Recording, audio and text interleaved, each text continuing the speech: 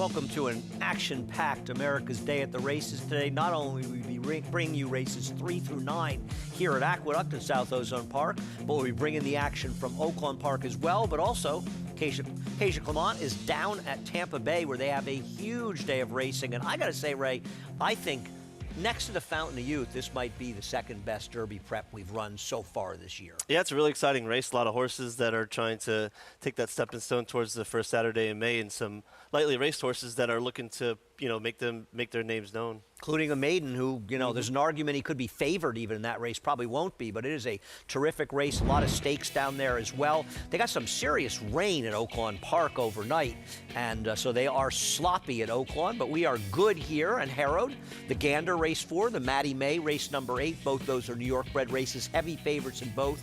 The Maddie May will kick off the cross-country pick 5, as we said, sloppy at Oaklawn. I don't know if slop can stop nitrogen, though. It seems like nothing stops her. Dirt, turf. She's run very well in a wet track at Saratoga, but also down at Tampa Bay, races 5 through 12 there. Unfortunately, the 5th is off the turf, scratched down to 4. But on the turf after that, they had some rain as well and some excellent action going on down at Tampa Bay. Sign up. You got to use the promo code MATCH200, and we'll match the $200 of your initial deposit. Play through Naira Bets. Bet any track, anywhere, anytime through Naira Bets. Action's going to start very soon, just a few minutes away from race number 2 at Oaklawn Parks. We mentioned they are sloppy. They are sealed down there. And, of course, the Mig and Meg show down at Oaklawn Park. Weather is so bad. Meg, you wanted to be outside, but Richie said, no, I'm going to have to stay inside, right? That's absolutely right. I was like, no, I need a little shelter.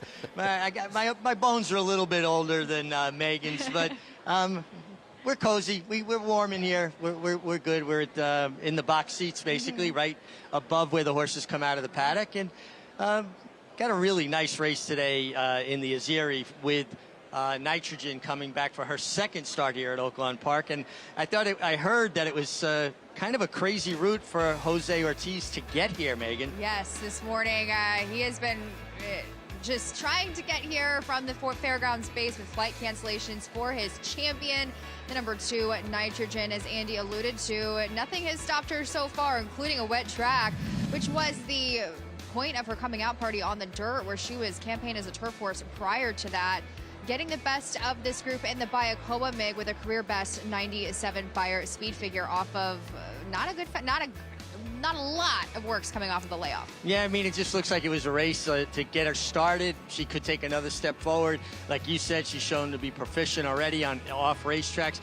There was an old adage years ago when a horse would run on grass, dirt, basically anything, is that they'd run on broken glass. Well, she makes you get that impression that she'd run on anything, even broken glass. She surely does, but we'll certainly take a watch over how this track is playing throughout the day. We got a lot of rain in a very short amount of time, probably the most rain we've seen here at Oaklawn for the entirety of the meet. So things could change. We still have some thunderstorms in the forecast as far as any lightning or any weather updates here. So it's still going to watch how things play out throughout the day. Well, and I tell you what, a kudos to the track maintenance crew here to have this track in as good a shape as it appeared to be in the first race, because, again, it was an absolute deluge. And speaking of the first race we're covering here is race 2. We've got $16,000 claimers going 6 furlongs. And I think that the 4 is liable to get loose here, but boy, the entry is taking all the money, Megan. Yes, it is. The number 1A, Anti-Tony, a part of that entry for Steve Asmussen, and it makes sense coming off of that same level race here last time out, where this horse was closing, though I find could be more tactical from the outside. We'll see as far as the trip this horse carves out, because I think this horse could be more forwardly placed. Well, and I think he needs to be, because for Oaklawn Park Sprint, there just doesn't seem to be a tremendous amount of speed. That's why I thought the 4 Kissin' Cash could be tough, because potentially this horse gets loose here on the drop down. Does have that speed, as you mentioned, and dropping down to the lowest tag since breaking that maiden for $30,000, and did so at Churchill Downs, is over 3 at Oaklawn Park and has not ran on a sloppy sealed track like this one. So I always have my question marks with horses like that, but makes sense as far as the speed's concerned. We'll see if he can fight off any challenges late. And you had a little interest as well in the 6 Cashination, who's getting back to the dirt, only tried it one other time. This is what I'm going to go with in this race. I'm interested to see this horse getting to the dirt, or mostly dirt pedigree. The Dam was a black type winner going short, and I'm willing to take a shot in this group. Well, they are getting ready to load up on a sloppy sealed racetrack here at Oaklawn Park. Matt Dinnerman, you'll have your call. Bluff, Majestic Tornado going into the gate. Chiquita Reina coming forward.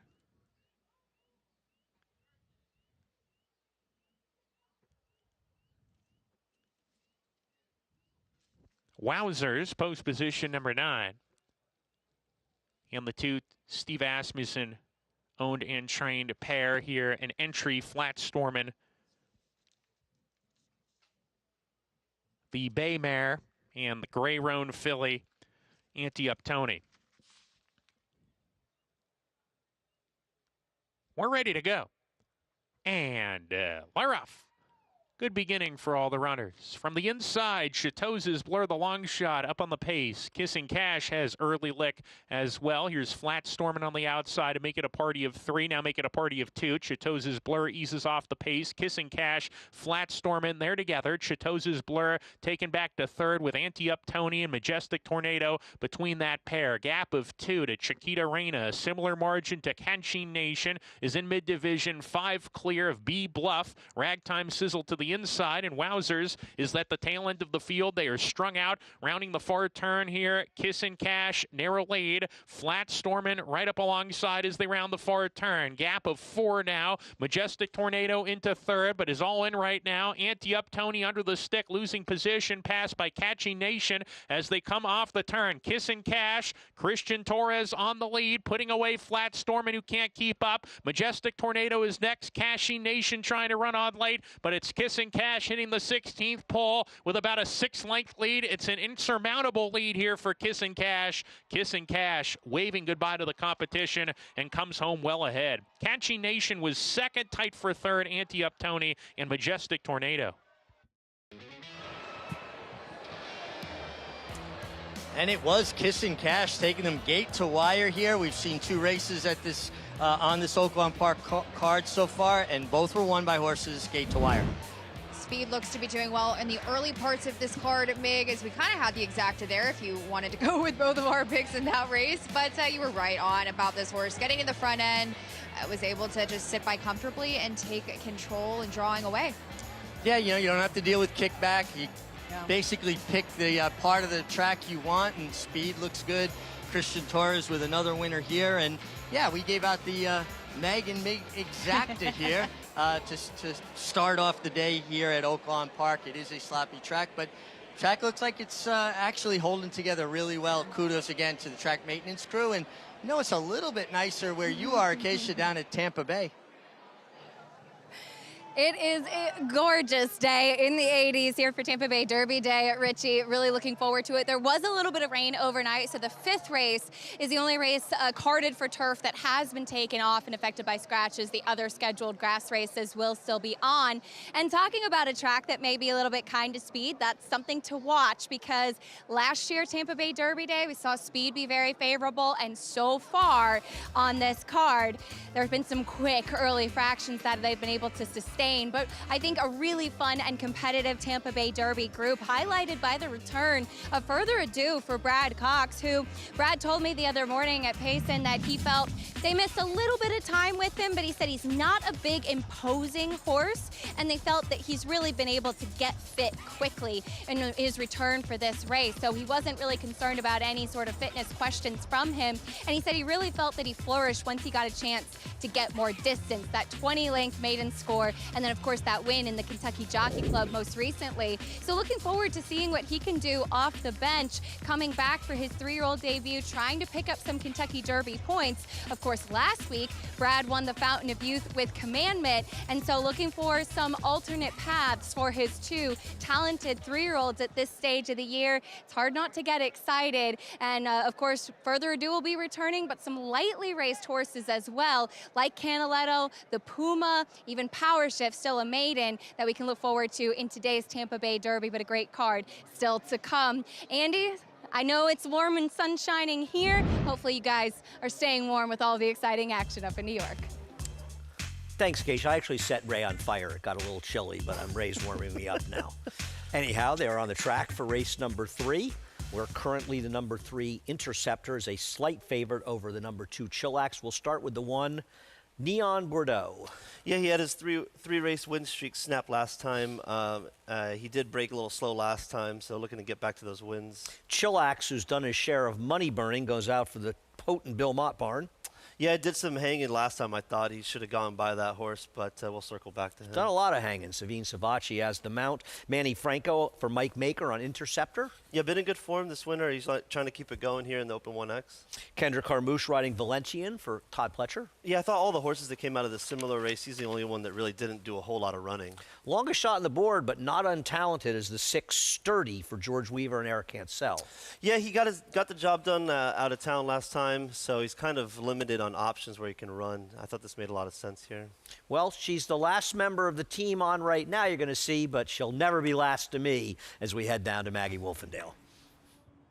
I'll always be the one that's freezing, though. That's for sure, Andy, as we'll take a look here at a horse who's not your favorite. Now, Interceptor, he is, and deservedly so. He's one of those weird horses where I always seem to like his races and his form coming in, but I can never really warm up to him in the paddock. So he can win. I do like Chillax. I like the appearance of number 2 Chillax in here. I know, as you guys mentioned, he's done his fair share of, being the bridesmaid, to say the least, with those 5 seconds out of 8 starts. And last time makes sense. I think he was kind of with the racetrack, setting the pace that day. And Chillax got a decent trip. I'm not denying that. But, the winner probably got a little bit of a better one. And he did come up as second best. But he was also coming off a little bit of a break. He is a bit of a narrow, lean type of horse where, while I didn't see him in that February 6th effort, I wonder if he benefited from a race just getting a little bit more conditioning on, a little, strength built into him, having that race under his belt. And there's no doubt about it. He's definitely built for this type of distance of 1.25 miles. Same thing can be said for number 1, Neon Bordeaux, who I was a fan of going 2 and 3 back, especially going the 1.125 miles in that win that he got overblown cover in the starter allowance. But last time he was a bit slower into stride. Granted, he always kind of is, but really was last time. He was with the track, at least he was on the inside, I should say, though makes sense again, wiring the field. He's gotten really hot and washy. And like I said, it's not that warm here. And he's the only horse to have done so. He just seemed a bit nervous in the paddock. And that's not something I had observed from him 2 starts ago. And then number 4, as Ray said, Valentinian seemed to do the least amount of running. And I think that's a fair assessment. But, look at his best dirt effort. It came when he was going 1 mile and 3/16. I wonder, I hope I should say, that Kendrick Carmouche will keep him a little bit closer to the pace. Now, he is naturally just a very laid-back horse, always very quiet in the paddock and the prelims. I just like the fact that he's third off of a layoff in which he's now filled out. He just looks stronger overall. And while he's not necessarily that quintessential long-distance frame of a horse, I think he's hinted at wanting to do this type of distance at 1.25 miles. And like I said, Todd Pletcher at the helm can never go wrong with these long-distance dirt races when he's your trainer. Andy? Thanks, Mag. And I think it's important to note that it's 1.25 miles. Do you think that there's horses in here that perhaps this could help, or do you think it's a minor factor as they're all horses can handle a distance? I think it's a minor factor. The only horse that I would say there's a question mark on pedigree-wise is the 6 Sturdy, being by Matoli. Harlan's Holiday is okay, but Matoli was a sprinter. A lot of his progeny have been better, sprinting. But Constitution, Bernardini, Authentic out of a Tappet mare, and an Into Mischief out of Bernardini, who was a graded stakes winner on dirt. Of course, her dam, long, and the second dam of Valentinian is the mighty Rachel Alexander. Is one of the 2 foals from Rachel Alexander. Was Rachel's Valentina, I believe, a Grade 1 winner actually. Yes. Very good horse, second the Breeders' Cup Juvenile Fillies, I think, for Todd Pletcher. Well, you guys like Chillax, you and Maggie. I like the number 3 Interceptor. Chillax a slight favorite, as the morning line had suggested, I believe. Heading into the gate, just a couple left to load. We'll go to Chris Griffin with the call of the 3rd at today's Kentucky Derby distance.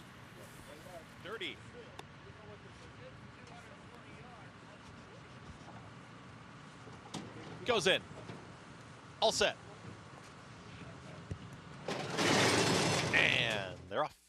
Neon Bordeaux was off slowly. Speed to the outside from Valentinian is thrust to the front, and Valentinian now with a head advantage. Interceptor is going to hold that inside position, and Interceptor now with a neck in front. Interceptor will take him towards that turn, and backing off now is Valentinian is going to stalk from second. Chillax is tucked in third. Sturdy is right behind them as in the fourth spot, and after the beginning, Neon Bordeaux, the early trailer. They're chasing Interceptor. Interceptor now on an easy lead, 24-4, just coasting along into the turn. Valentinian is going to stalk from second, starts to move in closer now as they get set to move to the backstretch, and Chillax under a tight hold in third. It's a shared third now as Sturdy and Eric Hansel move forward. They're ready to challenge as they really stack up the front four.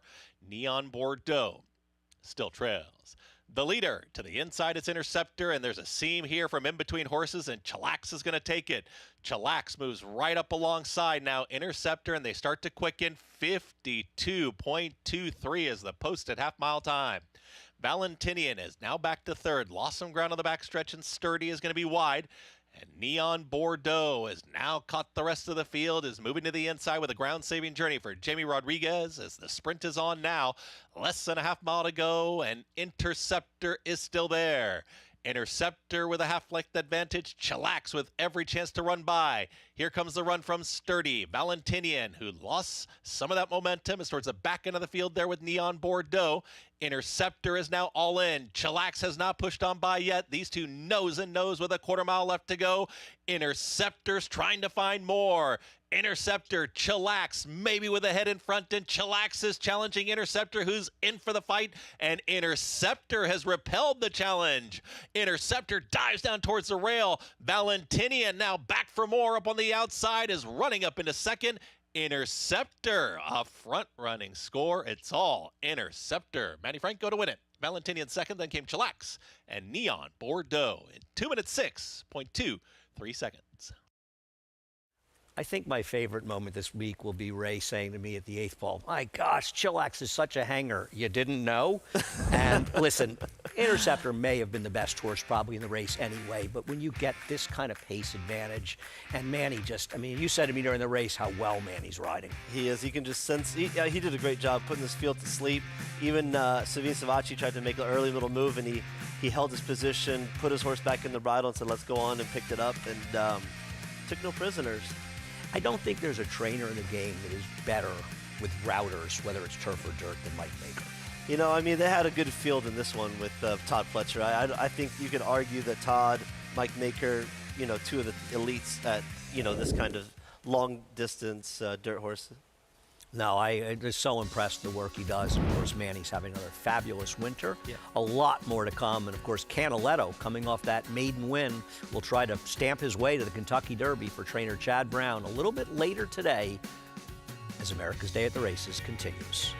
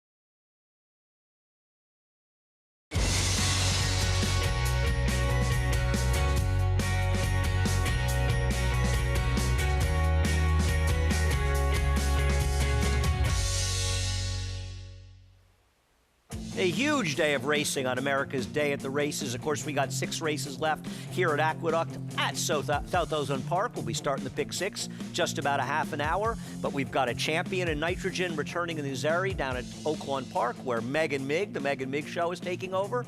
And we've also got the Tampa Bay Derby and a lot of stakes from Tampa as well, where Acacia Clement is. I'm Andy Serling, and I'm here with my good friend Ray Handel. Happy to Ray, be here. appreciate you joining us. Maggie's in the paddock. We got a whole team today. Everybody's covered. Yep. Good to be here. Happy to be here. Yeah. Gloomy day, but some big racing going on, so I'm looking forward to getting into it. I agree. I think the Tampa Bay Derby today has the look of as one of the strongest preps we've run so far, and I think it's as good at going into it at Tampa Bay Derby as we saw since maybe Street Sense and Every Given Saturday took on each other in 2007. That was a great finish. Hopefully we can get a treat like that. I agree. It'd be nice to get a race as good as that one. As we said, we still have 6 races left to go here at Aqueduct. Races 3 through 9, about 20 minutes or so until the 3rd race. Couple of stakes for New York breds, the Gander for 3-year-old colts, and the Maddie May for the 3-year-old filly New York breds. That also starts off the Cross Country Big 5, which will involve stakes at Tampa and Oaklawn Park as well. The Azeri, race number 9. They're sloppy. A lot of rain around 5 in the morning. A very strong storm moved through. They're sloppy and sealed. And the Florida Oaks, race 10, and of course that Tampa Bay Derby. They are fast, and they are good at Tampa. And once again, Acacia Clement down at Tampa Bay Downs. Want to remind people, best way to play, through Naira Bets. Head on over, use the promo code MATCH200. We'll match up to $200 of your initial deposit. Play through Naira Bets, bet any track, anywhere, anytime at Naira Bets.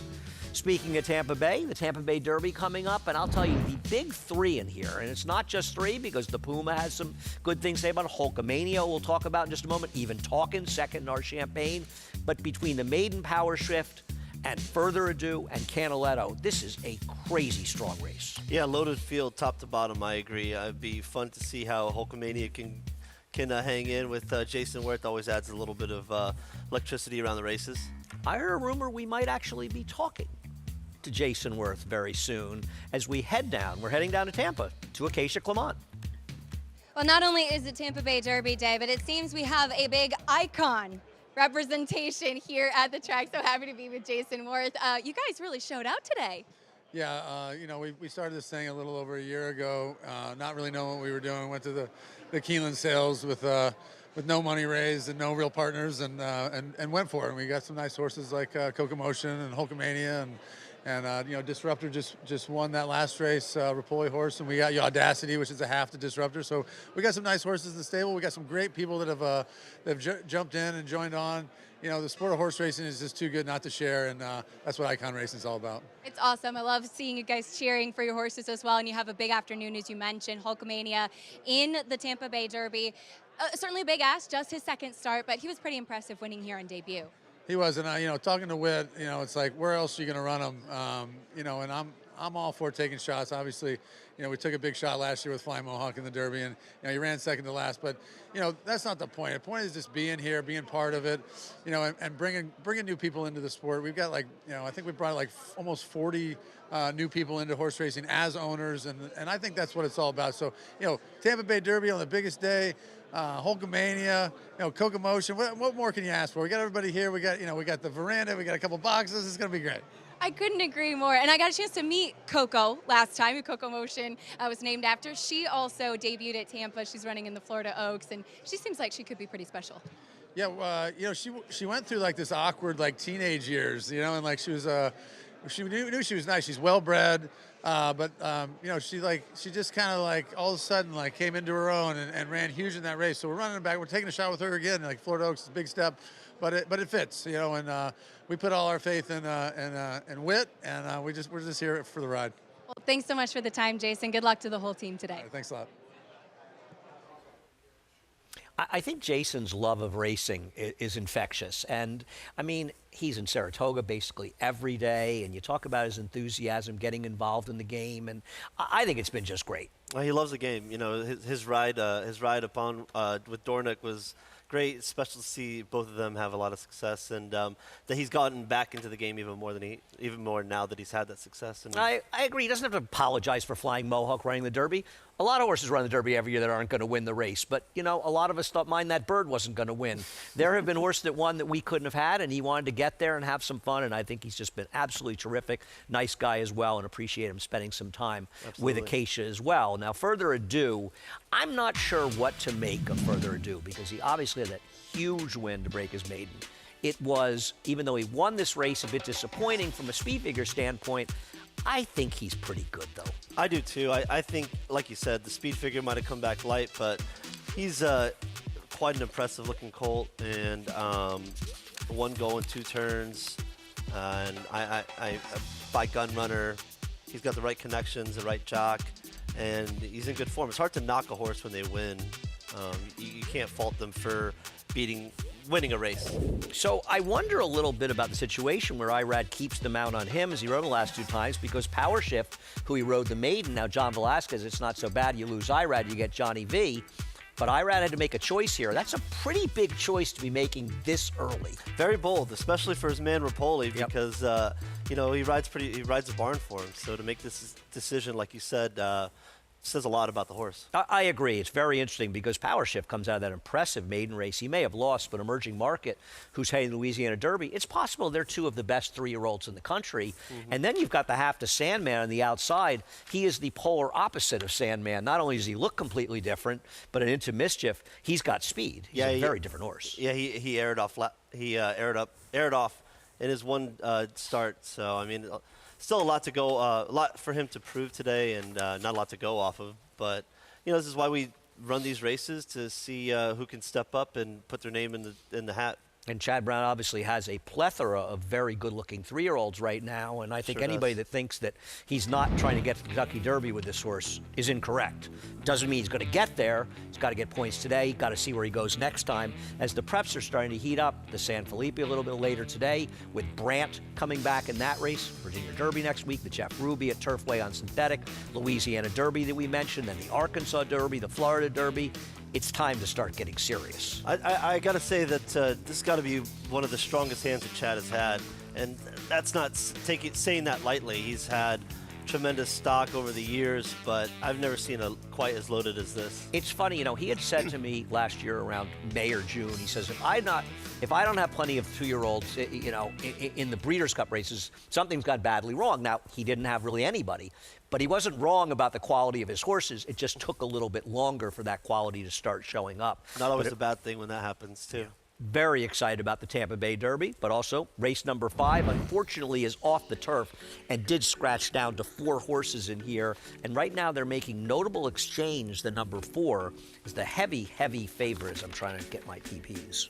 Yeah, it's a bit tough here. I mean, there's very limited dirt form on any of these runners, but I guess if there's something to go off of this horse, the Tita Roja had run at least one decent race a long time ago. Was in a eased, though, in the last dirt race. I don't know. I'm not that optimistic. I mean, I wish that Tita Roja on the outside had run a little bit better in the dirt races, but that does have a 61 buyer figure. Oh, that's what I thought we were talking about. I'm sorry. No, I was talking he's about the second choice. Shouldn't the 6 probably be favored in here? Yeah, that's what I would thought, yeah.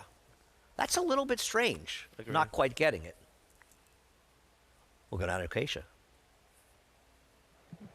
Well, a little slight delay before this 5th as there is a late scratch. The number 1, Sayuni Flash, is a late scratch out on track per order of the attending veterinarian. So she will be escorted off the track. So unfortunately, just a compact field of 3 now. And I think in large part, Notable Exchange taking all of that money because she does at least boast a win on dirt. And a couple of the others in here, at least, namely the 2 Naughty Favors. I've seen her in the past. She is much more of a turf horse as they are approaching the starting gate now. She is just built much more like a turf horse, whereas at least with Notable Exchange, she has some muscle mass and some foundation to her.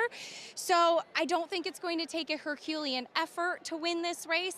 She just has a little bit more slight appeal than a couple of the others from a physical perspective. Tinta Roja, also one that is just built much more like a turf or synthetic horse, but she is one that does have some strong synthetic form, which sometimes does really transfer quite well to this Tampa Bay Downs main track. We'll see if that's the case in here as they load in. Jason Beam standing by for the call off the turf, race 5 at Tampa Bay Downs. They're in the gate.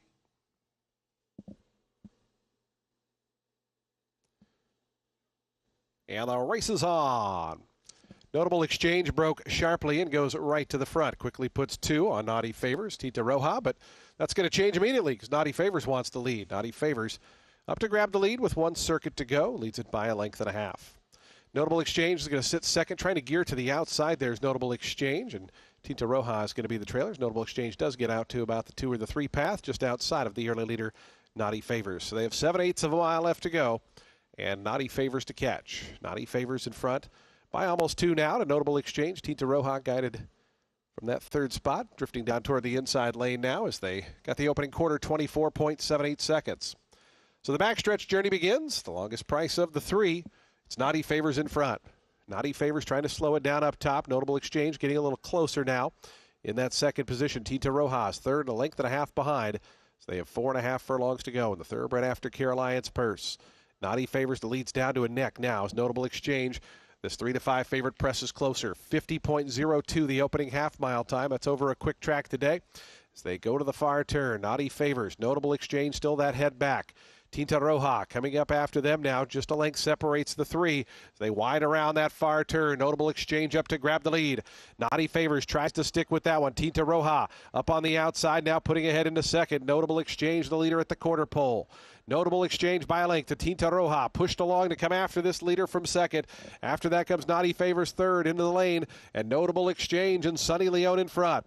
It's Notable Exchange to the 8th pole, now 2 lengths ahead of Tinta Roja, battling back Naughty Favors toward the inside, but a final 16th to go. Notable Exchange, well clear out here now in front by 4. Tinta Roja, Naughty Favors, they're going to battle out 2nd, but first, it's not up for debate. It's Notable Exchange who won it by 5-6 in the end. Tinta Roja got 2nd over Naughty Favors 3rd. Didn't look like she should have been the heavy favorite to us, but she ran like she was an overleg at 3 to 5 as Notable Exchange gets it done easily. The Gander coming up here at Aqueduct. Plenty of action with bigger fields than 3 when America's Day at the Races continues.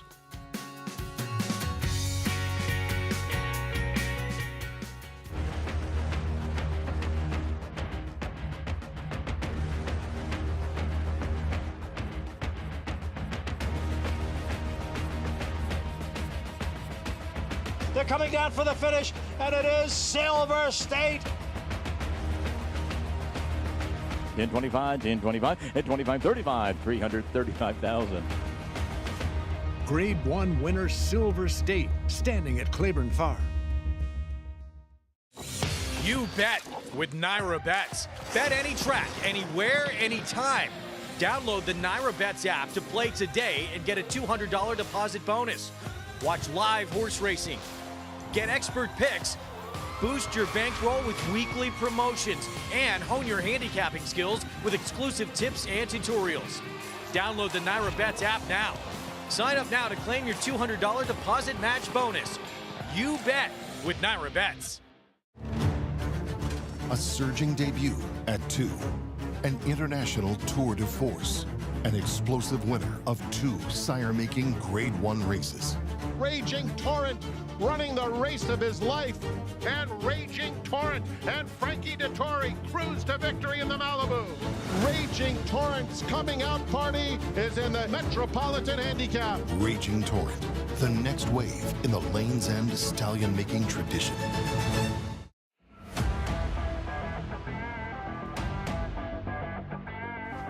She's so spicy. She won it by 4 lengths on the wire. Side by side and stride for stride. Who's it going to be? Nice Soldier, Citizen Bull. Fair has it close to home from Brussels. Cyfair's the Breeders' Cup winner. Van Tornado and Gerard Ortiz have won the Breeders' Cup Sprint.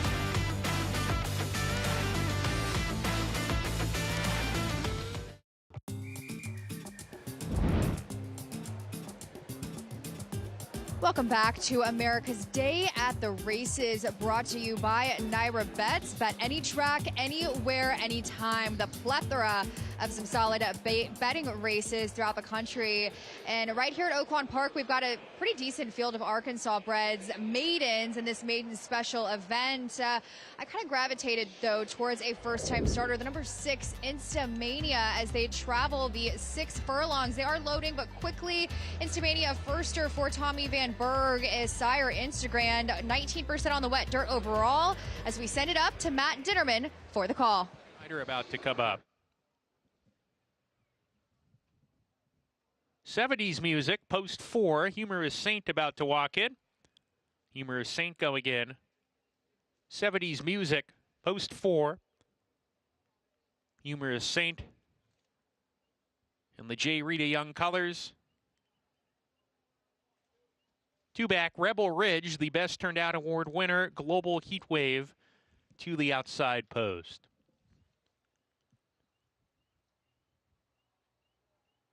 Working with Rebel Ridge, who's a little bit reluctant to load in currently.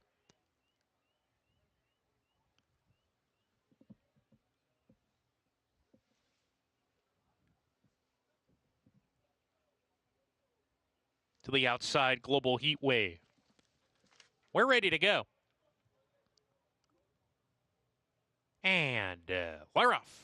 Instamania away slowly. Humorous Saint had no problems coming out of the gate, steps on the gas, accelerates while set hard to get to the lead. Stroll's Mischief moving up to come and challenge, and these two hook up down the backstretch. Stroll's Mischief, narrow lead now. Humorous Saint the pressure, but they're moving quickly up top. Gap of 4. Rebel Ridge, the first-time starter, in a good position, followed by Arco Thunder, God's Country, City Rider to the inside. Another 2 back to 70s music. Global Heat Wave there together. Instamania part deep on the course, second to last now, and Corky's Choice drops to the rear as they round the far turn. Stroll's Mischief, narrow lead. Humorous Saint right there, just the length now to Rebel Ridge, who's come under a bit of a ride in the 3 path. Instamania trying to make a dash from the back of the field. He's 4 wide. He's lost a lot of ground on the turn. Let's see if he can keep this move up. They're off the turn. Humorous Saint, Stroll's Mischief inside, going better. Stroll's Mischief kicking on now. Rebel Ridge trying to get there. Instamania on the far outside. Stroll's Mischief, Amir Mendoza, 26-1, opening up. Stroll's Mischief hitting the 16th pole. Instamania with a very good race on debut, but Stroll's Mischief is going to do it at first asking at a big number. Stroll's Mischief comfortably, love the slop today. Second home, Instamania, then 70s music and God's Country. Belmont's everywhere, isn't he? He's, of course, trained Stroll, the sire of Stroll's Mischief, and Dwayne Loy with a big price, first-time starter, winning like a short price favorite. 5 workouts, oh man, I tell you what, it's hard to come up with that one, but God bless if you got it done. Yeah, I think that this horse is the second foal from the dam. I have written in my notes that the first foal ran 6-0 buyers. So clearly, Stroll's Mischief is the better of the two as they're down in the paddock. Are we heading to Maggie? Somebody needs to help me. Okay, we're not heading to Maggie. The horses will be coming on the track here, and Ray and I will give you the post-parade of race number 4, the Gander. We were talking about Gander off screen, a really terrific New York bred that had some long career and a very almost white gray horse and a real fan favorite. We were talking about a little before your time, but a horse I remember very well for trainer John Terranova. As these New York breds are coming out, where we do have a heavy favorite in Skulko's Folly coming off a big win. But we'll start it with the number 1, Waymo, with Kendrick Carmouche for Mike Maker. Yes, Yaupon Cole is stretching out to a mile for the first time. Has some speed, the rail. I'm sure Kendrick will be sending away from there. Heavily favored Skulko's Folly goes out for Rick Dutrow with Jamie Rodriguez. Yeah, blow-away winner last time out, 3 for 5 on the dirt. I'm sure he'd be looking tough here today. Big price on Mission Critical for Jose Lozcano and Jeremiah Englehart. Yeah, Tri-Stakes Company once more after finishing a distant 4th in the Damon Run. Ray Lou, a man who needs no second name, is riding the 4. You're looking good for Amelia Green. Yeah, throwing this guy in the deep end here after winning a maiden 40 New York bred. 3-year-old debut for another Amelia Green runner, Minor Inconvenience. Yeah, 2 for 2 since getting on the dirt. Looks pretty good here. Along with the favorite, Rick Dutrow also has the Obliterator. Could be the horse that sits the trip on the outside. He's proven that he can win at this distance already.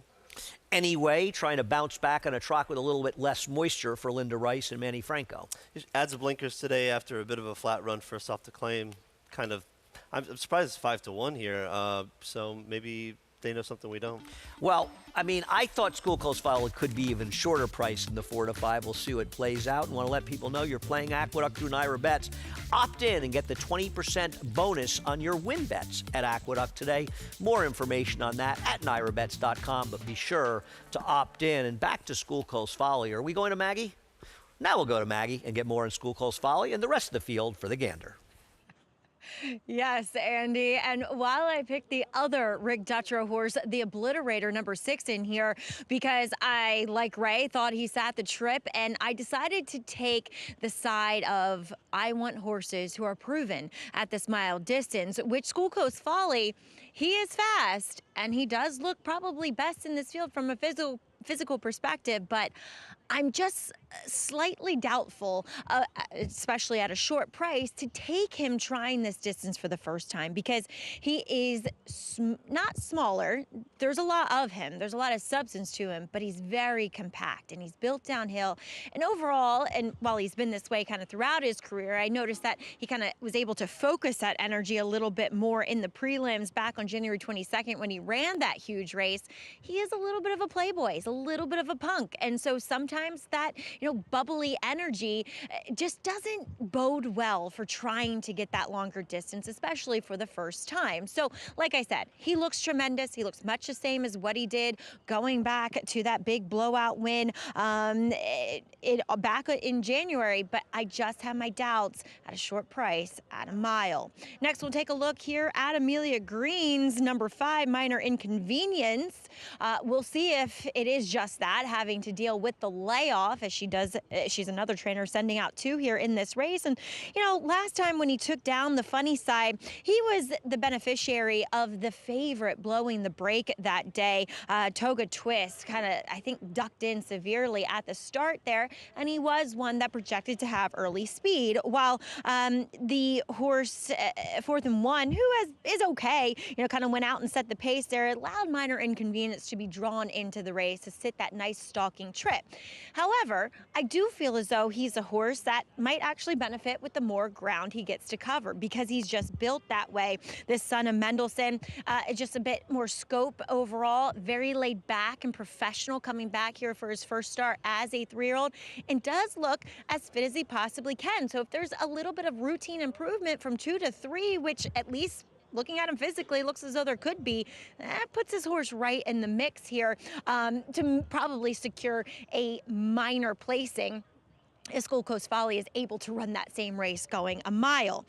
Number 7, Anyway, it was taking some early money, drifting up just a bit here for Linda Rice, but I did think he was a little bit interesting due to the fact that he gets blinkers on. He broke well, then he kind of sucked himself back out of it. He traveled 3 wide back here on February 27th, a day a little more tilted to speed.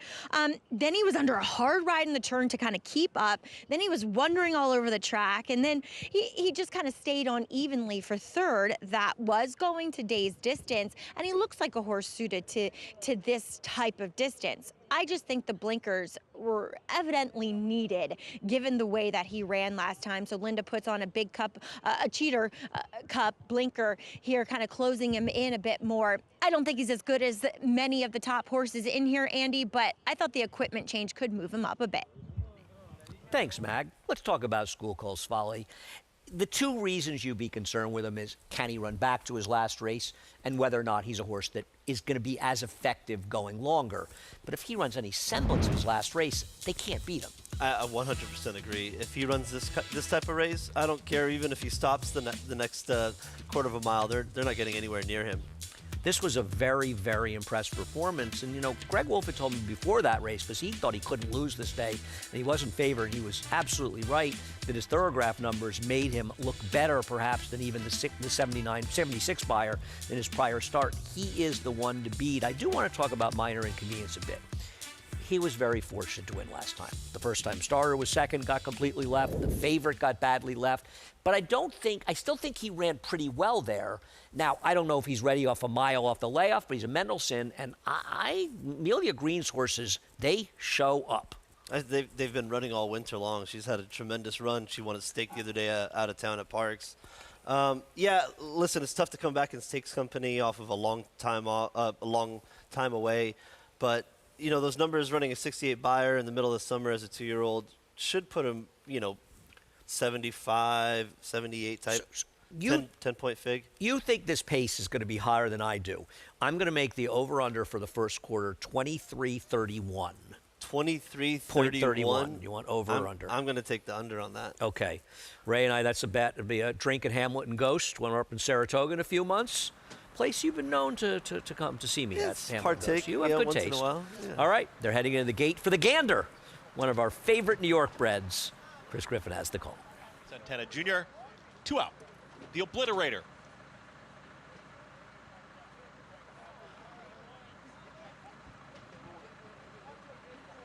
Anyway, last to load.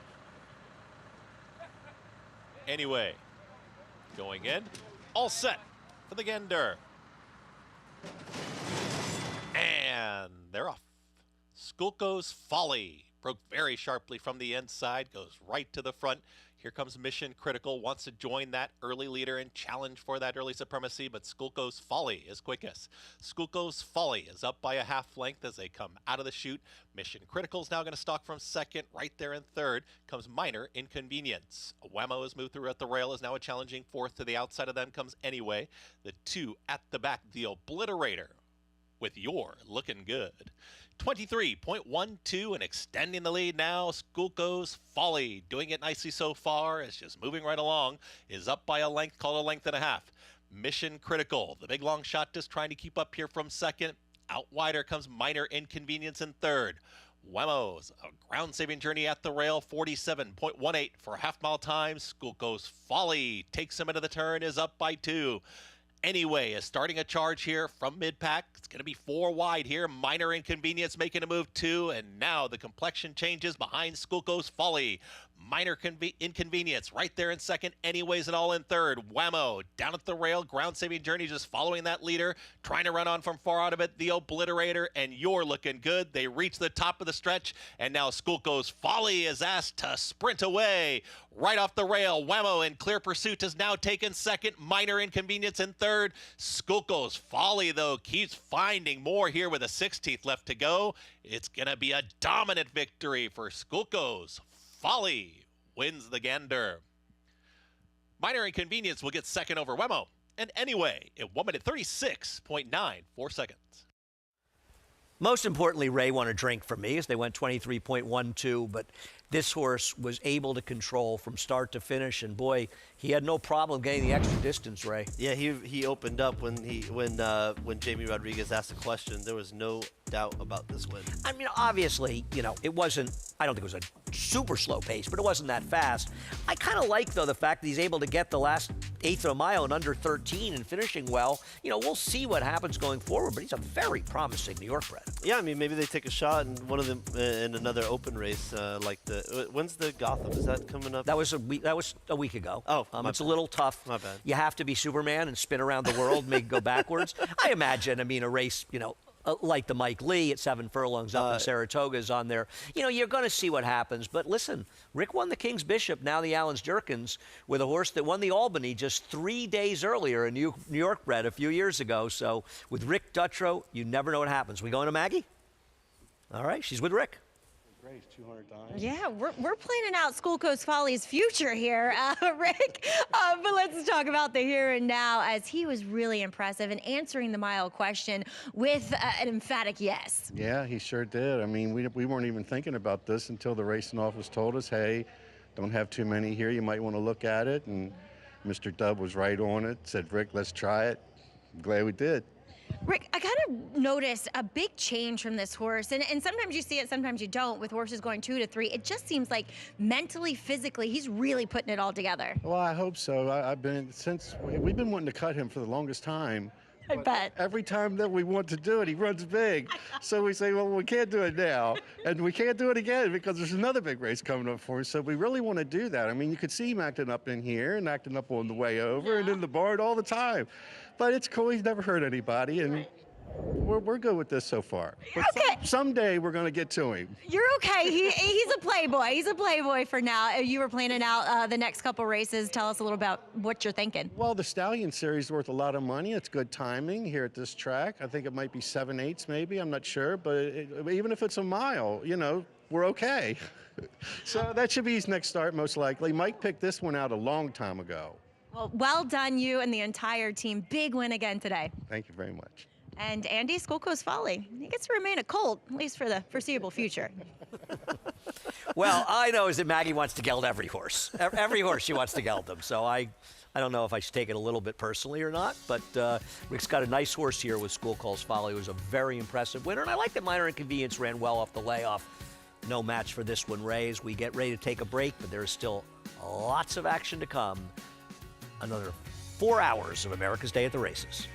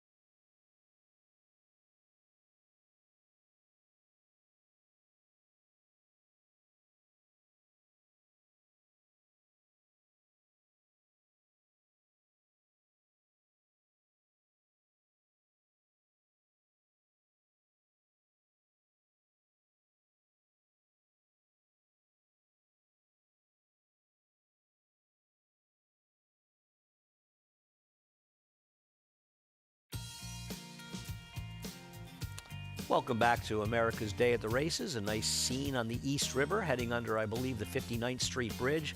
It's a great way to come into Manhattan. Weather's going to warm up, be in the 60s in the city, maybe even up to 70 into next week. As spring is on the way, we'll be on the turf in less than a month here, weather permitting at Aqueduct, as we're getting ready for a last hurrah here at Aqueduct. Less than 4 months of racing left at historic Aqueduct Racetrack as School Coast Folly. And I want to remind people, today's races are brought to you in part by America's Best Racing, making the sport easier to follow. Explore stories, betting tips, and race day insights at americasbestracing.net. As School Coast Folly, who paid $386 to win, heads into the winner's circle for trainer Rick Dutrow and rider Jamie Rodriguez, who's made an extremely big splash here riding this winter. Yeah, I love Jamie. He's been great. He's ridden a few for me. We haven't gotten the job done yet, but giving me great rides, and he put another great ride down here on this 3-year-old colt by Riesdale. Showed no mercy. We see a lot of riders come and try it here in the winter when it gets a little easier. It's still got some of the best riders in the game riding here. and they come and they leave with their tails between their legs. But it's not the case with Jamie. I think he's been absolutely terrific, and he's made a good impression on a lot of different trainers I've spoken to, including you, Ray. And believe it or not, I do respect your opinion. 2-5-1, minor inconvenience. Nice effort by that one coming off the layoff. Well, 6th race at Tampa at 6.5 furlongs coming up in just a few minutes. Let's head down to Acacia.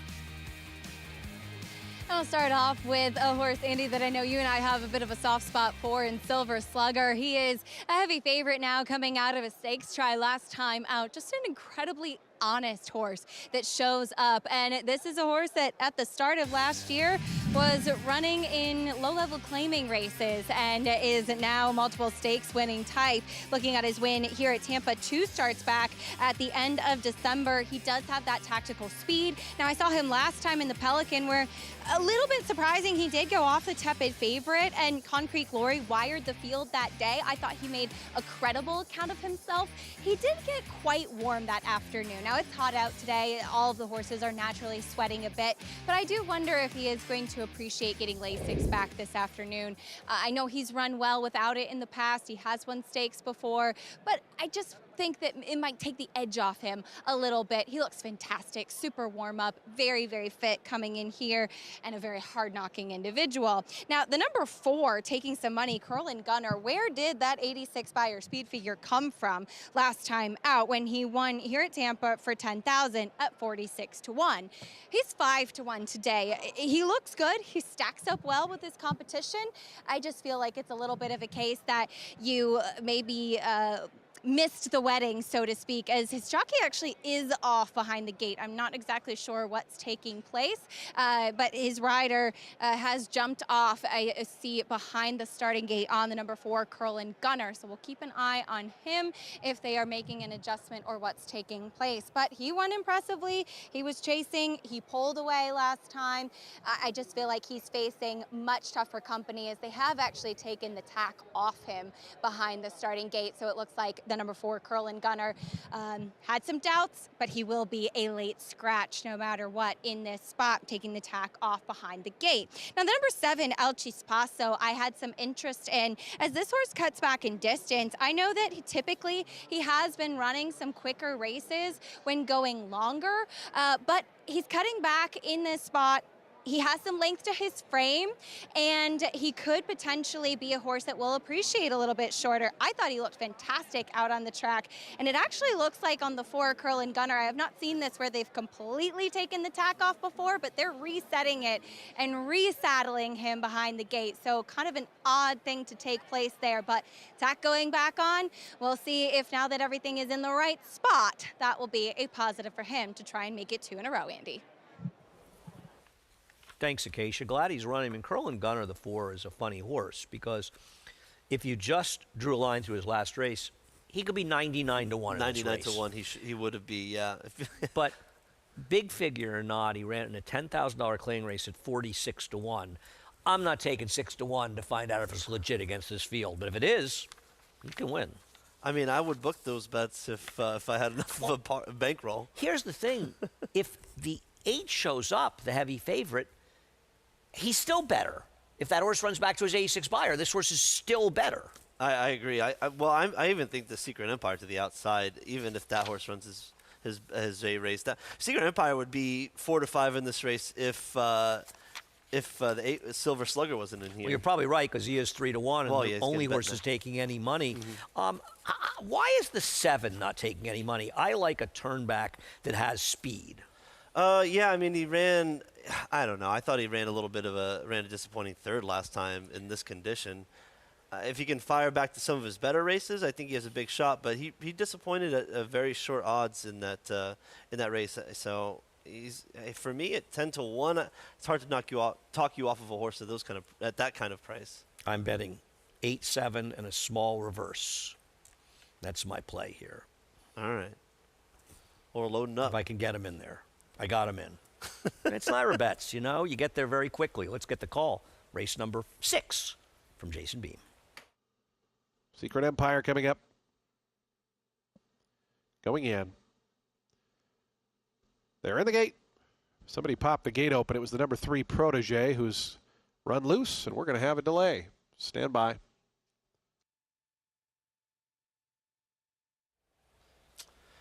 Well, as you saw, the number 3 broke through the gate. Did he have the rider or not? It looked like the rider might have come off the side, but I don't think he got too far. It looked like the outrider was in pretty good position. Well, it's obviously going to delay the running of race number 6 at Tampa. So what would you like to talk about, Ray? Any good restaurants? Let's go to Oaklawn and get the post parade for race 4. I think we're going to stay here for the post parade. All right, let's stay here for the post parade for race 4. The number 1 is Rev's Tomb, going out for Shea Stewart. Yeah, moves back to Stewart after State Bred Maiden Special win at Remington Park. Coming in from Oklahoma, the number 2 is La Bombo for Steve Asmussen. A 5-year-old maiden got the win last time at Sam Houston. Sorry? 17th time was the charm for him. 17th time was the charm. 17th time out. Maybe you liked it. The number 3 goes out for Ken McPeak, Magical Wish. Yeah, 190K purchase hasn't panned out. Number 4 is Scratch. The number 5, not living up to his name, Favoritism for Dan Ward. Yeah, he's been getting crushed in the 1X allowances. Drops in today. I thought the 6, 7, 8 were the right horses, but none of these horses have any speed, as the 6 Pacific is the other one for Steve Asmussen. Yeah, the son of Omaha Beach was soundly beat first time against winners. Takes a slight drop in today. The number 7 is Stoke the Fire for Cipriano Contreras. Drops in after 2 disappointing efforts in conditional starter races. Makes sense. And first bid will round out the field. Joseph Belmere has the mount. Yeah, beats Stroke the Fire in his most recent race, coming from way off the pace. Takes the blinks off today. I'm not sure that's going to be a great move. He might end up being too far back. Let's get more from Meg.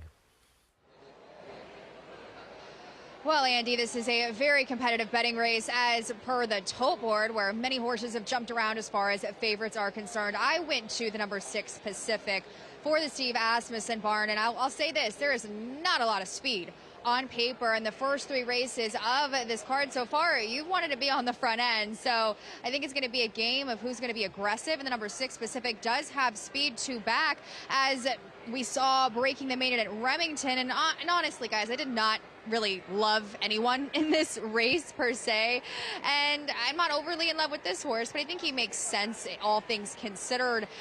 And definitely in terms of just looking at him, I thought he was one of the best lookers of the group. Some of them I just had fitness questions. I had questions over them getting over the wet ground, heavier bodied individuals, and this horse had missed some training prior to that first race off the bench, so I really think he's going to be better for that last run against a stouter group, and he just fits this group for me here. And as mentioned, lack of pace. Hopefully Keith Asmussen will be more aggressive with him. The number 7, Stoke the Fire. He's actually one that is coming off of a freshening that I do find is going to be up against it as far as his closing running style. There's just not a lot of speed to be had. And I also found physically he's just carrying some extra weight. He's a heavier kind of sort, and just getting over this wet track where he lacks a win, I had my issues with him. But Andy, I thought this was a competitive one. It looks like Tampa is ready to go. Yeah, I don't know how the track is playing given the races we've run. I think we'll find out more here because the contenders don't have much speed, but they're about ready to go at Tampa. Let's head down once again to Jason Beam for the call, hopefully, of race number 6. Here's Go Woke, Go Broke. Secret Empire, the final one, will be all set for a start. Alaric goes in. Secret Empire, Sammy Camacho to the outside for Gerald Bennett. They took the first race today, both looking for a double. They're in the gate. Now Fractious Alaric to the inside, settles down. And the race is on. Silver Slugger out quickly. The favorite goes right to the front. Secret Empire away quick from the outside and down to the fence. Alaric is coming through to challenge to the inside. It is Silver Slugger narrowly in front onto the main course. Pressed by Secret Empire down to the inside is Alaric away in third. Length and a half more back to Got Scott and El Chispazo. They're out 4th and 5th, about 3 off the top. Then we get back to Go Woke, Go Broke, who's toward the inside, racing along in 6th. It's a big gap then, 6 or 7 back to Holy Stick, Old Town Road. And void of speed is Curlin Gunner, already about 14 off the lead as they run to that far turn, 22.14 seconds for the opening quarter mile. Silver Slugger leads them. Silver Slugger at 1-2 by the 3/8 pole in hand and a length and a half in. in front.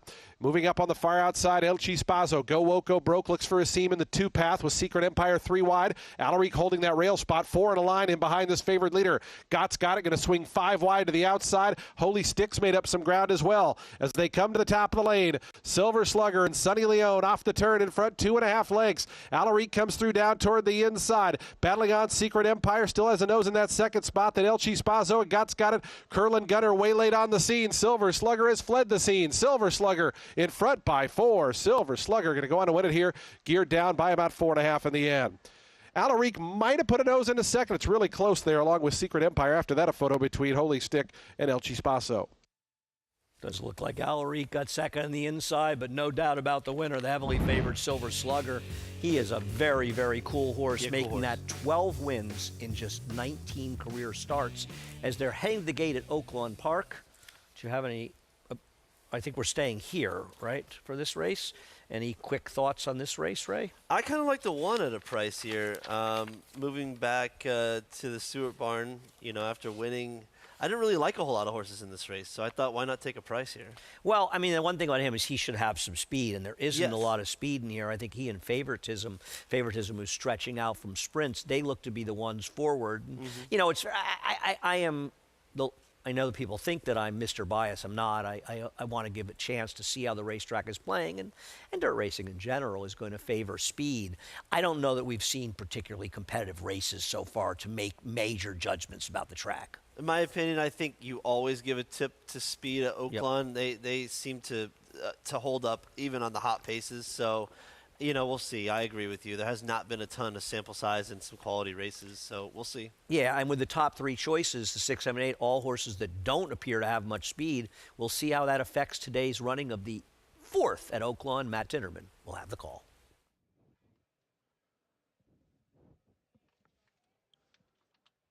Stoke the Fire going forward. Magical Wish. And then after Magical Wish, First Bid. Still working with Magical Wish to go into the gate. Now he goes in. First Bid outside post.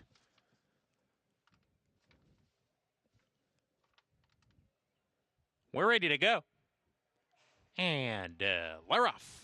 A little bit of an awkward break from Favoritism. No problems from Pacific. He wins the start. Reb's Tomb quicker naturally. He's in front now. Pacific takes second. Favoritism on a hold. Got bumped between horses at the break, and he's claiming third deep on the course going into the first turn. Magical Wish saving ground on the turn. So is Labambo, the gray horse, right behind him. First Bid. Second to last now, and Stoke the Fire has no intention of going on early. He'll attempt to do his best running later. Approaching the 3/4 pole, Reb's Tomb, David Cabrera set up shop on the lead here. Lead by 3 parts of a length, now a half. Pacific, the presser on the outside. Favoritism in the blue blinkers, 3 deep. Runs in third. Magical Wish to his inside. Another 2 to Lobambo. 3 parts to First Bid, and 4 more to Stoke the Fire as the 7 runners head down the barn side towards the half-mile pole. Reb's Tomb went the opening quarter in 23-4. The half in 48-2. Moderate pace here set by Reb's Tomb.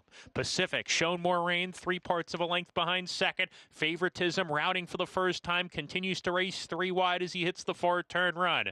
Magical Wish on the fence. Labambo shaken up now on the 2-path in 5th. He's 5 off the lead now, 6, being joined by the other gray. First Bid, who's mounting a rally from the back. He's trying to anyway. And Stoke the Fire has yet to pass a runner as they round the far turn. Here's Pacific to grab the lead away from Reb's Tomb. Favoritism in an all-out drive. 3 deep in the swing off the turn. Magical Wish is next. First Bid continues to run on down the center of the track. Pacific, he's in front. First Bid trying to collar him. Here he comes on the outside. Magical Wish into third. First Bid roaring to the front inside the 16th pole. Pacific's trying from the inside, coming back at him. First Bid, Pacific head and head, coming to the line. First Bid head in front. First Bid is first. Pacific, game effort, but has to settle for second today. Magical Wish was third. Stoke the Fire from the rear gets fourth.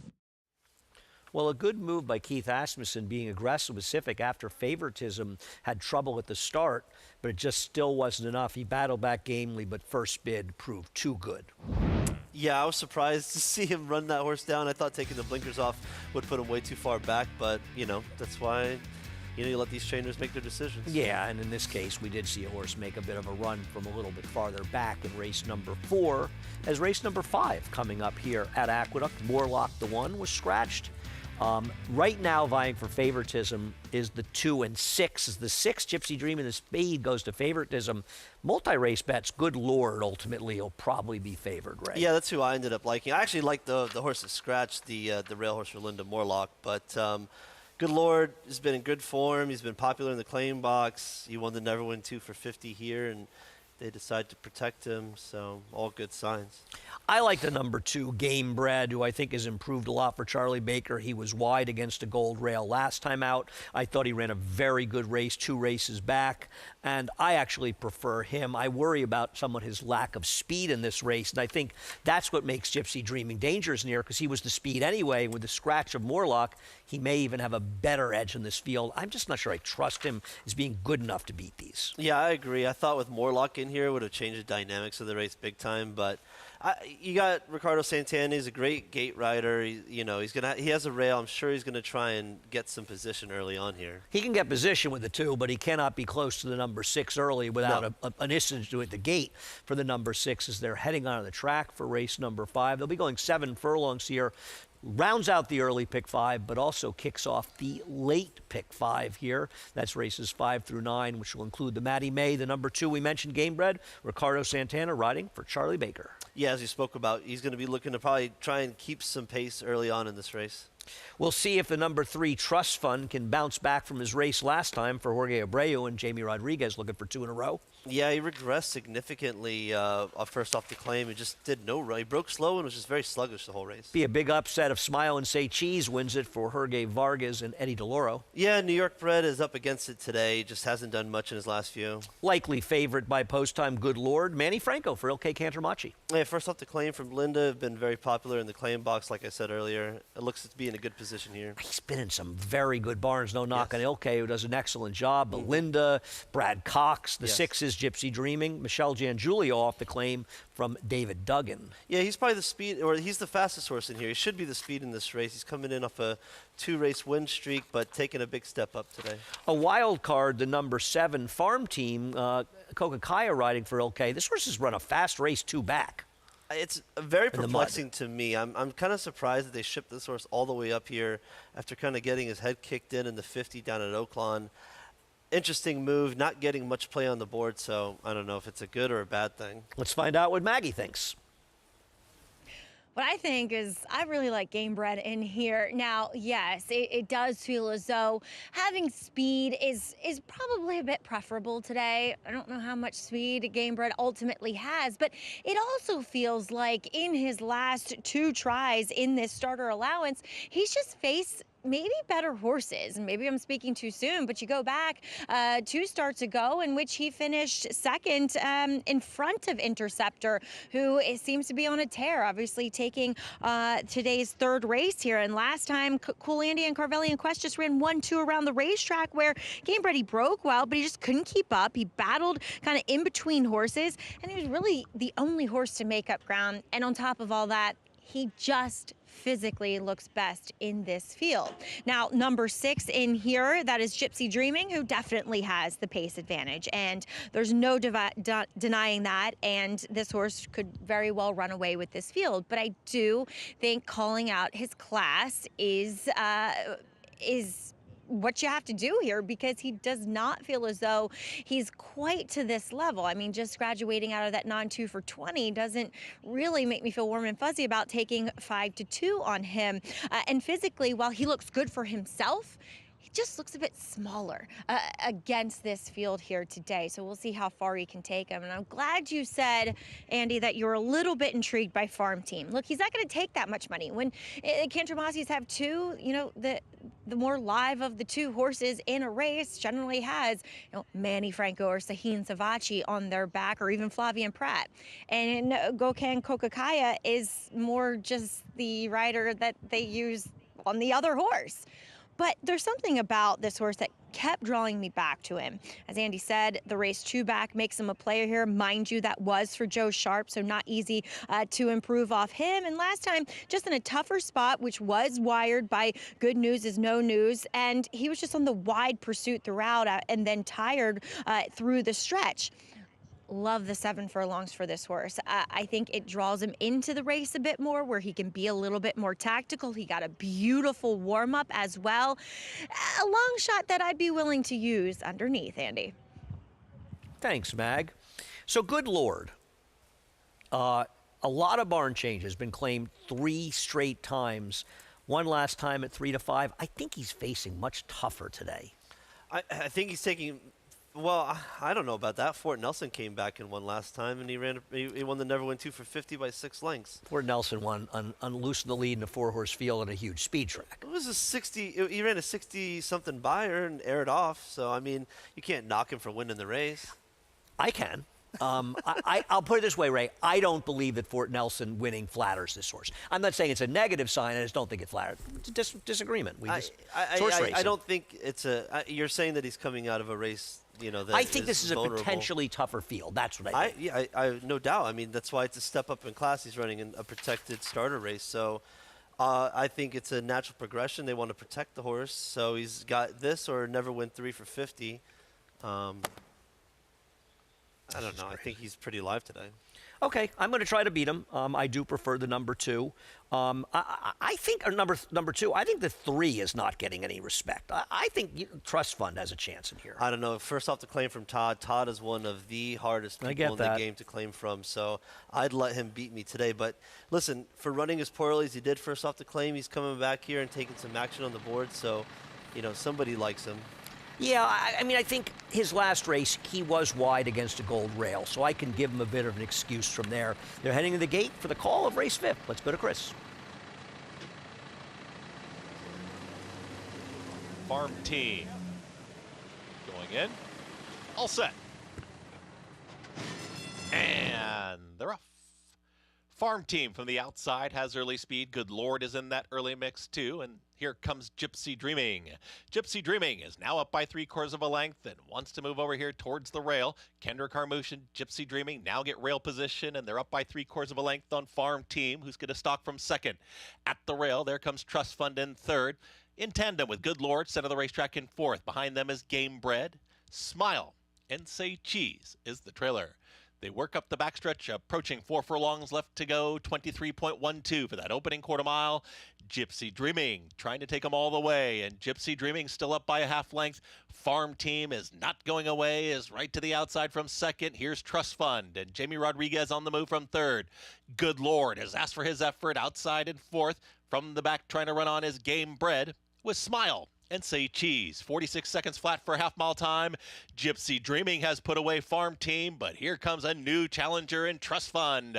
Trust Fund moves to the outside center of the racetrack in pursuit of Gypsy Dreaming, who's trying to fend off this rival, who starts to move in closer with every single stride. Here comes Trust Fund. Trust Fund to the outside. Gypsy Dreaming won't go away. Now ahead back in second. Good Lord's running on late. Smile and Say Cheese, but give it to Trust Fund. Jamie Rodriguez with the victory. Gypsy Dreaming holds second. Then came Good Lord and Smile and Say Cheese in 1 minute 24.70 seconds. Turns out he was a bit of an overlay as Trust Fund set a nice trip in the pocket here, took over, and another win for Jamie Rodriguez, this time for Jorge Abreu. Yeah, it looks like TT fixed up the problems from that last race. You know, he looked very poised and ready to pounce, and when Jamie asked him, he took off and got the job done. It was another race where this horse was coming off of a wide trip against a gold rail. And, you know, with that extreme gold rail we had for almost 2 weeks of racing, in fact, 2 weeks of racing, it almost made the PPs extremely deceptive because you had a lot of horses with big wins that were with the racetrack and a lot of horses with horrible losses that were against the track, and that's what a strong bias does. It exaggerates results, both positively and negatively, and this horse got the perfect trip, but he got it done. Second off the claim for Jorge Abreu. Trust Fund gets the win at 9-2 in race number 5. A nice effort from the 6, Gypsy Dreaming, just not quite good enough. Yeah, not quite good enough. I couldn't believe Good Lord re-rallied on for third of the race. He looked like he was completely finished in the middle of the turn, and came back on, but yeah, there was no doubt about the winner. And my game bred never made an impact. You could say, well, they held together up front. He didn't run at all. I mean, he got there with the horses that ran 3rd and 4th and just could not finish at all. But it was the number 3 Trust Fund getting it done. Ray, it was a pleasure. Always good to see you. Yeah, great to see you. We're seeing you again. Greg Wolf will be taking over in this spot. Ray will be here for a little while longer. I'll be back in just a little over an hour as the racing will continue on America's Day at the Races. A lot more to come. Action at Oaklawn, action at Tampa, and action at Aqueduct. We'll be back in just a few moments.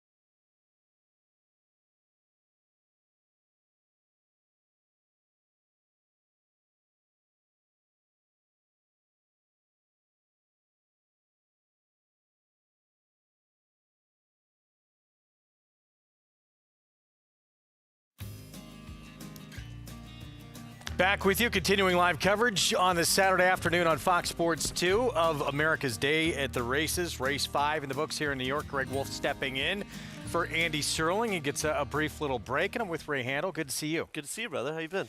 Been very well. And yeah, we have a huge Saturday today. Big day, festival day out of Tampa. How good, what do you expect from Further Ado? He's been very impressive. Further Ado, I'm sorry, I don't have my. I didn't have my peepees open. The Brad Cox horse won the Kentucky Jockey Club last time. He's been very impressive. He got a little bit of a light figure, winning last time out, but I don't think you can knock a horse when they win and get the job done. He's looking to start this 3-year-old campaign today, and I think he's going to be a force. They seem otherworldly, like a next-level talent, and then everyone kind of knocking him for winning a grade 2 just because that figure didn't quite hold up. But we'll see what he does in his 3-year-old debut. A lot of anticipation for that. Some very interesting young horses, too, from the Chad Brown, Todd Pletcher barn he'll face off against. This race, though, more stakes action from Tampa. Colombia, mile on the turf for 3-year-olds, and this is your favorite right now, Congressional for Miguel Clement. Yeah, he's very impressive first time out. He's got a real dirt pedigree, but Miguel opted to start him out first time out on the grass, and he won very nicely. Yeah, here is that debut. It was back on January 17th, mile and a 16th. Took money, was not the favorite. but professional effort for the debut, and obviously a lot deeper waters now. Yeah, like you said, very professional. So I think he showed that he can face adversity. He's a little green, switching his leads, but I think all those things they'll come. And but he's got to improve today. This is a very established stakes group. Just got up, galloped out well. I remember watching on the replay here too. You think is part of it why this horse is favored? Is it just who's aboard, Pratt, and getting over bet? Could be. I mean, his number was a little light compared to some of the other horses in this field, and there's some established stakes horses. So here's Naughty Nix to start off the post parade. You should get a good ground-saving trip. Significant jockey change, in my opinion, to Junior Alvarado. Graham Motion next door with Proton. This will be the 3-year-old debut for a stakes winner. Yeah, stakes winning son of a Stern. Should be sitting a good trip either on the pace or just right off with Johnny. Here is the favorite we just showed you in action in that debut, Congressional. Yeah, this Miguel Clement runner debuted impressively and won first time out, taking much stronger competition today. Vino Solo 2 for 2, but a lot tougher company here. Yeah, this New York bred takes a big swing into stakes company today. I thought this was probably going to be the favorite, Alpeland. Yeah, he deserving favorite, having 3 wins in his having his 3-win streak snapped last time in the Kitten's Joy. But yeah, still ran well in that race, even Absolutely. his defeat. Mr. Mo's Magic, 10-1. Yeah, maybe a pace presence, but that's about it. And any case to be made outside for A Million Dreams? I'm not really seeing it. Huge price. The only win for that one was on synthetic at Presque Isles. We're 5 minutes to post. And now Alpeland for Mark Cassidy, who's been incredibly hot really everywhere, but especially out in Hot Springs, Arkansas. This is his favorite, Alpeland, who you mentioned, 2-back stakes winner. Yeah, he was coming in to the Kitten's Joy on a 3-win streak, had won the Dania Beach. I thought he was a little disappointing here, not getting the job done. He really kind of got a good setup and just could not find that last gear to mow him down late. But how much do you factor this in? That was 1 mile and 1/16, only has to go a mile today.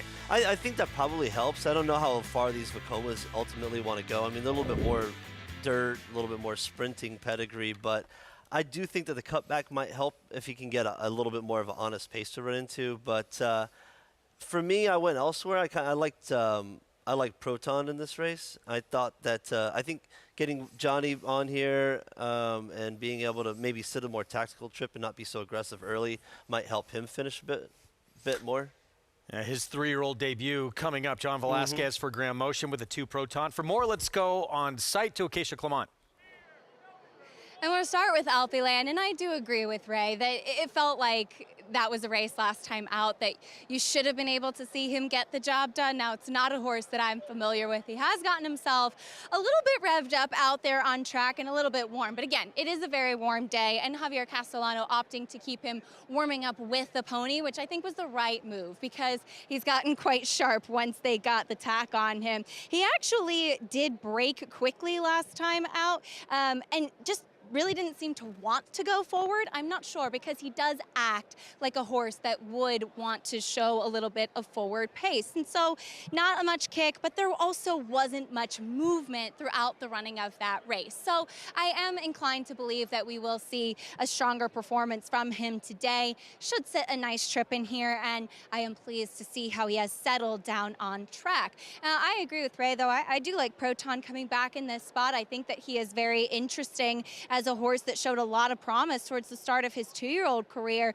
in that Cecil B. DeMille in California last time out. He got very keen, reading quotes from Graham Motion. He said he was just too aggressive, either horse, rider, or a combination of both, and he'd gotten pretty washy and pulled his rider to the front end, lost the lead, came back, and just in an odd running of that race, ending up getting run down late in the stretch there. And he does run with that hood. Watching his works on First TV, he does work in that hood as well to keep him a bit more settled with the ears covered, and he is much quieter, much more relaxed now as a 3-year-old, and he has filled out a bit too, which I do appreciate. So interested to see what he can do coming back off the bench. He might be a bit fresh once they get out onto the racetrack as well, or into the starting gate at least. But again, so far so good. He's acting really professional, and clearly a lot of schooling has been put in. As far as the 3 Congressional, he did did break his maiden at first asking and was purchased with the intent of running him on the turf, as he does spend a lot of time in the air when he moves. He has that knee action, and he did not switch leads, but that's something that they've worked on quite a bit in the mornings with him. You can watch his most recent work on First TV over at Payson Park, in which he was inside multiple Grade 1 winner Deterministic and was a lead for him in that work, and it was 2 turf meant horses working on the dirt, but obviously Deterministic able to handle the main track as well. Congressional held his own on the inside, and he did switch leads very professionally throughout that work as well, which I appreciate. He's also strengthened quite a bit since his first start too. Big step right into stakes company. We'll see how he fares, but he is learning things as he goes along, Greg. All right, thank you, Acacia, making their way to the gate as Alpeland now becomes a decided 9-5 favorite in here. A little interesting with this horse. This horse actually has, I think, if he wanted to be, he could probably be the fastest horse in the race. But when they've stretched him out, he hasn't really gone for the lead. Yeah, it'd be interesting to see what Javier does with him today. It's his first time getting on him, so he looks pretty aggressive in the warm-ups, like Acacia said. You can see him on the turf bouncing around. Yeah, I agree. He could be totally, but I think with the bit of speed to his inside, he might want to take a little bit more of a tracking approach. Yeah, Proton has been quick. He showed turf sprint speed as well. And do you find that too as a trainer when you come in fresh off a bit of a layoff, you a little extra on the engine? Absolutely. Especially if you have speed? Absolutely, yeah. With his style, he got it pretty aggressive with J.J. Hernandez in that Del Mar in the stake last time. So reading the horse's personality and the notes that we've gotten on him, I would imagine off the bench that he's going to be toting Johnny into that first turn pretty good. 2-1 on Proton, who we just touched on, as well as Congressional, but the 9-5 favorite Alpeland. Did you sort of see it as just those 3? I did. I mean, I tried to. I couldn't really make a case for anybody else on paper. Maybe on the inside of Naughty Nix is one that's kind of been just knocking around, a more of an underneath horse. But he's 6-1. He's taken some action. He does get a jock switch to Junior Alvarado, and with the rail, he should get a pretty nice tracking trip. You would imagine that, he's going to get a decent pace to run into with Proton right there, and saving ground on the turf is so essential. I could see maybe a upset possibility, but ultimately, I don't know if he's quite good enough as a win candidate in here. And it's been behind Alpeland all 3 times they have met. Mm-hmm. I mean, he's given him but a not run. By much. I mean, he's given him a run. If you like Alpeland, you'd want to make a case for Naughty. Is it Naughty Nix? I believe so. Naughty Nix. My Nix. I love it. That's your team. Yeah, that's my team. I loved waking up this morning and seeing a blowout win on the West Coast. And I don't stay up for those 9 p.m. start games anymore. That's been the toughest adjustment for me coming out here. Yeah, I cannot stay up for anything on the West Coast. Oh, yeah. When I was out in California, I was out there for for Jose Santos' wedding, and it was great. We did the Super Bowl, everything. The whole thing was all done at like 7 o'clock, 6 o'clock. I got a great night's sleep. You're a sports fan. It's a beautiful place to live. It really is. 9-5 favorite Alpeland for the Red Hot Marcassi barn. Javier Castellano rides in this Colombia. Starts the pick 5 that concludes with the Tampa Bay Derby. Jason Beam the call.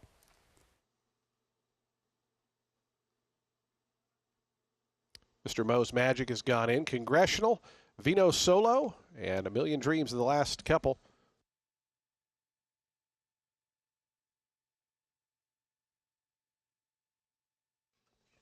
Vino Solo coming in, and A Million Dreams. Israel Rodriguez to the outside draw. Goes in. They're in the gate.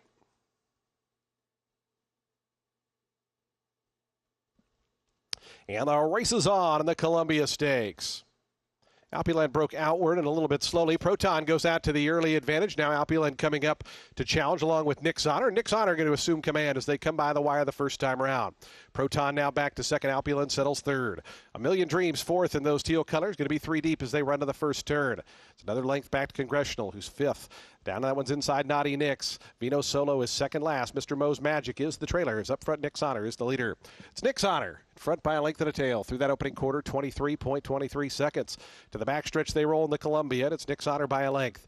Proton in hand in that second position. Alpeland keeping tabs on that one from third. It's another 3/4 of a length. Back to Naughty Nick's to the inside. Congressional's in between horses and a 3-deep trip here for A Million Dreams, who's back 6th. Vino Solo 7th. Mr. Mo's Magic 8th and last. Just 6.5 lengths cover him, though, as they have 3.5 furlongs remaining. On the front end, Proton right up alongside of Nick's Honor. 48.20 seconds the opening half mile. Alpeland wants to join the party out 3 deep, as going to the lead is Proton as they go to that far turn. Proton 3/4 of a length in front of Alpeland. Here's a big move on the outside. Mr. Mo's Magic, who was last, circled all the way up to third now. Meanwhile, Naughty Nick's just in behind horses. Congressional's back 5th.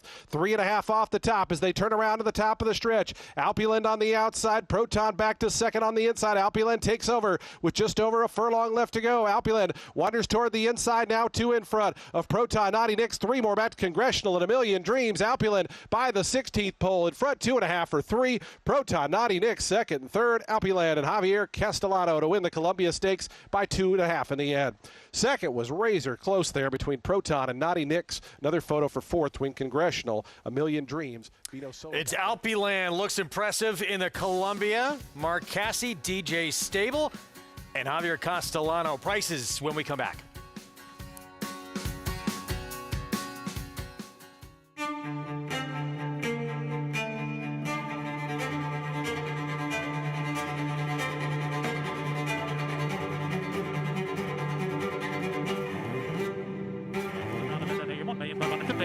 $1,600,000, $1,600,000 bid now $650,000, $1,650,000. Anybody else want $650,000 bid today? $1,650,000 $1,600,000. Thank you.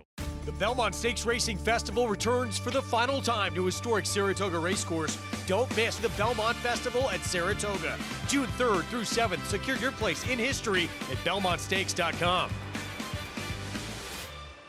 Join analysts Matthew DeSantis and Kaylee Shapiro on the road to the Kentucky Derby and Kentucky Oaks. Get picks and analysis for all the prep races and gain insight into promising contenders on the trail to the Derby and Oaks. That and more on the Naira Bets YouTube channel.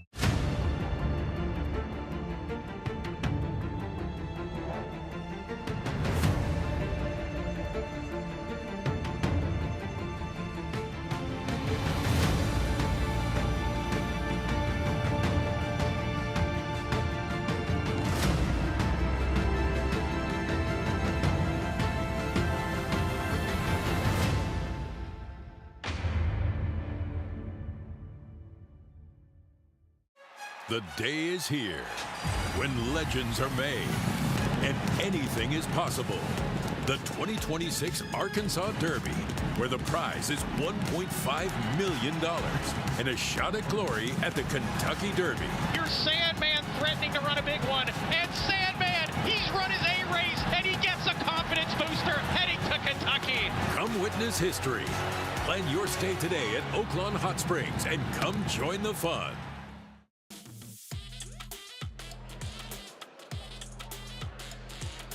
Welcome back to America's Day at the Races. We are getting ready to load up for race 5 here, a mile and a 16th allowance race at Oaklawn Park. I'm Richard Migliori rejoining you in a field of 9, a scratch down to a field of 5, 4 late scratches. Your favorite taking all the money on the outside is the 9, Pahoho de Oro. Let's send it right up to Matt Dinnerman for the call of race 5. Waiting for Anonima to take her turn in the gate. And Pahoho de Oro to the outside post. Broke her maiden on the wet going here last year, Pahoho de Oro, and she finds the wet surface again today. Anonymous still working with her to go into the starting gate. Just took her spot. Pahoho de Oro, outside post. We're ready to go. And Laroff, Pahoho de Oro blasts out of the outside post and shows speed prominent early on. Here's Pronghorn to move up to come and challenge. Untamed Moment on a hold. Her rider rations her speed early. Anonima getting outside into the first turn, running the long shot. Stylish Lady drops to the back. So the Steve Asmussen entrance first and last around the first turn. Pronghorn sets up shop on the lead, 3 parts of a length ahead. Pahoho de Oro not letting that front runner get a clear lead here. Gap of 3. Untamed Moment, another 2 lengths to Anonima, and a similar margin to Stylish Lady. 5th and last onto the backstretch. It's Pronghorn in the Kaleem Shah red, white, and blue colors. Eric Asmussen aboard, neck and front. Pahoho de Oro, Ramon Vasquez right there to match her, and they put 4 lengths on Anonima. Manny Esquivel getting her into third, passing Untamed Moment and Francisco Arrieta. Big gap to Stylish Lady Keith Asmussen with a half mile to go. Pahoho de Oro and the white blinkers going on now. Pronghorn behind in second. Pahoho de Oro says, come and catch me, as she hits the far turn, gets to the rail, and opens up 2. Pronghorn trying to re-rally, but is left behind in second. A length and a tail behind the front runner, getting into the 2 path here. Anonima third. She's hard ridden. Untamed Moment, Fry from the lead, trying to get going on the rail. She is getting closer. Stylish Lady has been outrun. Top of the lane. Pahoho de Oro going well, going to be tough. Pahoho de Oro down the lane, switches leads by 2. Pronghorn's coming back on the outside. Pahoho de Oro trying to dig in here. Pronghorn right behind, chasing hard. Pahoho de Oro finding more on the lead with a 16th to go, and it's Pahoho de Oro to win it. Pahoho de Oro, Ramon Vasquez over Pronghorn, then Untamed Moment. Tight battle for 4th. Photo, Stylish Lady, and Anonima. Pahoho de Oro third off the bench. Phil D'Amato barn. Ramon Vasquez with the victory is the 3-2 slight second choice at Oaklawn. Meanwhile, back at Tampa Bay in the Colombia, Alpeland looked impressive here on the slight cutback in distance from a mile and 16 to a mile. Yeah, it looked like it didn't. It might have helped him here. I think he was in a great spot in the contention the whole race, and when Javier asked a question, he gave him what he needed and really put the field away pretty easily. Yeah, he did. $5.60 for the win. 4th win in 8 career starts. The man aboard, standing by with Acacia. With Javier Castellano as Alpeland, you really seem to appreciate a little bit of the cut in the ground and the slight turn back in distance. A nice kick from him today. I really like the distance we pointed to the race. A mile, I think it fit perfect for the horse. He got plenty of speed, but he's out of beautiful behind those 2 horses, these pacemaker horses. I like the way he relaxed in the backside, the way he developed himself. And he put a great effort. Well, every time I asked him, he was there, turn for home. He exploited. I think he's a really nice horse. First time I ride a horse, I give all the credit to Marcasi. He picked the horse for the race, and all the team, they did a great effort, great job to put everything together. Well said. And then, of course, coming up later in the Tampa Bay Derby, you'll be riding the Puma, who you were aboard first time out. Can you talk a little bit about this horse? It seems like he's still figuring things out, but I know you've had a chance to work him leading into this. Absolutely. It's a young horse. He started developing himself. I think in the first 2 races, he tried to figure it out where you don't know where you're going for. I like it because now more mature. 3rd time his career. 2nd time he went too strong. 1st time he faced to be challenging for him mentally, body-wise. I think today is a great performance. I think he's been training so good. I like the way he's been training, the breeze toward to the race, and we pointed. Beautiful spot. I like my position in the race. I think it seemed to me it's going to be good developer race. See how he break out of the game, get a position the first time. See how develop the horse. I like to see the horse come from behind and put a great effort today. Look forward to seeing him. Good luck later, and congratulations here. Thanks a lot, guys. Greg?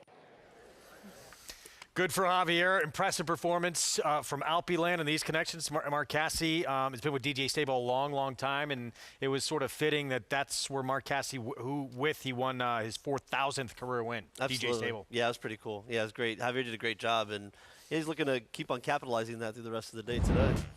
Indeed he is. More to come from Javi as we go back to New York, post-parade. Race 6. This happened a few moments ago here. And here is Bourbon Serengeti for Ilke Cantermachi. Yeah, taking a big step up in class after getting beat last time out, first off the claim. Claimed off of Linda Rice. Yes. Here's Shady Side for John Kimmel. Chased wide and didn't do much running last time against this group. Rider switch and the inside post, maybe trying to shake things up here.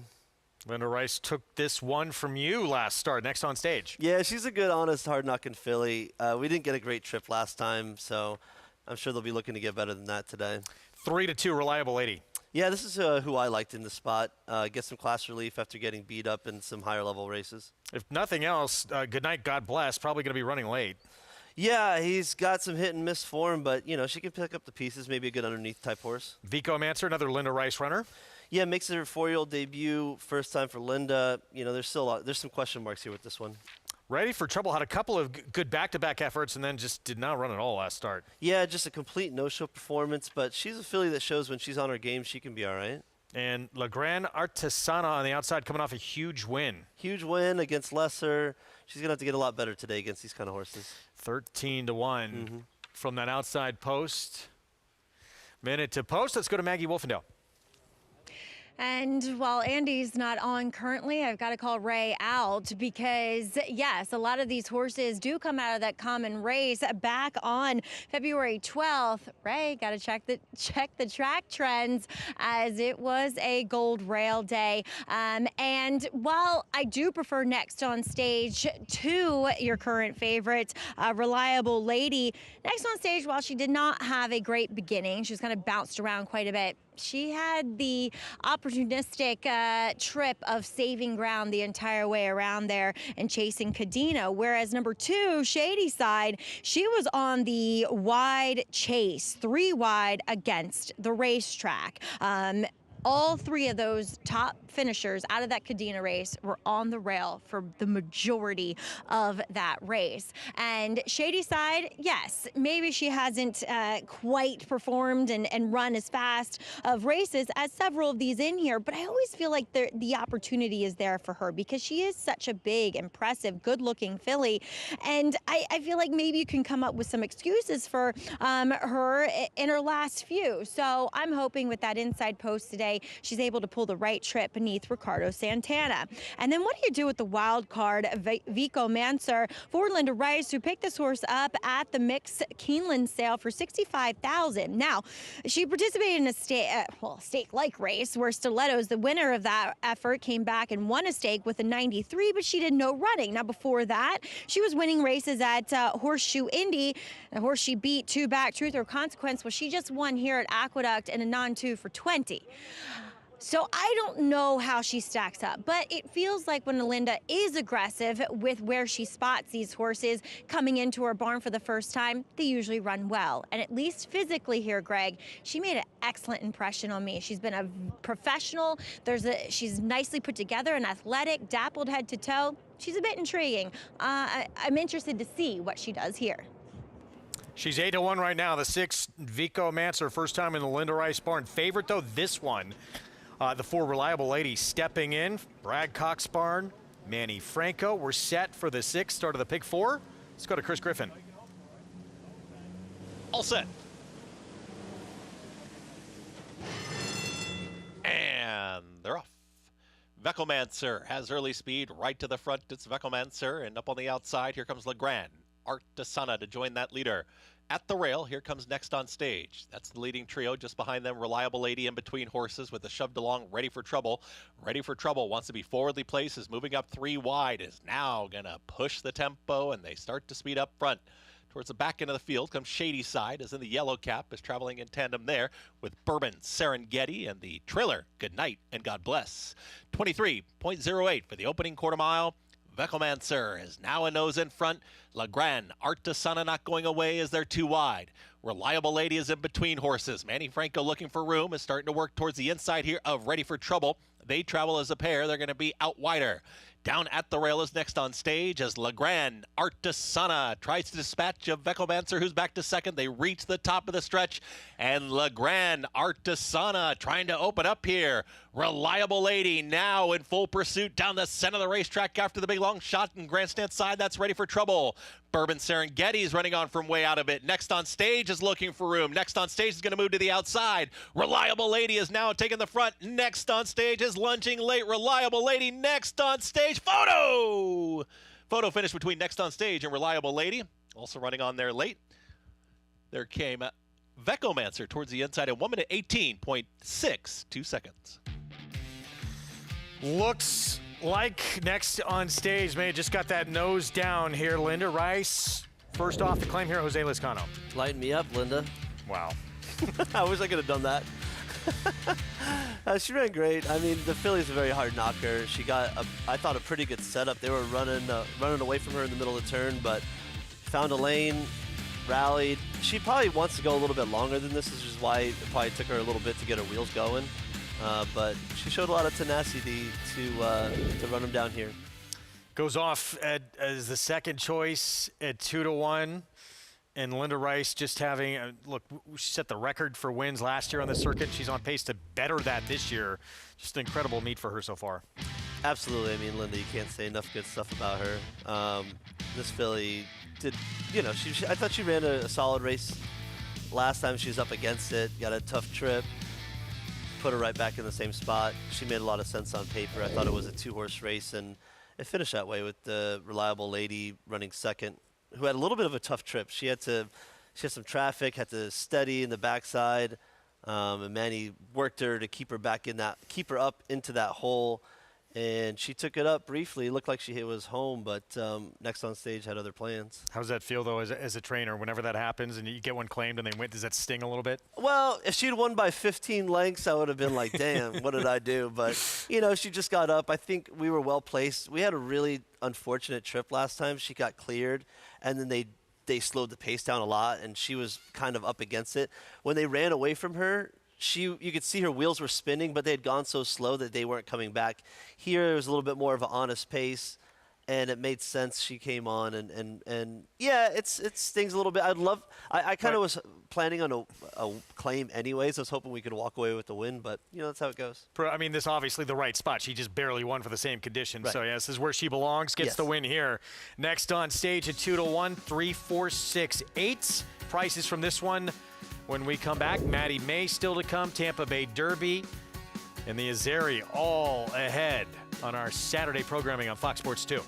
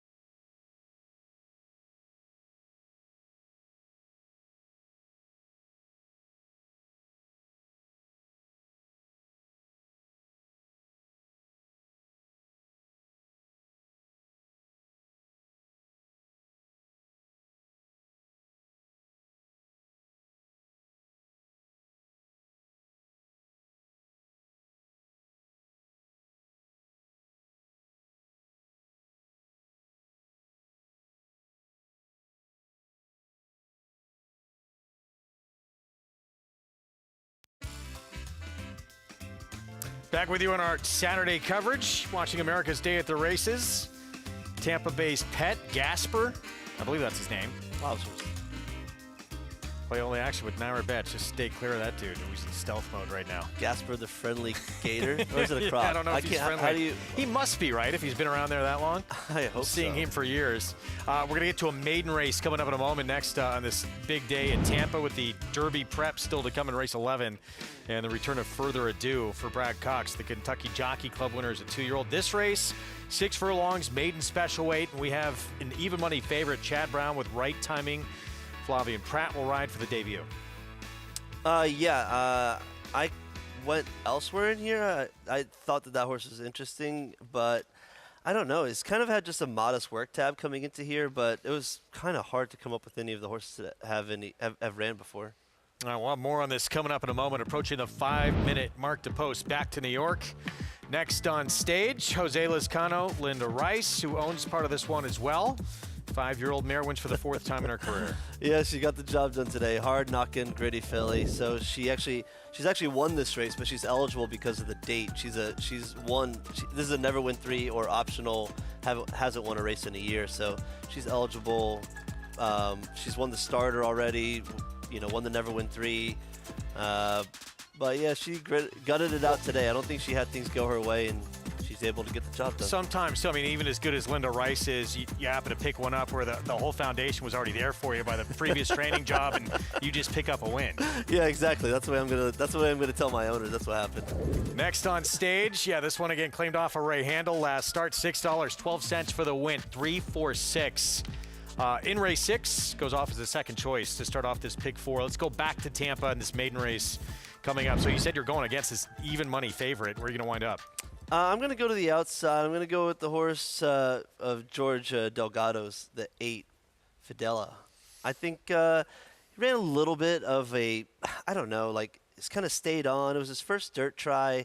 I thought that with the jock switch from David Egan to Irad Ortiz, there's a lot of good stuff to go off of here. Indeed. This one a little interesting. I'm surprised this one's such a huge price. Took a little money in the debut. It was a pretty soft spot, though, and now trying tougher. I agree. I thought this horse was kind of live. Ran a solid second in the maiden claiming 32, but stepping up to steeper waters and maiden special today. See if that one could show a little speed. Here's the debut favorite here for Chad Brown. Daughter not this time.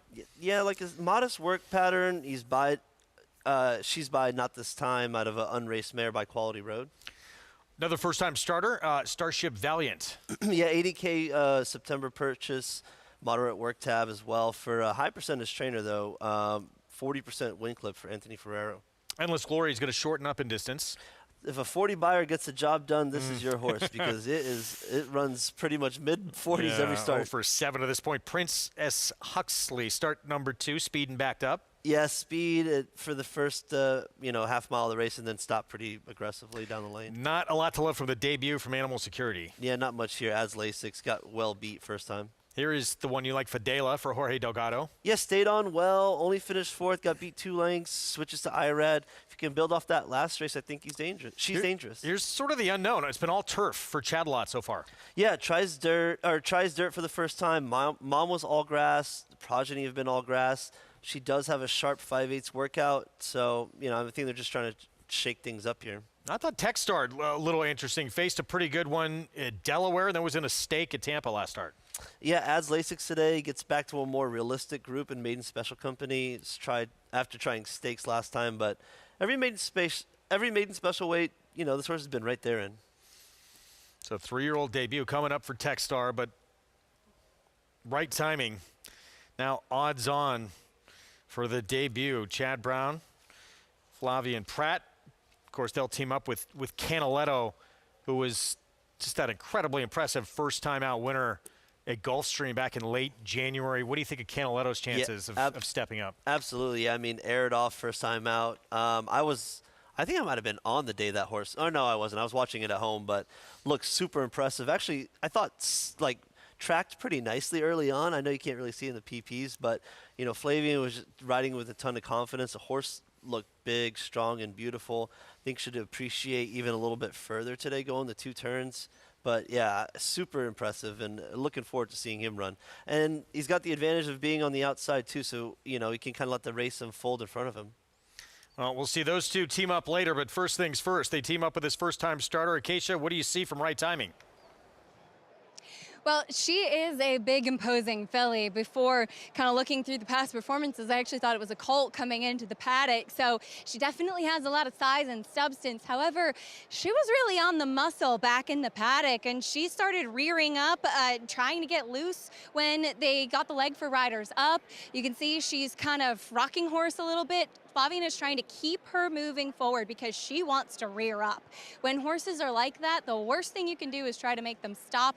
Then they're going to back up and try to rear up onto their hind legs. So the best thing is to keep her moving forward, and now he's going to link back up with the pony, which I think is a smart idea. So she mentally, I think, still has some things to figure out, but she is beautifully put together. Like I said, a lot of substance to her, so hopefully she can keep it under wraps, because you don't normally see this from a Chad Brown first-time starter. They're typically very well schooled, and she's just being a bit too green out there for my liking. Now, the number 8, Fidela, I'm with Ray on this one. I actually thought she ran okay last time out. I was here that day when she ran at Tampa. She was just out-footed at the start and just kind of kept grinding, maybe running in place a little bit, but I think Current Yield was pretty impressive when winning on that afternoon. This filly was a big price, and I thought that she's built a bit more like a dirt horse overall. It's just that she's a little bit lighter and angular in her hind end, and while she's strengthened a little bit, I wish that there had been a bit more of a progression forward,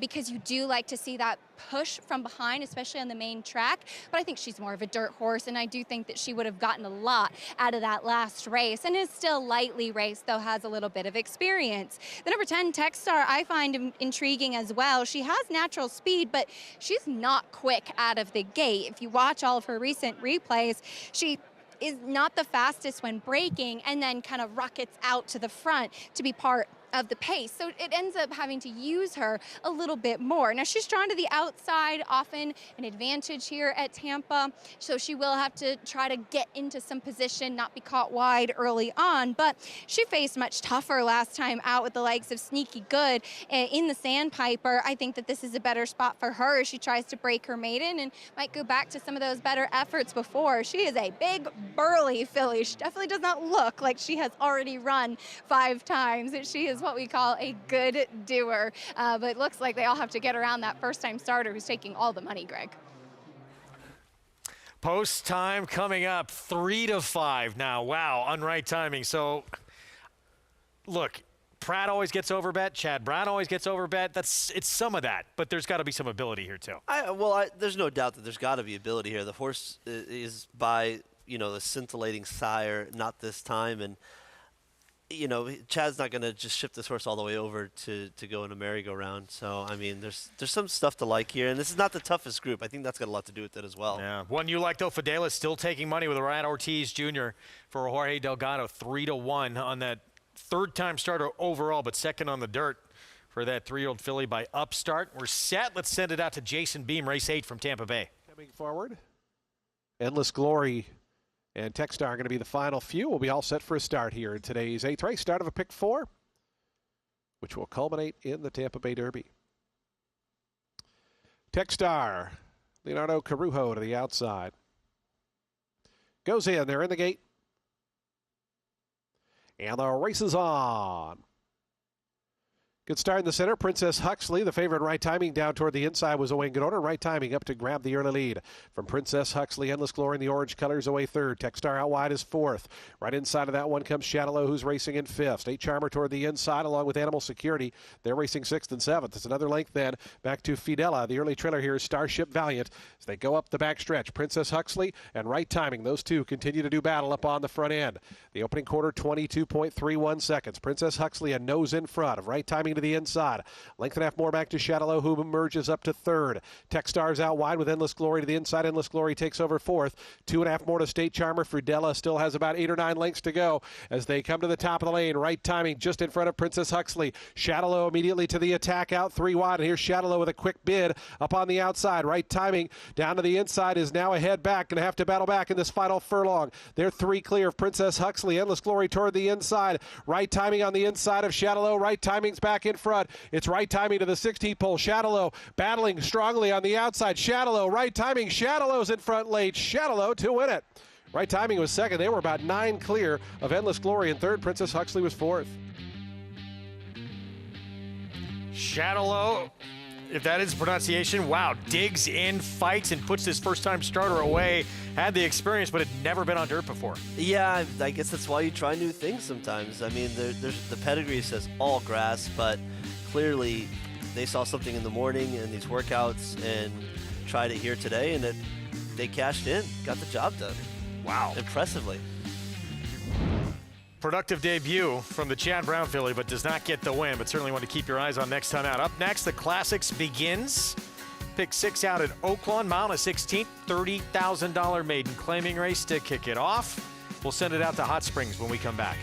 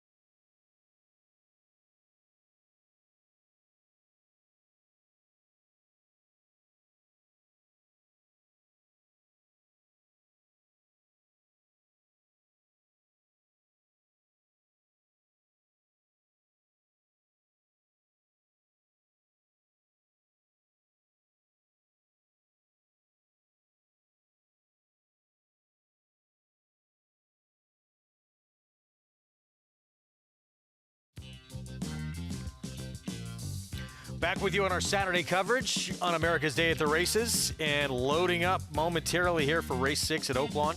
$30,000 maiden claiming 2-turn mile and a 16th race coming up with a 5. I'm Worthy dropping in for a tag for the first time for Ken McPeak, the 7-5 favorite.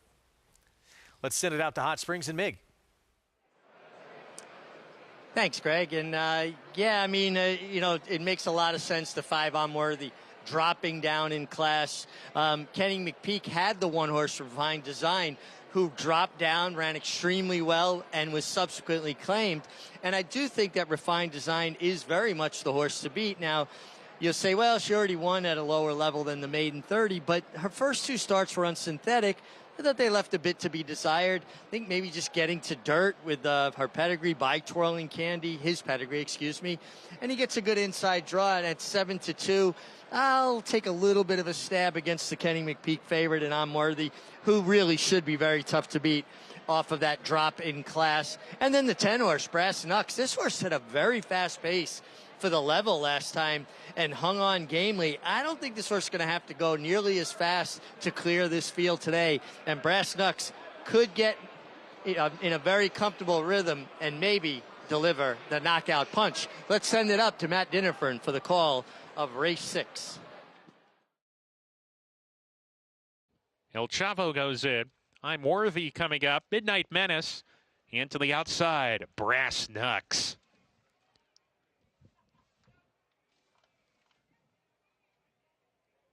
We're ready to go. And Laroff. Brass Knucks far outside, put into play early. Here's El Chavo part of the pace. Midnight Menace wedges himself between that pair. These three across the track, approaching the first turn. Midnight Menace in the yellow blinkers goes on to set the pace. El Chavo to the inside. Brass Knucks 3 wide as they round the turn. Gap of 4, Refined Design in the 4th spot, out flat to the outside. Spring St. Dreamer second to last. I'm Worthy at the back of the pack as they make their way up the back stretch. Midnight Menace, Tyler Bacon clear by 2. Brass Knucks takes a hold. He'll track in second, and El Chavo is third on the inside, 2 off the pace. Still a back gap of 3 or 4 to Out Flat, who's in the 4th position, passing Refined Design on the rail. I'm Worthy now joining that one, and 2 back to Spring St. Dreamer, who's now the back marker as they make their way to the half-mile pole. Midnight Menace in a good gallop goes at a decent clip, leads by a length. Brass Knucks right behind on his tail second. El Chavo third as they go into the turn.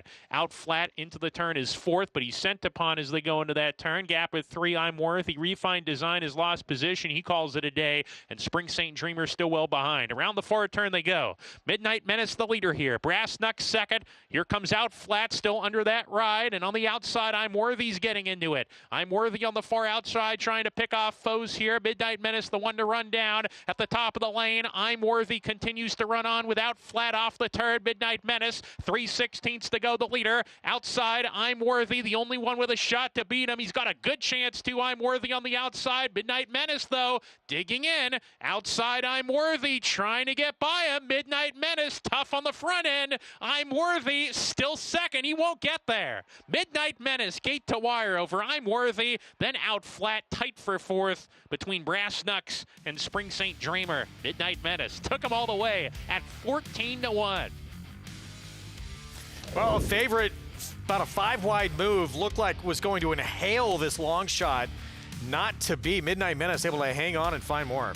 Yeah, I think it was more of a case of I'm Worthy not winning than Midnight Menace digging in, just causing a lot of trouble. I mean, had a nice sustained 5-wide run coming, but hang in, lugging in. Esquivel tried to keep him on the straight, but just couldn't, get it done, unfortunately, for their backers. 14-1 upset in Hot Springs. We get back to New York, race 7. This 1-turn mile. New York bred entry-level allowances. We are a race away from the Maddie May. And here is early on the one to beat. It was 2 starts ago in the Kentucky Oaks. Obviously overmatched that day, but it was second beat a nose in the Grade 3 Gazelle prior to that. Yeah, second in the Gazelle, but I'll say getting beat 13 lengths in the Kentucky Oaks isn't too bad either. But yeah, ran a bang-up second here. Unlucky, dug in, but couldn't get the job. Unable to get the job done against a really classy group. But you'd think that she would be, in a great spot against the New York bred 1X company here. Even money now. She comes back off that first start since the Kentucky Oaks, wayward last Tampa. And yeah, disappointing. She was 9-1 that day against Drexel Hill, who is obviously a runner-up in the Kentucky Oaks. Very talented runner. What do you think? A little overbet to this point. Do you want to see more here off the comeback? Yeah, I would imagine they were fairly disappointed with that comeback race, although she was a modest 9-1 that day. So it was a pretty tough group to come back in, even though it was over at Tampa. Like you said, Drexel Hill is a pretty nice filly in her own right. But I'm sure they're just trying to get a confidence booster, and they cherry-picked this spot. She's being a New York bred, seems like a good spot to get her 3. Well, it's not her 3. Maybe get a W and move on to bigger and better, hopefully. So, yeah, certainly easier company this time around. 9-1 last start in stakes. Now odds on against New York bred A other than. But there's some contenders who potentially could step up into the 4 race reformed, taking some money. who's been off, though, since July of last year. We'll go through this field now. We'll start with the big favorite, 3-5 now on Early On. And a deserved favorite. She's the class of this field. If she gets back to any of her decent races, she should smoke this group. Sahin Savachi for Safi Joseph Jr. Yes. Top of the table. Sorry, sorry, I didn't let you finish there. Stepping up after winning a Never Win 3 in her most recent start. I like to take long pauses. Sorry I keep talking. No, that's my fault. Bodegas, Kevin Bonbarn, Ricardo Santana Jr. Yeah, crushed a below average New York bred maiden special last time. She's taken a big step up, even though it's her natural progression. Long layoff, as just mentioned, for Grace Reform, but has had some good results. She does have some good races. The last time we saw her, she clipped heels in Saratoga. You know, obviously she's gone through the checks and protocols to get back to the races, but a lot of questions still to be answered. Here's Lady Wisdom, another long layoff. Hasn't raced since April. Yeah, we haven't seen her in almost a year, making her 3-year-old debut today. Should be good as a 3-year-old with those numbers that she had, but big question mark coming off that long layoff. Like Miguel Clement Barnes, Pocket Queens. It looked to me like she needed that first start back. She cuts back in distance today to a 1-turn mile. I think that helps her a bit. Blinkers on. Here's Full Pour for Mark Hennig. Yeah, I like Full Pour here. She exits the same race as Pocket Queens. She adds blinkers. She shortens up. She has a flashy work. I wonder if they tried the blinks on last time. And Purpose making her 5-year-old return with Jose Lezcano. Yeah, I'm not a big fan of this horse. I think it's a tough spot for a filly that's been getting soundly beat in the same condition in the last few starts. 2 minutes to post here in the 7th, and a short-priced favorite, Maggie, with Early On.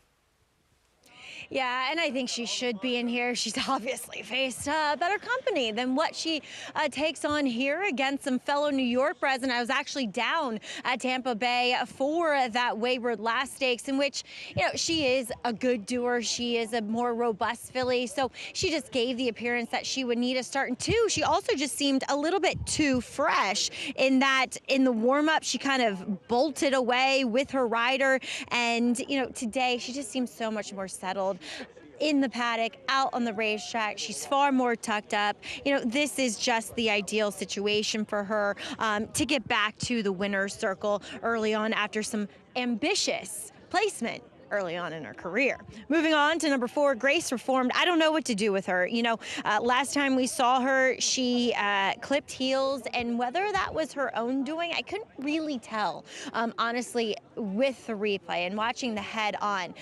She is outfitted today. Now, she's one that I've seen sparingly throughout her career, and I've never made note of it, which typically I'm about 90% for writing down, you know, odd bits, you know, bits that are used for some proper steering, and she's wearing an extended cage bit. So whether that's a result of maybe her being a little tough to handle, so therefore, you know, resulting in her clipping heels back at Saratoga during the summer, I don't know.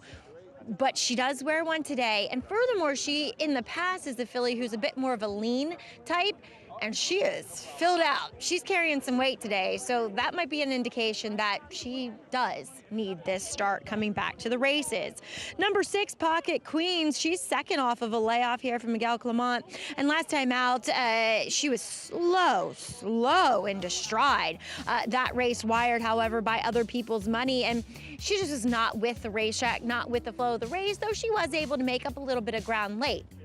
Now, as she cuts back to the 1-turn mile, hopefully we can see her be a little bit more aggressive, as Manny Franco has, you know, warmed her up and definitely got the blood flowing on Pocket Queens, who is a horse who, you know, presents herself as one that kind of lives on her nerves a bit. She's always a little bit nervous in the paddock, doesn't really stride out and, you know, exude that much confidence. But what I will say is that while I didn't see her in her last start, she has filled out. She's finally put on some weight and conditioning. I always find that as a good sign. So maybe if she's shaken off the ring rust, she's gotten a bit more fitness, she'll make a better showing of herself today. Greg? 9-2. Thank you, Maggie. Pocket Queens, tonalist filly for Miguel Clement, Manny Franco, and yeah, second off a long time away for that filly. Yeah, I mean, I could see it. I think she gets back to those good races where she's in the 1-turn mile in 2025, you know, early on. I thought that those races put her right there. I mean, not if early on runs her B. Yeah, look, B- race, but certainly puts her in contention to be a player in this race. The Virginia Oaks, the Gazelle, you can forgive the Kentucky Oaks, not just because it was the Kentucky Oaks. She went on the bench, right. But the Wayward Less is a little concerning, isn't it? Absolutely, off of a long layoff to come back, you'd like to have seen her finish up a little bit better than that. Public not dissuading at all. There she is, 3-5 favorite. Safi Joseph Jr., Sahin Savachi. I think she guts it out on her class here, even though she might not be in her best form. This is a good way to get a filly in form, is coming and cherry-picking a spot like this. A lot easier company. Let's send it upstairs. Chris Griffin, the call, race 7 from Aqueduct. Bodegas. Full pour.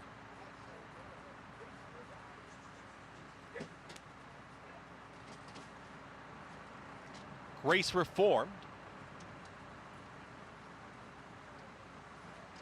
Purpose is in, all set. And they're off. Speed from in between horses. Grace Reformed right to the front and has company from top of the table. Top of the table now challenging, puts a nose in front. Right there, moving towards the outside. Starting to progress, here comes Pocket Queens is in that early mix, is back there in fourth as Grace Reformed is taken second. Full Pour is going to watch them from third, and at the rail there in fifth is Early On.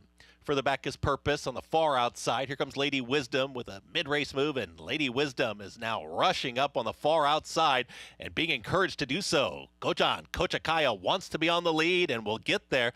23.81 for that opening quarter mile. Top of the table now puts a neck back in front.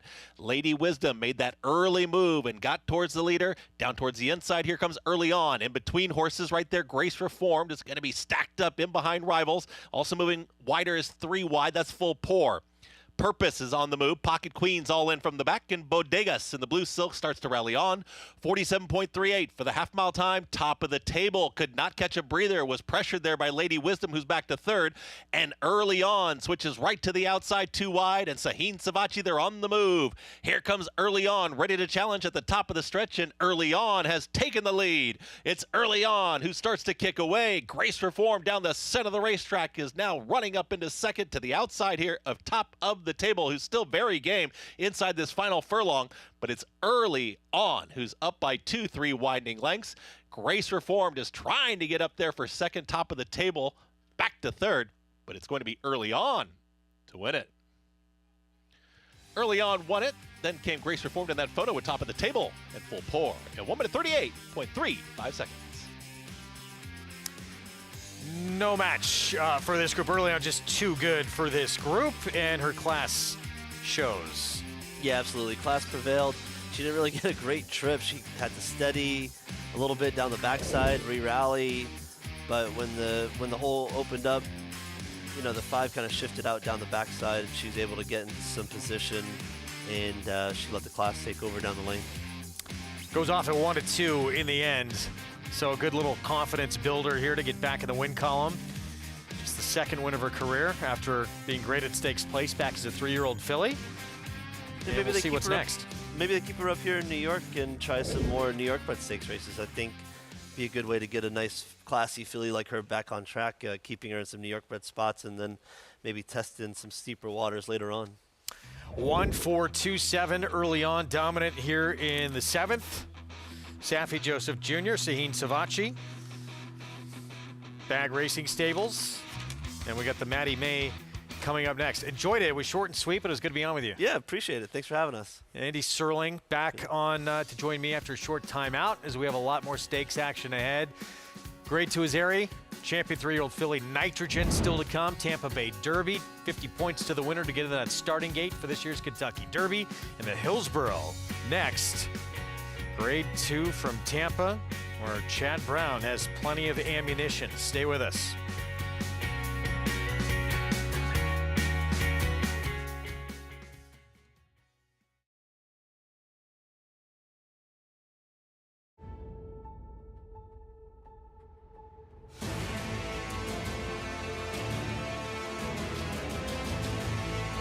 They come on for the finish in the Pilgrim Stakes. Annapolis by a head. It is Annapolis in front. It is Annapolis to win the Coolmore Turf Mile.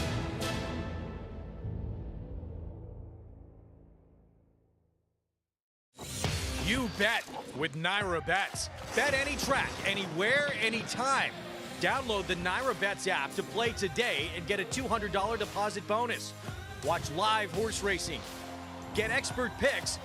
Boost your bankroll with weekly promotions and hone your handicapping skills with exclusive tips and tutorials. Download the Naira Bets app now. Sign up now to claim your $200 deposit match bonus. You bet with Naira Bets. Gunrunner is the sire of 16 millionaires and 12 Grade 1 winners. Last year, he sired $17 million yearlings, including the Keeneland September sale topper. He was the sire of the $2.2 million Keeneland November weanling sale topper as well. Gunrunner was the co-leading sire of 2-year-old Grade 1 winners, including Breeders' Cup Juvenile Fillies winner, Super Corridoro. Gunrunner, breed true. It's America's original sport, and no one covers it better than americasbestracing.net. From the sport to the lifestyle, the best races, horses, and destination venues, cocktails, gambling, fashion, and more. americasbestracing.net is a sport for you.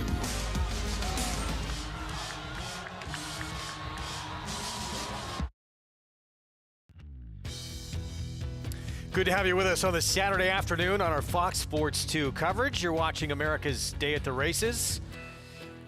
And we have action that's as fast and furious as that shot right there.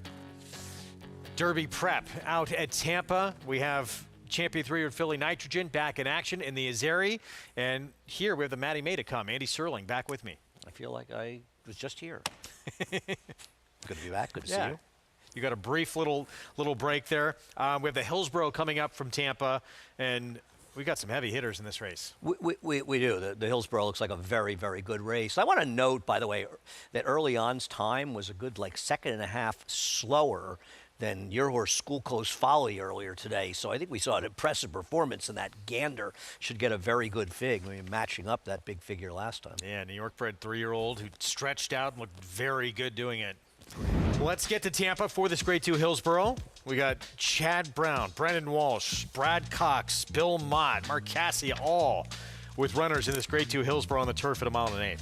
Yeah, I do think that of the horses, well, I like on one. There's 4 horses out of the race down at Gulfstream last time. I think the Whiskey Decision was a little bit unlucky, had some trouble in there. Didn't save a lot of ground, but I thought she ran a good race. Multiple stakes winner, graded stakes winner. Here she is. Yeah, I can see why she's taking a lot of money. I do prefer her to Destino Dutrow, who did finish ahead of her in that race. Flavian Pratt for Chad Brown, Alpha Delta Stables. She is the 2-to-1 favorite right now. Next door, Proctor Street, who we've seen run quite a bit on our program. She was bad last time. I mean, maybe she ended up on the rail, which wasn't the best place to be, but she got off it for quite a bit and never did any running, but she is better than that. Destino Doro for trainer Brad Cox off back-to-back wins. Yeah, she was a little wide, but she overall had the cleanest trip of anybody, but she's in very good form. Big price on Aunt Mo. Yeah, she's a little overmatched on paper. 1 for 12, lifetime, huge step up. Here's Child of the Moon, another for Chad Brown. My problem with this horse, who's second off a long layoff, is even at her very best, I don't believe she was good enough to win this race. Scythian, early in her career, looked like she might be incredibly good, has not really kind of developed into that. Yeah, this is a non-winners of 2 New York bred who's just way over her head.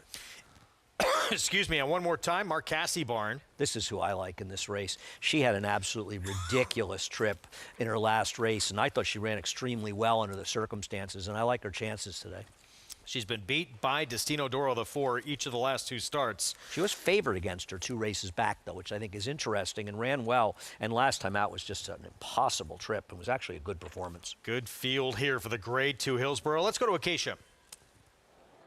And as Andy mentioned, you will see several rematching from that Pegasus Filly and Mare Turf race. Destino Doro, the 4 is where we'll start. She was the one that won, and she had the cleanest trip. That day in that race, it seemed that the horses that were forward did not fare as well. And one of my concerns going into that race with Destino Doro was that she just has no early speed. It actually turned out to be her benefit. She was able to swing out, be in the clear, and come running late. She ran well in her last 2 starts. I absolutely will give her that. I just do wonder if maybe she's kind of dressed up a touch by that win, if she is kind of one of the upper echelon type of turf horses, and she will have to close from off of it, and not as much pace necessarily signed on in this race here, but she looks great. She's continued to fill out for Brad Cox, and she did get sharper out on the track. Now, the One Whiskey Decision, she did have trouble last time. She wasn't the quickest out. She was coming from off the pace, but she did get stopped with her momentum checked pretty strongly in the stretch there, and really having to kind of take up, and it's very hard.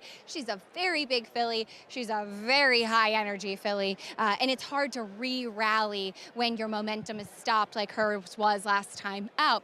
Now, for her standards, and I've seen her quite a bit over the years, she did exceptionally well in the preliminaries today. She always gets hot. She always gets energetic. She went right off for a big warm-up, but she kept it under wraps, which I appreciate. I, too, like End One More Time. She had the exact opposite trip of those other horses I just mentioned, and she was with an outside post, bumped and jostled at the start, rushing up 4 wide, dueling on the pace, and ended up fading again with a race where closers seem to benefit much more. I love what I see from her in here. She's handled herself beautifully. She's continued to develop. She's from a pedigree, too, where just about everything in the family is stakes quality, with horses like Simply in Front being her half-sister. So there's certainly signs that she should be a good one, and I think she's going to have a better chance to show it in here today. She's the one that I do prefer out of that race. The 6th Child of the Moon, though, felt she was worth a mention, second off of the layoff. Reading quotes from Chad Brown, he said that they're just kind of treating her like a 5-year-old because she really didn't get to run at all in 2025 and had a pretty serious injury. So she looked like she really needed that race last time out. She was second best with a decent trip. She's always been a bigger bodied type, even for a European runner. But I will say, too, one thing I noticed from the earlier turf race in the Colombia, there is a little bit of cut in the ground for the rain overnight, and that's something that some of these horses with European pedigrees might appreciate in here, Greg. All right, Keisha, thank you. There's prices from Aqueduct early on. The winner there, we have the Maddie May coming up next. You both like one who is trained by Mark Cassidy. We saw him win with Alpeland already on the board with a stakes win earlier in the card here at Tampa in that Columbia. Yeah, well, I mean, you know, I think if you look at it one more time, she's somewhat lightly raced. She may have some upside. And, you know, her last race, she didn't get out of the gate. She rushed up 4 wide. It was a race that ultimately fell apart late. And I thought overall it was a solid effort by her. I don't love 4-1, to be honest. I don't think you're getting anything the best of it at 4-1, but she is my top choice. I mean, I don't. The thing, what happened here is they're not betting Proctor Street, which they may be right about. I do think she's a bit of an overlay because if you put a line through her last race, and I'm not big on drawing a line through races, but she's not 5-2.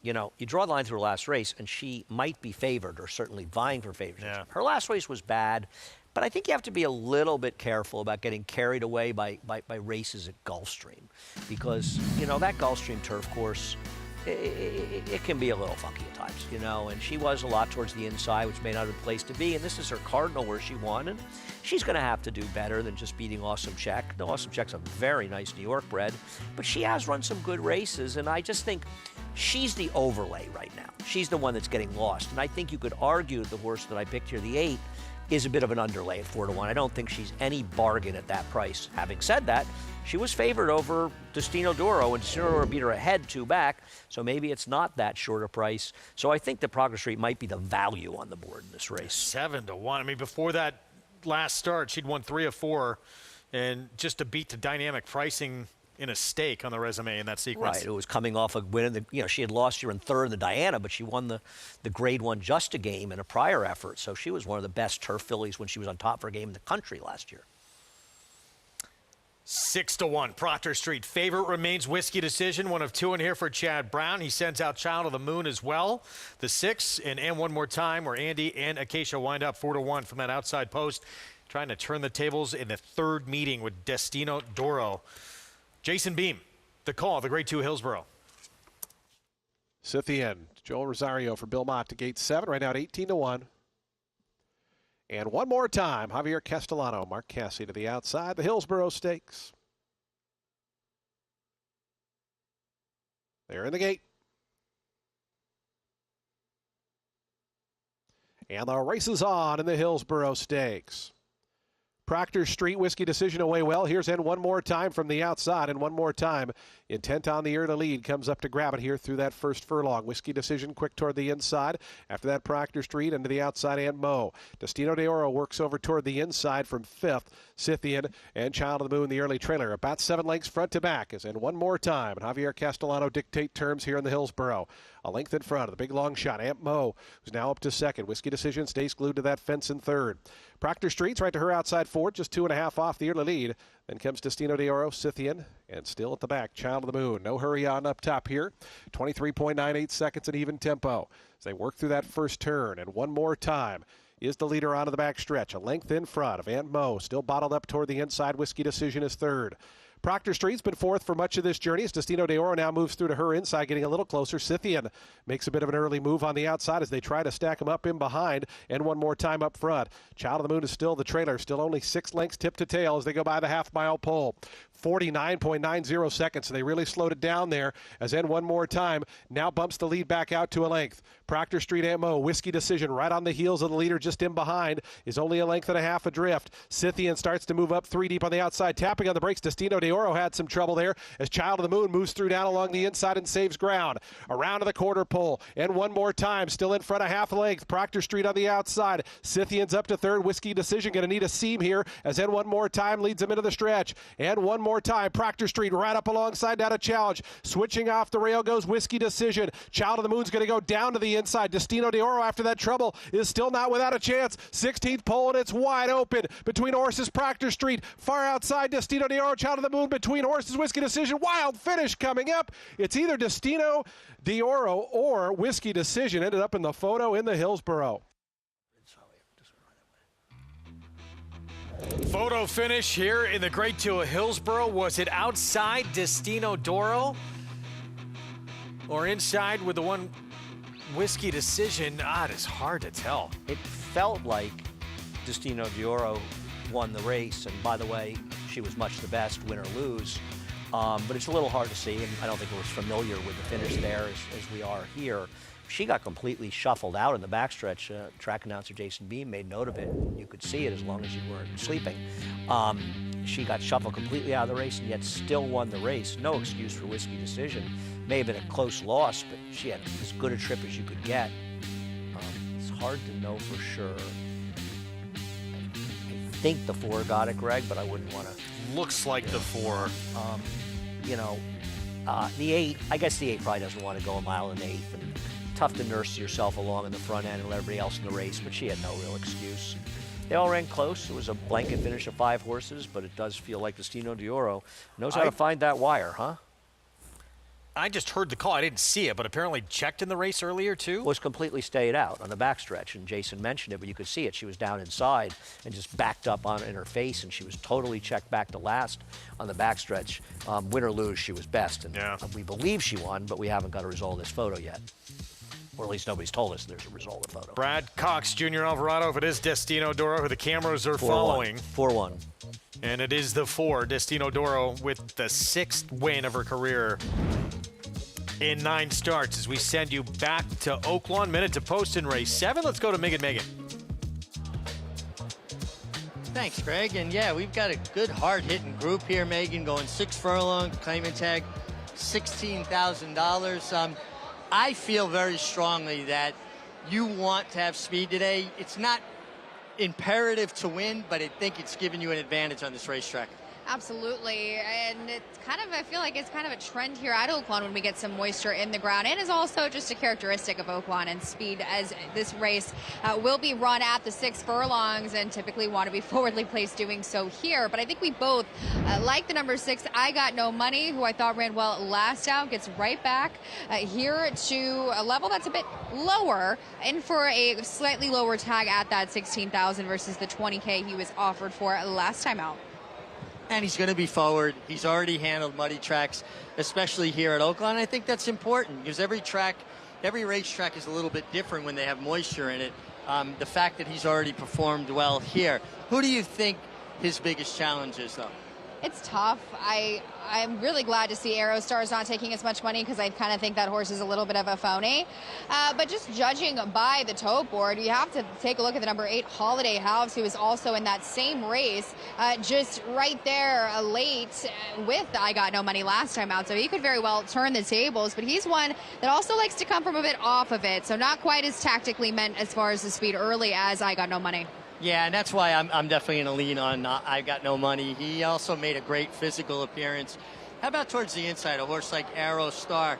The last time seen in the slop, he was very well beaten, but against much tougher in Saratoga. You know, two-back, I thought, I kind of never liked this horse, and I definitely didn't like the race two-back, where it felt like it found the right kind of group. He showed speed, and while it was definitely on paper one of his better efforts, to me, on those cheaper horses where you see kind of a re-rally, where they can come back and still win after setting the pace, where he had a very comfortable margin on the front end, I don't know. I just didn't like the visual of that race. Was 5-2 on the morning line, so certainly floated up from that. But as far as number 6, I Got No Money, if you're going to take a horse out of that race, I want to take the horse that was dueling on the front end for the entirety of the race, narrowly beaten, which is what he was. Absolutely. And you also had a little bit of an interest in the 9, who is a big price. Wet track specialist, I should say. That was wet track like, wow, what am I, like Yoda right now? That's amazing. But 2 for 8 on a wet track, and you could shock here as far as how these races play out on a sealed, muddy surface. Okay, well, the field is loading up. Matt Ditteman, he'll have the call of race 7. Kontiki, post position number 9.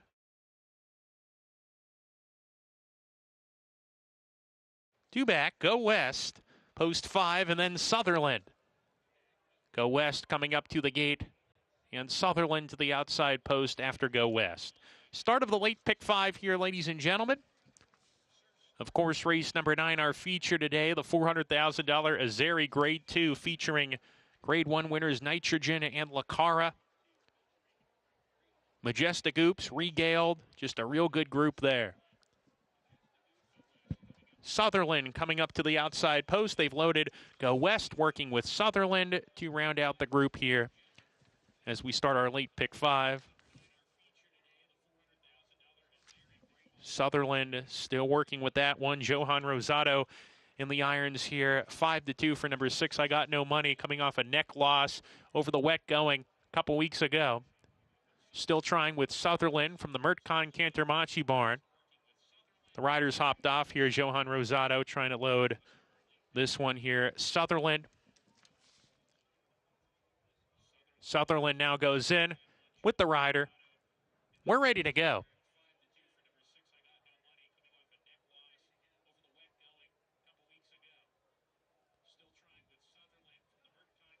And Laroff.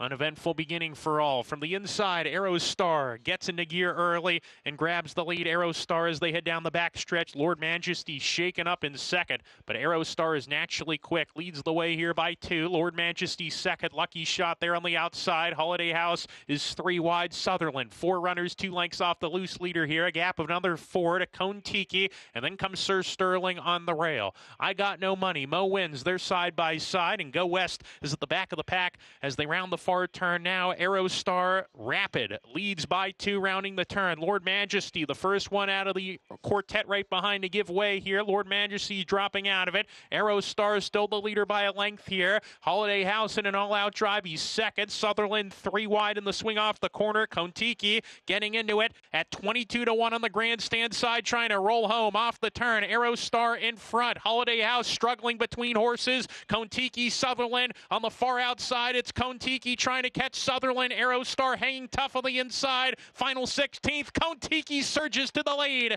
and it's Kontiki drawing away from off the pace at a number to kick off the late pick 5. Sutherland was second. Aerostar third. Holiday House fourth across the finish. Kontiki, for long shot specialist trainer Kim Pohl, does it again. I was looking for the name. I was expecting to be Kontiki, the Raw Expeditions.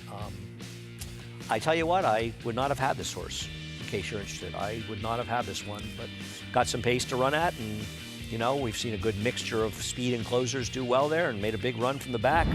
Did win a muddy sealed track at Thistledown, and was dropping a little bit, but had not run a step in its last start. It's a tough one to have. 22-1 upset. Maddie May next here in New York. 1-turn mile, 3-year-old fillies, and Galinda returns undefeated, 2 for 2 for Miguel Clement. We start with Rena's Revenge.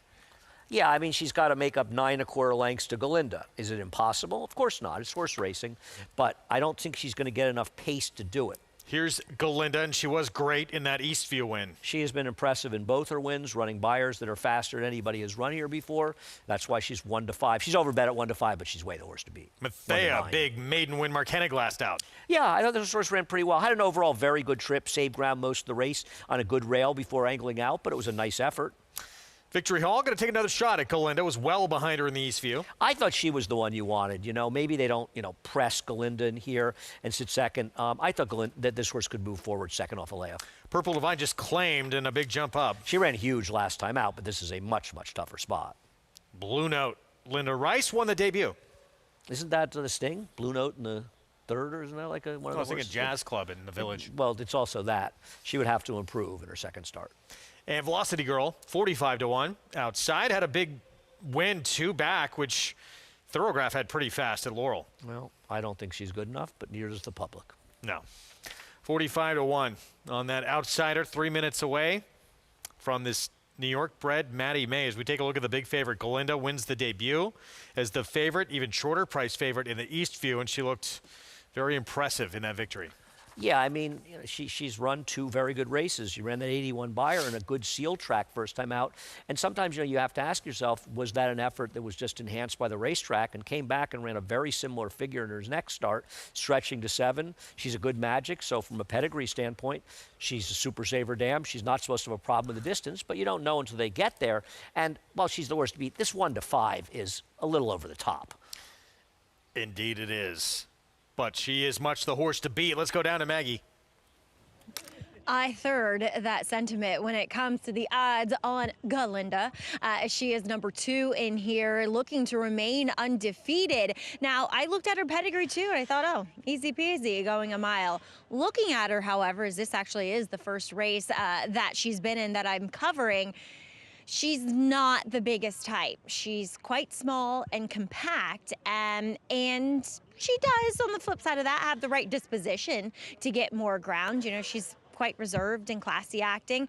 I also wish, and I'm going to completely split hairs because she's 1-5, I wish she looked better in her coat. I mean, there's several other fillies that have, made it through the winter here. It's been a rough one in New York and look way better in their coats than Galinda does. But we'll see. Just on figure, she definitely lays over this field. I have always been a bit intrigued by number 1, Rena's Revenge, especially getting back out to a mile. I know her form wouldn't bear that out, but I do think she's at least built for it, despite being a daughter of Yalpan. She does have the mine shaft on the bottom.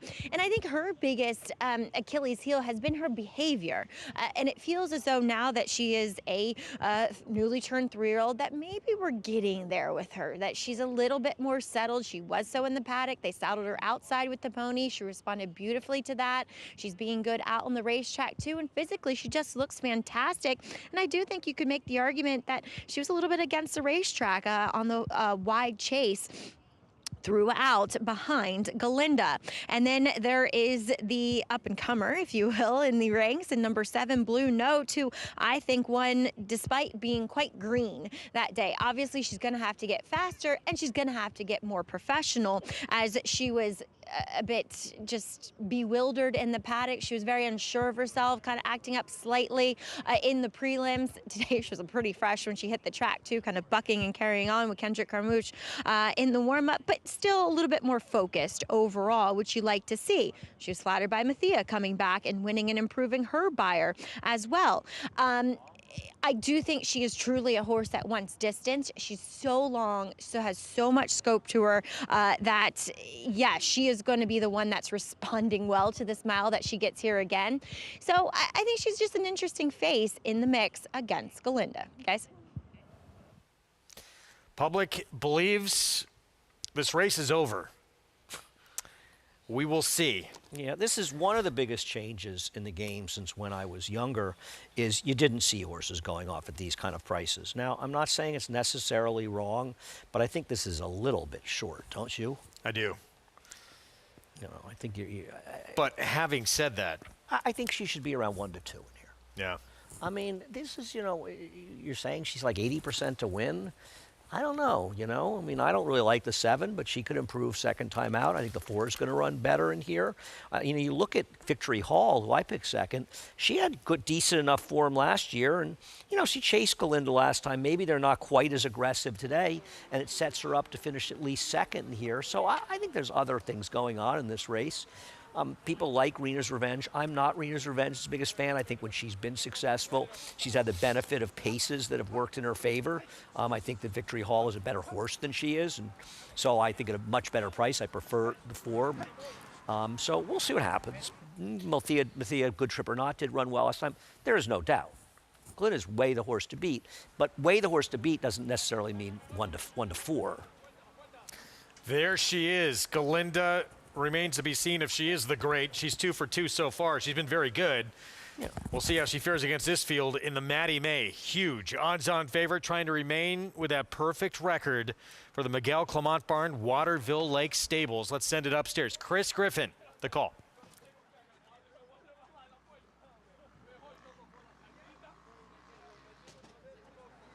Mathia.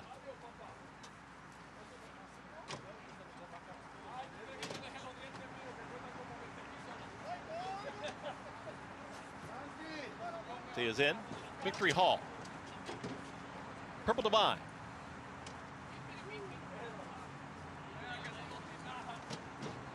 Two out. Blue Note. And Velocity Girl.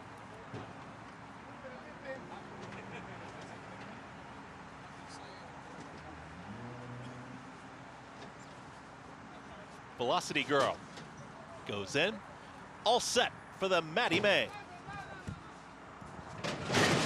And they're off. There's the orange cap of Galinda. Goes right out towards the front and has company from Victory Hall. Here comes Purple Divine to join those early leaders, and out wider, that's going to be Blue Note. That's the leading quartet as Galinda will show the way. It's Galinda who's up by 3/4 of a length. Here comes Purple Divine to the outside, a challenging second. 3 wide there is going to be Blue Note. Taking off the pace now is Victory Hall. Is at the rail in 4th. Velocity Girl out in the center of the racetrack is in 5th. Starting to move forward from the back is Mathia, second to last, and Rena's Revenge is the trailer. Galinda went 23.48 for the opening quarter mile and has plenty of pressure to the outside here. 2 wide is going to be Purple Divine.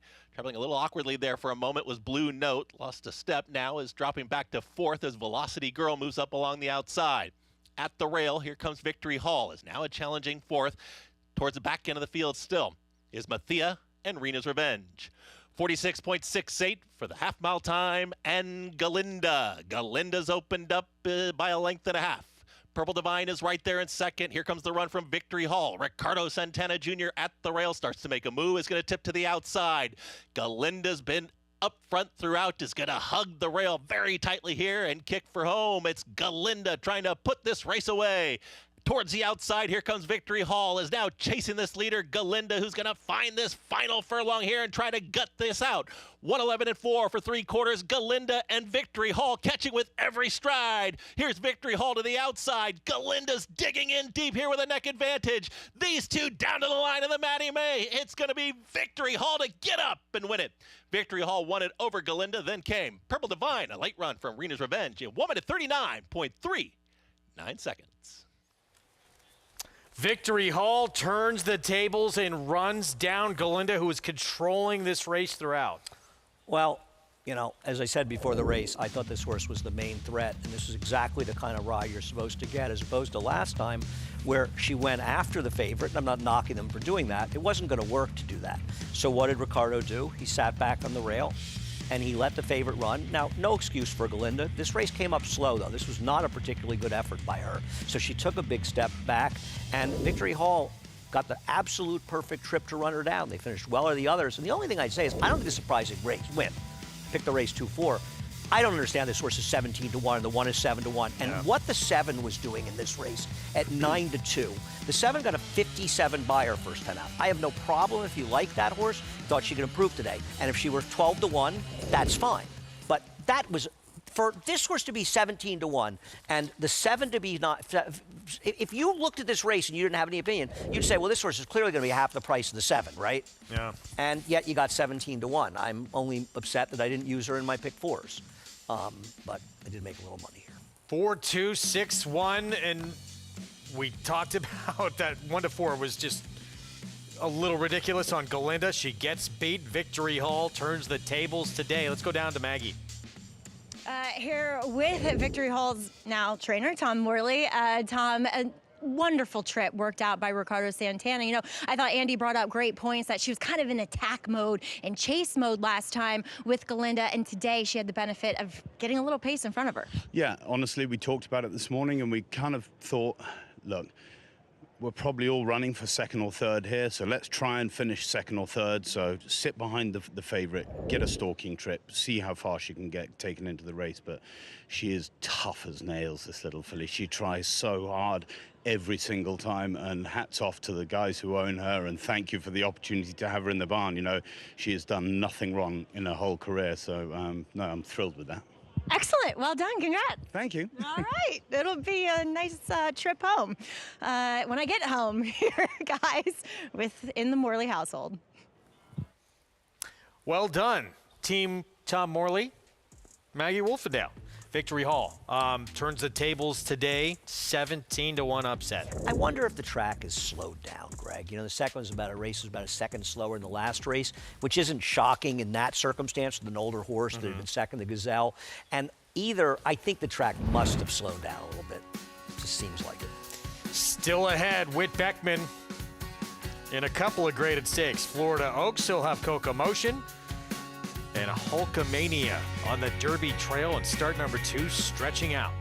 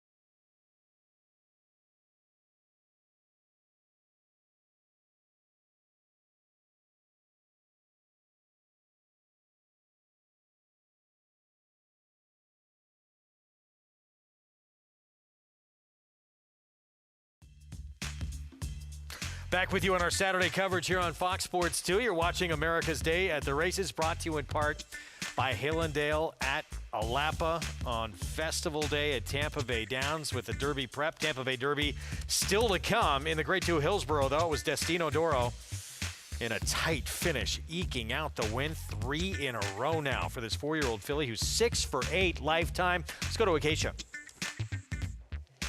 Joined now by trainer Brad Cox. Destino Doro got her nose down just in time, but really much the best with that trip. You have to be really proud of her. Yeah, no, very proud of the filly. I want to congratulate Steve Landers, big win. And yeah, I mean, she's tough. Obviously, she showed that today from the half-mile pole home with kind of getting checked out of it a little bit and circling, no pace. It's a question mark with the turf if she'd like it, but I think she's just honest, shows up, runs hard when she's doing well.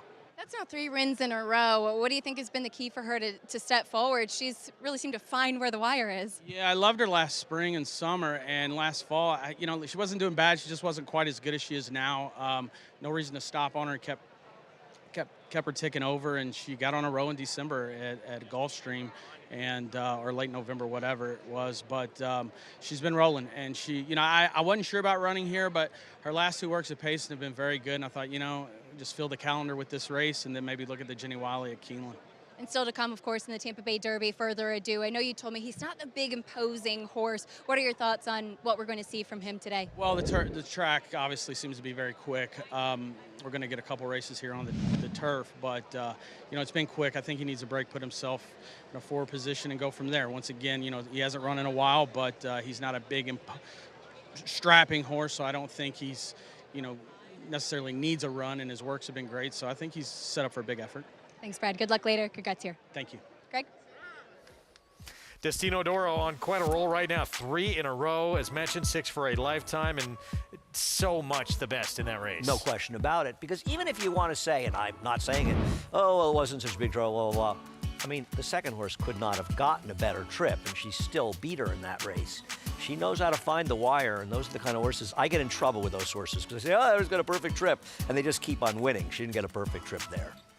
Well, up next, more stakes action. Grade 3, Florida Oaks at 1 1/16 on the lawn. $200,000 purse. Here's backgammon. I don't think she's beating the horse that she finished ahead of last time, Dan done, but I like backgammon. You play backgammon? It's been a long time, but yeah, it's a great game. Alone time. Cherie DeVoe comes off a maiden score at Fairgrounds. Third winner did come back and win and improve 9 buyer points. The rest of the field, not necessarily clear how good they were. Miguel Colombarn just beat with Galinda in the Maddie May. We'll try and rebound here with Abigail trying to win 3rd in a row. Yeah, she's coming off 2 straight wins, but the competition just got significantly tougher. 2 sprints now stretching out, first on grass, Bossy Candy. It's really a pedigree that's better for synthetic, so I don't know that she can expect to improve, and she'd need to. Pratt for Saffie Joseph Jr. Dandona. This is who I like. She's not coming out of a great race, but she ran huge in there, and it doesn't hurt to get Flavian. Tom Proctor Barn, Glen Hill Farm Silk, Specialwood. This horse did absolutely no running in the Jimmy Durante with a no-excuse loss. It was 4-1 on the Breeders' Cup Juvenile Fillies turf, but did not run much. Time to Dream. Yeah, I mean, she shouldn't have been 4-1, but she does have some good race before that. We'll see. Courageous Diane, at least 99.01. No, it was a courageous decision to run her here. Coca Motion, Jason Wirth's Icon Racing, trained by Whit Beckman, dominant in the debut. You always wonder how they do in their second start when they have that impressive debut, but I mean, this horse, she didn't have an easy trip, and she just destroyed the field. Bramble Blast is a huge number. Mike Deeney Barn. Well, you would think stretching out from sprints that she'll be at least somewhat forward. And Legina outside for Patrick Biancone. She's run okay, but she's also got speed, and I think the pace could be pretty quick. Let's go back to Acacia. And starting with Time to Dream, as she makes her 3-year-old debut, she obviously has the class and the numbers that she was running as a 2-year-old with natural progression should make her a big player in here. My one question is that she just hasn't really grown or changed at all and making that jump from 2 to 3. She looks very fit coming back, but she's on the smaller side. She's a little bit more angular in her hind end. I would have liked to see some development, but that being said, I think it's a confident move to see her come come back in a spot like this. And let's not forget that this time last year, this Florida Oaks was the race that kicked off the 3-year-old season for Nitrogen, who we're going to see running in Grade 1 later. The number 9, Coco Motion, I like, though. I liked her first time out. My one question about her was that maybe she just needed to strengthen a little bit, and she was really impressive. She has strengthened. She's developed a lot from her first to second start and was very impressive that day. I know Special Wood didn't do much running in California last time. She was blocked for much of the race, but didn't kick on in the stretch.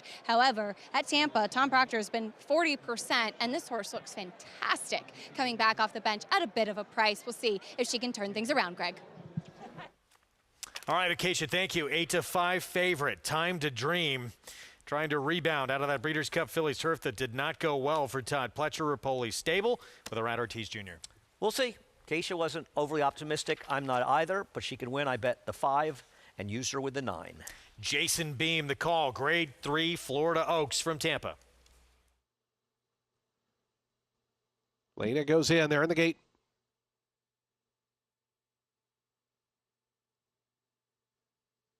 And the race is on in the Florida Oaks. Special Wood got crowded a little bit at this start.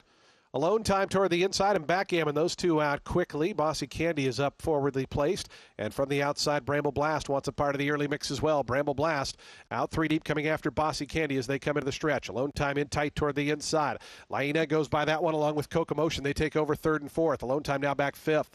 Abigail between horses 6th. Courageous Diane, the big long shot, going to be cast out 3 deep in 7th. It's 2 more back-to-back Gammon in 8th. Time to Dream's right alongside of her in 9th. It's another 2 back to Dandona. And Special Wood after that slow beginning is the trailer. As Bramble Blast is the leader. 5.5 furlongs left to go in the Florida Oaks. 23.40 seconds for Bramble Blast. A length and a half in front of Coco Motion. Laina right to her outside. They're a length in front. Courageous Diane out wide. Alone time's 2 deep there down at the fence. Bossy Candy, Abigail in and amongst horses in that group. The top 7 only covered by about 3 lengths. It's 2.5 more, then back to Time to Dream. Down on the inside goes Backgammon. Another 2 back to Dandona. Still 3 more to Special Wood as they take their run to the far turn.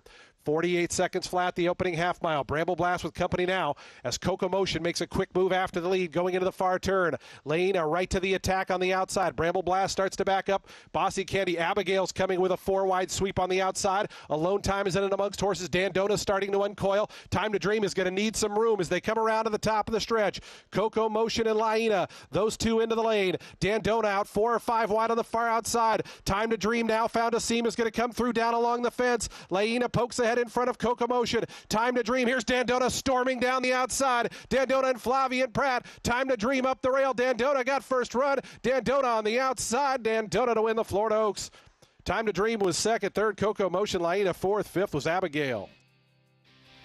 Dandona, Flavian Pratt, Safi Joseph Jr. made a big move around the turn and just inhaled this group. Yeah, this is a very quick pace, relatively speaking, faster than the pace we saw with the older fillies in Mare's last race. And Dandona, unlike last time, she broke well. She got a good position with Flavian. She made that run. Flavian kind of blind switched the 7 a little bit. I don't think it really hurt Time to Dream that much because she ended up getting through fairly easily and saving some ground. Not that Dandona didn't have a good trip. She did have a good trip. She proved best. I mean, this is a horse that if you watched her last race, there's a good chance you bet her today. 5-7-9. Coco Motion, who was so impressive first time out for Jason Worth's Icon Racing, winds up 3rd. Going to have Hulkamania in the Grade 3 Tampa Bay Derby as well.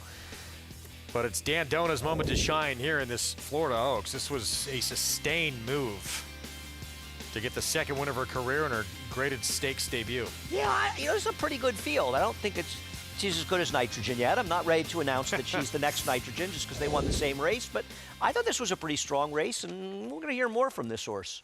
For sure. Time to Dream ran well. It's a very good start for her. I'll tell you something else. I think Coco Motion might have run as well as anybody in here in defeat, to be honest with you. When you consider how the pace collapsed in there, she was right on top of it. She really never gave up until the very late stages. So I know if you have Coco Motion, you're a little disappointed, but I wouldn't be disappointed in that effort. That was a very good race in a losing effort. Back to the Maddie May in New York. There's Tom Morley with a filly who is new to his barn for a start and a win. It's 17-1 in the fog. Yeah, it's getting a little foggy here. Fortunately, we're almost done racing. And, just a terrific ride in here. And it's exactly the kind of situation. I don't knock the ride last time and this idea. She's also coming off a layoff, so she was a bit more fresh. And they went after Galinda. they understood we can't give the same ride. You know, we got beaten by 11 lengths last time. So today she stayed in the rail, and I think there is an argument. A good friend of mine made this case that maybe the rail is a bit of an advantage today. Not a huge bias, but this horse just worked out the right trip, and I think the best two horses ran 1-2 here. And I don't think Galinda lost that much in defeat when you consider the pace was honest, but maybe she wasn't quite as good as she looked, and Victory Hall was better than she looked. She was too big a price. $37 and change for Victory Hall in the Maddie May. Let's go to Oaklawn Race 8. Starts the pick 4.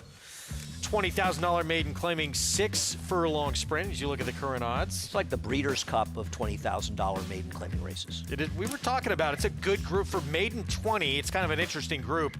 I thought the 2 made a really nice appearance, as did the 5. Let's go to Mig and Meg. Over 15 horse. Thanks, guys. Listen, it is a very competitive race. Now, Breeders' Cup for maiden 20. Honestly, I don't know about all that, guys. It's strong, though. But we're going to start down on the inside. A horse that's a bit of a price. The 1 Highway Patrol did show good speed last time, chasing a fast pace against cheaper. Did so. Honestly, I thought he ran pretty well up there, getting it 16-1 from the inside. And I do think there's a good amount of speed. The 5, the 7, the 10 should be forwardly placed, so he's going to be a bit up against it as far as that's concerned. But I liked his run last time out, got back on the dirt after some synthetic tries, and could be interesting, but does have to contend with a sloppy, wet, sealed surface, as do many of these old-timers looking to break their maidens do. Well, a horse that has a couple good races on off racetracks is the 2 World Fair, owned by Louis Sella, the owner of Oaklawn Park, and trained by the unofficial mayor of Oaklawn, Ron Moquette. I like this horse physically last time out. I like him again here. He always kind of is, I don't want to call him a fake, but he always kind of makes that nice impression, and then he doesn't quite have that run late. Now, he did take a step forward last time out on a sealed track behind Trouble Ahead and Nyquist Frequency, where it seemed like he was going to be able to put forth the run, and he really didn't. I think he's going to run well here. As Andy mentioned, this is his 16th try. 8-5 in this field, though, is a little short for me. Yeah, I would agree with that. The 3 Saving Heart. Now, this horse is dropping back out of Maiden Allowance Company to the maiden 20 level, lowest ever, turning back in distance, which I think is good. Are you a little concerned the 2 races in the mud leave something to be desired? That's exactly why I faded this horse. I thought he was interesting as well, Meg, judging from his 2-back race where he closed, and he has some pace to work with, but he has not lifted a hoof on that muddy sealed surface that he gets today. Hey, he hasn't. I think he's in the right level, maiden Right. 20, sprinting, but maybe the track plays against him. The 5 Gunfire, pretty interesting. First off, the Scott Becker claim. This is who I landed off on as coming off the claim from David Jacobson in for 20, who showed speed last time out. Now, as I mentioned, a decent amount on a tap here and showed a better dimension when being able to kind of sustain a run last time out versus 2-back. And he was behind Coastal Breeze that day, who came back to win in a 12-5 claimer next out. I thought he was interesting. You're getting a price. I really liked the way this horse looked physically 2-back and was kind of almost wanted to bet him at 22-1 that day, and he didn't really run to it, but I'm optimistic for him, trying to go back at 6-1 today. And then the horse making the first start off the Steve Asmussen claim is the 7 Capital Connection, who showed good speed last time, but has shown speed in the past as well. He kind of broke through the gate a bit there last time out. I always like to see these older horses get a race under their belt, especially off of the freshening as this horse did last time out. And it's interesting to me playing the claiming game, especially with this horse who seems like a quintessential Steve Asmussen claim, and that's exactly what happened. I think he's going to be a part of the early pace as well, Mig. Yeah, I would imagine he'd be forward. Keith Asmussen, a nice win for his father yesterday. Good to see him find the winner's circle. Returning off a tough injury, but I feel like he's really kind of riding into form, or rounding into form, if you will. Tough group.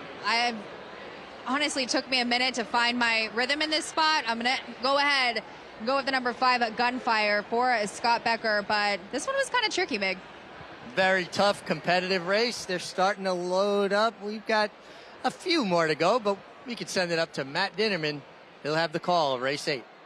Willie going into the gate. World Fair coming forward.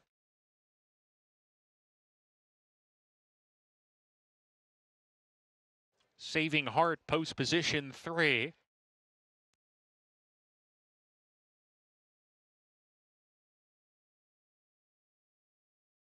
Fairfield Bay.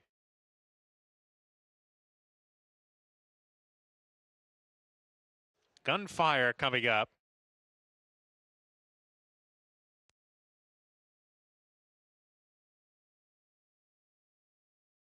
Working with Gunfire to go in. Now he's at Roman Honor outside post. Here's Roman Honor.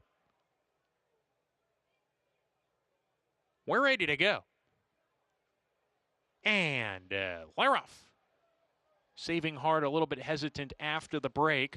Gunfire, flashing early speed, has the lead. Highway Patrol second with World Fair, Capital Connection, Amazing Music. That quartet stretched across the track right behind Gunfire, who's on the lead down the barn side here. Happy I Am in the 6th position. Roman Honor a length behind him. Then comes Fairfield Bay, Saving Heart, now passing Joe Willie, who drops to the rear with a half mile to go. It's still Gunfire, loose up top. A length and a tail ahead. Capital Connection comes out of the crowd to take second. Amazing Music third, Sent Upon 3 wide, now 2.5 or 3 behind the front running Gunfire. Then comes Highway Patrol, World Fair under a ride, making his way outside of that rival. The others well behind at this point, hitting the quarter pole. Gunfire clear on the lead, Capital Connection shaken up. Amazing Music still deep as they come off the turn. World Fair joining him as they come down the lane. Gunfire clear outside, Capital Connection trying to reel him in. These two 1-2 throughout, that's how they hit the furlong pole. Gunfire still clear on the lead. Capital Connection wandering about, and it's going to be Gunfire. 2 wins today for Abel Cedillo. Gunfire clear to the finish. Capital Connection second. Highway Patrol third. World Fair was fourth. Gunfire with your victory goes off at 5-1. Made a nice appearance in the pre-race warm-ups. I know Megan liked this one as well. Scott Beckerbarn, Abel Cedillo. Well, I don't like to bet horses claim from David Jacobson, so I wouldn't have had this one if I bet the race. But good call by Megan at 5-1. Ryder, I believe, mid-stretch, stick went flying. Probably didn't need it. No. Now, if you hit the horse with your hand more than 6 times, do you get fined, or is that? Yeah, that's a good question. Above my pay grade. 6-1 upset with the Grade 2 Azeri and reigning champion 3-year-old Philly Nitrogen back in action off that Bayakoa victories. We return for the nightcap here in New York. They're going to close things out with an entry-level allowance, 7/8 of a mile, and the return of incentive pay, who we'll get to. We start with Griffin's Wharf. Yeah, this is a horse who obviously improved in the turf, and you kind of wonder if Tom's looking to get the horse started, and with turf racing coming back in a month, probably moves to that surface unless he runs really well here. Big effort from Porosity last start. That was January 3rd. We've not seen him since. Yeah, you like him. I don't. He could win. I'm not. I think he's no underlay at 5-2, and I think this is a much, much tougher spot. Incentive Pay was third to Chancer McPatrick in the Hopeful the last time we saw him. That was September of 24. Chad Brown had high hopes for this horse last season. He just never was able to get started with some issues. He's back, and I'm optimistic he's going to run well. My Matoli, 2-time winner for Carlos Martin. Listen, he runs races fast enough to win here in a 7-1. I prefer others, but I think at that price he's usable. Derbiness off since May of last year for Brittany Russell. What does it mean to be Derbiness? Is that a... Didn't mean this one was going to the Derby. It didn't happen. That's some okay races. I'm ready to go. Double-digit odds. Chad Brown won the debut. Should be forward. Probably obviously the lesser of the two Chad Browns. Big price. Debut was back in March of last year, by the way. C Vista comes off a win. Yeah, see how he does. Roger Rogers, a heavy favorite running here, I think, tomorrow, and he's certainly a player. And Protected has put together back-to-back efforts where this one could move forward. I don't understand why the 7 and 8 are 4 and 5-1 and the 2 is 5-2, but obviously bettors are disagreeing with me now. Huge figure. For who? Thorograph. The Porosity. 2? Oh, yeah. Oh, really? Okay. Huge. Well, there you go. There you have it. We'll see what happens. You think that's the reason? It was a good race. No, that's probably one of the reasons, those figures. I don't love that horse's race. I thought the horse had a perfect trip. I don't love the field. The second horse came back and won, but it went 7 Beyer points slower. The third horse 7 Beyer points slower. At 5-2, he's going to beat me, and he very well may. Meanwhile, Incentive Pay, the 3, won the debut, then was third behind Chancer McPatrick, the highly regarded Ferocious, back in that 2-year-old campaign in the Hopeful a long time ago, Maggie. Yes, I actually picked him in that Hopeful. I preferred him of the 2 Chad Brown horses that day. Of course, I was wrong. like I often am. But Incentive Pay, I'm excited to see him back in action here, as much the same as a 2-year-old in the fact that he's just a very classy individual.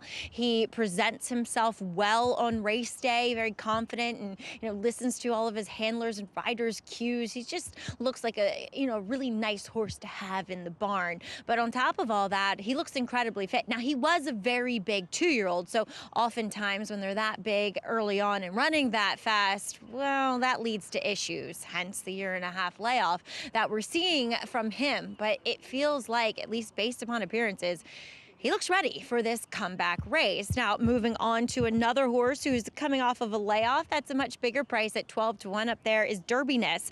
I know he's a little bit hard to trust, but I thought, 2 back here, at least on a muddy surface, going the 7 furlongs at Aqueduct, a good effort. Just a very handsome horse shipping in for Brittany Russell, whose horses always tend to look the part. Maybe a touch soft, maybe we'll need one, but, I thought the pace is, I'll let Andy talk about it when I get it back to you guys, was a bit murky here. It's one of those races where it looks like there's several horses that could go, or there's several horses who don't want to go. If there's several that go, then Derbyness could very well pick up the pieces. Sea Vista, honestly, was a horse with recency that made the best impression on me here for Brad Cox. Just finally did break through, last time, which, a Brad Cox horse, like many of those top trainers, you like to see them do it a lot earlier than that. But I thought a good effort in what she was tracking the pace against that gold rail in the 2-path, and he just was able to wear down the leader that day. Just incredibly fit now, really well developed hindquarter, sharp, feeling good. So if you don't want to take a horse off the layoff, I did prefer Sea Vista here, Greg. It has become awfully foggy as we close out this Glad card it's here the in end New of York. the day and not the beginning Yes. of the day. That's all I have to say. Still to come, by the way, in Hot Springs, champion 3-year-old filly Nitrogen. She is up next. She looks pretty good. In the grade 2 Azeri. It's interesting with her because Mark's getting her started so early, and, it's a good idea because the competition rates to get tougher going forward. He's obviously pointing towards the apple blossom, but listen, she's the goods. And, she has a remarkable thing about Nitrogen. If you look at all her races, her figure, except for one time, has gotten higher, her buyer figure, in her subsequent start every time. She was 1 point lower when she ran in the Saratoga Oaks. Pretty amazing when you think about it, right? We're all excited to see her come back in this graded stake on the way to the Apple Blossom. First up, Nightcap, New York. Incentive Pay, the 3, has become the favorite. First start since the 2024 Grade 1 hopeful. Beat by his stablemate Chancellor McPatrick that day. Chris Griffin with the call, the Nightcap from New York. Derbyness is in. There's I'm Ready to Go. 3 out now. Here's My Matoli. And the 2 to the outside, Sea Vista. And Protected, 7 furlongs. Still waiting on My Matoli, who just took a turn there in behind the gate.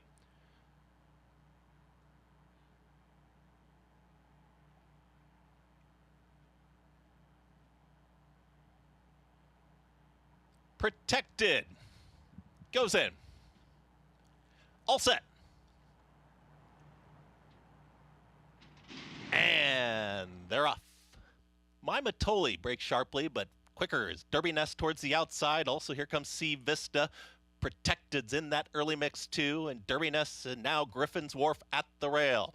Griffin's Wharf and Derbyness, they're going to square off here 1-2 as they work to the back stretch. And they will slip into the fog now and will disappear here for a second as we try to get some of the angles, and there one is right now. It's Griffin's Wharf to the inside, and Derbyness Protected is right to the outside of them in third. Also moving forward, here comes I'm Ready to Go, is now in pursuit, is going to be 4 wide. Incentive Pay is tucked in behind Rivals, is in 5th. Also trying to rally on there is Sea Vista, behind Horses Porosity, and My Matoli has slipped all the way back to the tail end of the field. 23.14, that opening quarter mile, it's been pressured, and Griffin's Wharf has got the lead. Griffin's Wharf is right there with Derby Nest as they're well into the far turn. Protected 3 wide, 4 wide. Here comes I'm Ready to Go. Incentive Pay is in 5th. Looking for a way through, is in behind a wall of horses with a quarter mile left to go. Is going to take an outside run as they are stacked up here at the top of the stretch in the foggy finale at Aqueduct. And they are in the stretch now and looking for them to emerge. And we'll see who's up front. It's going to be I'm Ready to Go down the center of the racetrack, who does start to roll. Here comes on the far outside Porosity late. Incentive Pay is in there too. These 3 down to the line. It's going to be a photo finish. It's Porosity to the outside. Porosity gets up to win it. Porosity won it over I'm Ready to Go. Incentive Pay finished 3rd in 1 minute 23 and 4. Porosity with the win. Back-to-back victories now. Linda Rice, Kendra Carmouche. And she had a bit of trouble at the start. It felt like the 3 may have come in and bumped her a little bit, or him a little bit, and he managed to get it done as this race came apart in the late stages. And Chad Brown runners off layoffs came in and finished 2-3, but Porosity got the best of them. Recency obviously helped. 6 was making a run here. I'm Ready to Go. The other Chad Brown runner winds up 2nd and 3rd here. A lot of no-shows. The 7 and 8 was complete and total no-shows here. Slight second choice in the end. Porosity to close out this card here in New York. We'll have the prices when we come back. Up next, out in Hot Springs, reigning champion 3-year-old filly Nitrogen, successful in her 4-year-old return with a Grade 3 victory in the Bayakoa. We'll try and go back-to-back with a Grade 2 Azeri win when we come back.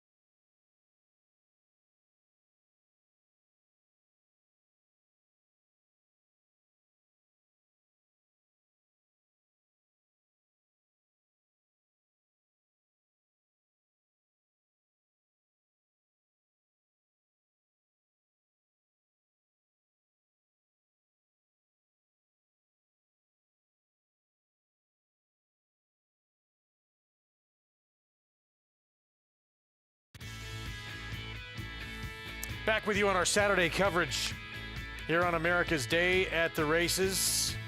And Dan Dona, Safi Joseph Jr., Flavian Pratt take the Grade 3 Florida Oaks, where the rain has really started to come down. Yeah, and they have announced that the 12th race at Tampa is off the turf. So if you're betting doubles, let you know they are off the turf of the Tampa 12. All right. Of course, Grade 3 Tampa Bay Derby is next with that rain coming down. We'll keep you posted on that scenario. Right now, let's go to Acacia. Here with Bobby and Pratt, Sandona gets the win in the Florida Oaks. Just got to wear the garland. That has to always be fun as well, but she was much the best kicking away for you there. Yeah, she settled down nicely all the way around and gave me a good run.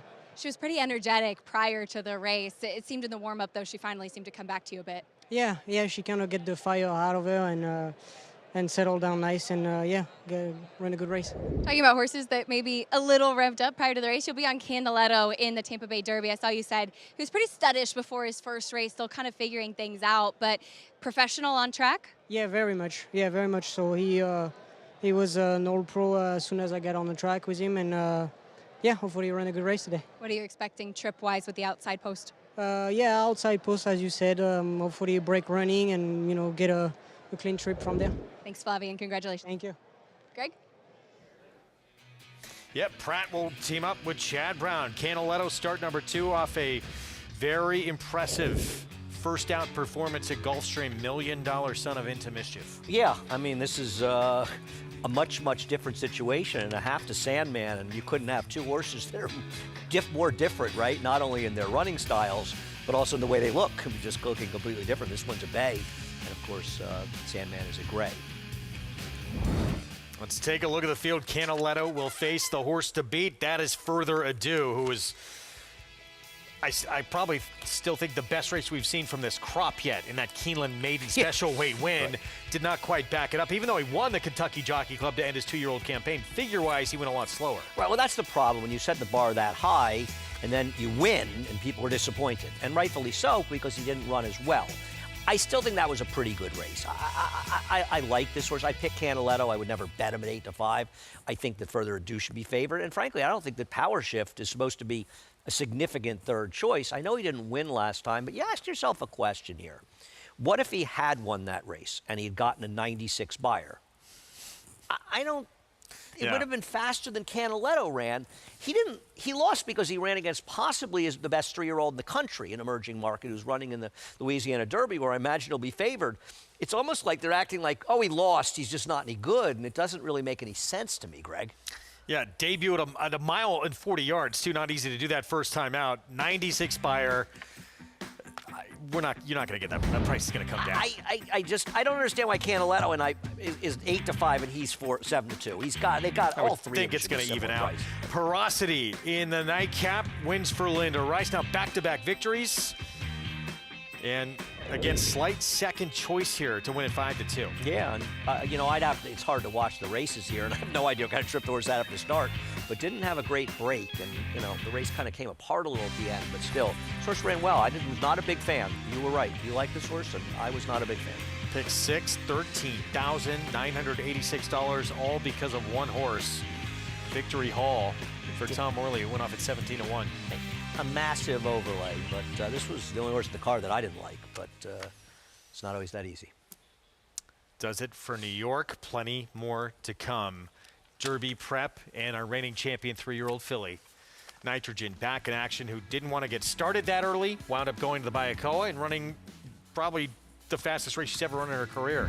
Mark Casse is the racing secretary's dream.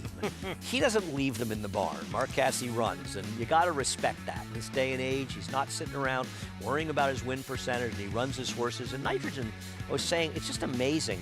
Only one time in her career has her buyer figure not improved from one race to the next, and that time she took step back 1 buyer point. Riders up at Tampa Bay Downs for this Kentucky Derby prep, 50 points to the winner to get into the starting gate. That first Saturday in May, the Power Shift just left our screen, missed by 3/4 of a length. You feel the horse that beat him right there at the top of the list of the best of this 3-year-old division? He could be. Listen, winning a maiden race, I don't care how fast you go, doesn't mean anything.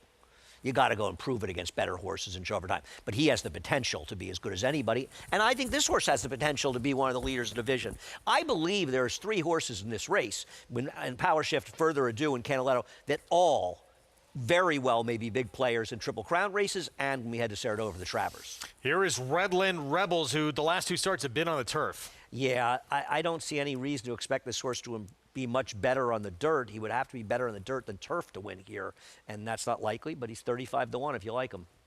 Talkin won his debut. He was second then in the Champagne to Napoleon Solo. Yeah, he had an awfully good trip in that race, and then he bombed the Remsen. What I don't like about him is could have come to the Gotham, was scratched out of the Fountain of Youth. Now he comes here. It's a lot of sort of changing courses, and I don't love that with a horse in a race like this, but he's a big price and too big a price. He shouldn't be half the price of the one. He should be a fifth of the price of the one. Roger that. Dana was second to Commandment in the Mucho Macho Man. He was. Now he was beaten 7 lengths, but there's a fair argument. Commandment is right on top of the top 3-year-olds, certainly the top 5. Jason Worst, Icon Racing, part owners of Hulkamania, start number 2. I appreciate and enjoy Jason's enthusiasm, and he's taking a shot to see if he can get there, but this is a very big ask off the race he ran first time out. Power Shift, the maiden, went by for Todd Pletcher. Here's Further Ado, should be the favorite. We think the Power Shift is too big a price, and I agree. I think he should be and will be the favorite in Further Ado. Big price, Thunder Buck, Brendan Walshbarn. The maiden win wasn't that bad, but he's another horse that have to improve.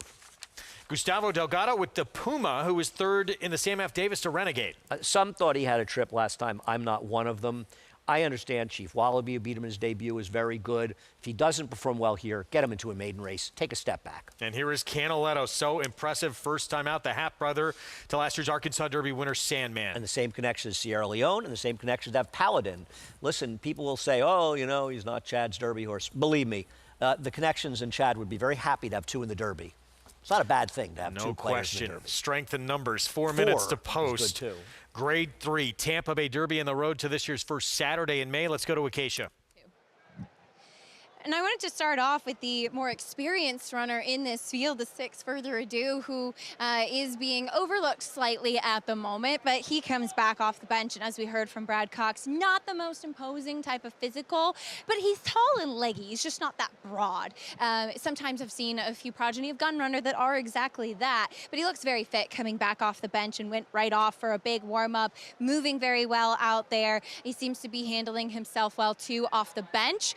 He seems like a horse that, as Brad told me earlier this week, really thrived when he got a chance to go longer. So coming back in this spot, I do think that he is in many ways the horse to beat, but I think he has some stiff competition with some more lightly raced runners. The number 9, Canaletto, I thought was very impressive first time out when winning, though was a bit green. You could see Flavien really had to kind of ask him to switch leads. He was maybe a touch distracted in the stretch when by himself, and Flavien had said he was a bit skittish in the paddock before that first race. Not the case today. They had 2 handlers on his head and did everything possible to keep him quiet, especially in the tight confines of the saddling area and with everybody crowded in there to try to get out of the rain, myself included, but he acted very, very well.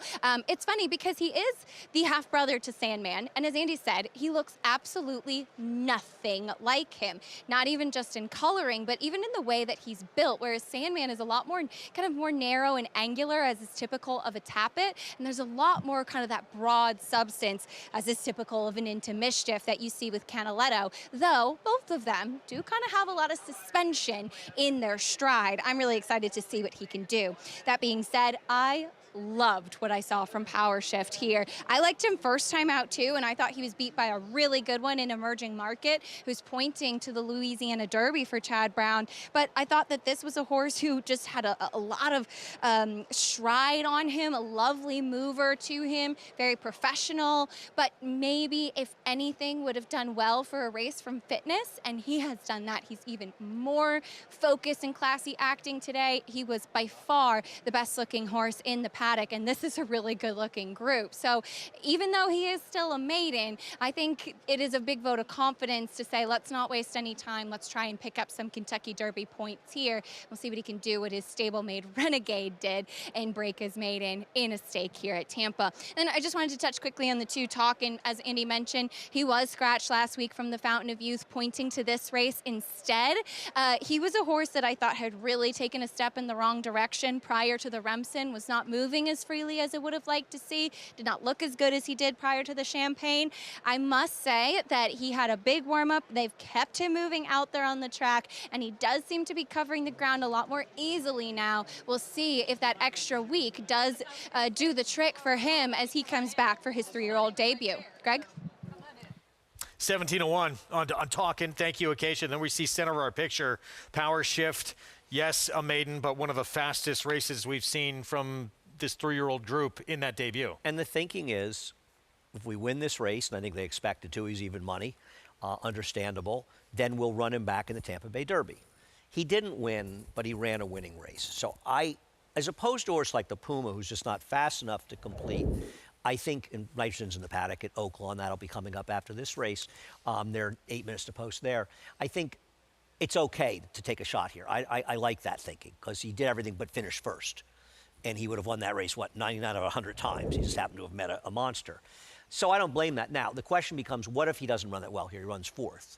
I think then you have to regroup and you go back to a maiden race. You try to break the maiden. You have to be careful about doing too much. But I don't understand why he's 7-2, and I really believe if he had finished first in there with the same figure, he would be a shorter price. Don't you? Sort of meaningless where he finished. Right. I mean, he ran what he ran, which is a race that he deserves to be here. He deserves to be a main player.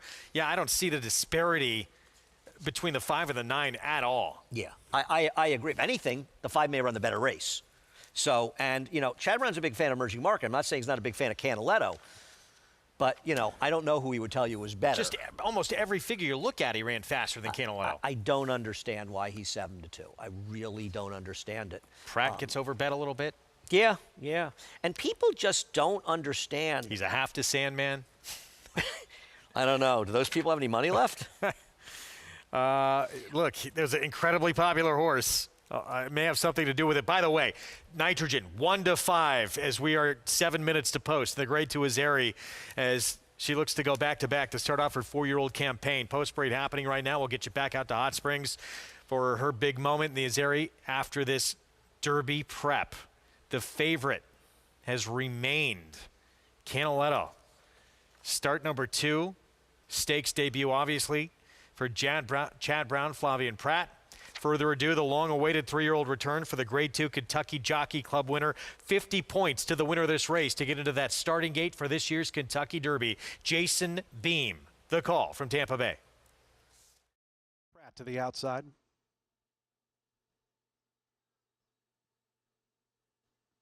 Canaletto goes up. Andia, they're in the gate. And the race is on in the S-Mark Tampa Bay Derby. Power Shift hopped just a touch at the start. Redland Rebels was out in good order. Further ado and talking right between them. Those are the top 3 as Canaletto tries to find his spot. 4th to the outside. Going to be cast out about 4 deep as they run into that turn. In behind them, Hulkamania, Power Shift in on tight on heels there. Just in behind runners. Thunderbuck is after that. Canaletto's about 5 or 6 paths wide now. Roger that. Dana is second last. The Puma is the early trailer as Redland Rebels and Junior Alvarado to dictate terms. Redland Rebels to the backstretch, 23 seconds flat for the opening quarter mile, so they settle in for that backstretch run. It's Redland Rebels a length and 3/4 in front of Talkin. Further ado, well placed third to the outside. Length and a half more then back to Canaletto, who moves up on the outside of Power Shift. Hulkamania stays to their inside. After that is Thunderbuck, who's racing along in that 7th position. The Puma's out of last. Roger that. Dana the long shot is now the trailer. So there's a half mile left to go in the S-Mark Tampa Bay Derby. 46.68 seconds was the opening half-mile time. It's long shot Redland Rebels, who's led throughout. Talkin is second, pushed along. Further ado, glides up from third. Down on the inside, Hulkamania. Canaletto giving a bit of a cue. The Puma is 4 or 5 wide as they wind around that turn. Redland Rebels, further ado, coming after this long-time leader. Canaletto's 3 deep. The Puma 4 wide and is on the move. Talkin's in behind horses. Hulkamania stays down toward the inside as they wind around to the top of the stretch. The Puma and Canaletto out 4 and 5 wide respectively coming after. Further ado, Redland Rebels still battling on. They're 4 across the track as they come to the 8th pole. On the outside, the Puma. Canaletto, further ado right there. Redland Rebels not done as they have a final 16th to go. The Puma, further ado. These two go on. Canaletto's between them. The Puma's in front late. The Puma wins the Tampa Bay Derby. Second was tight. I think it was further ado over Canaletto. Redland Rebels ran a big one in 4th, and Talkin was 5th. The Puma rebounds after running a distant 3rd to Renegade in the prior prep here at Tampa in the Sam F. Davis. No, the connections were aggressive. I didn't think it was the right move, but they were right. It was the right move with him to get it done here. He persevered down the stretch against a couple of good horses. I don't think that either the 6 or 9 lost anything in defeat. But they both ran well. The 6 for his first start. The 9 was wide the whole way in here. But the Puma got it done. A tip of the hat to the connections, getting it done. A big race to break his maiden. And I got to tell you something else. Power Shift was a complete no-show.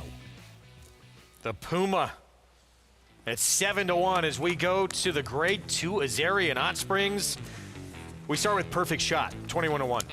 Yeah, Perfect Shot. I mean, she sort of won out of nowhere in the Houston Ladies Classic last time. She'd have to take another step forward to win Had here. a big run at Saratoga this past summer as well, but this is not big enough. Whole different kind of company here. Facing this one, the reigning 3-year-old champion, filly and Bayakoa winner last start, Nitrogen. And if you want to find a sort of a chink in her armor, well, one of her best races ever was on a sloppy sealed track. That's the reason they decided to go forward with dirt with her.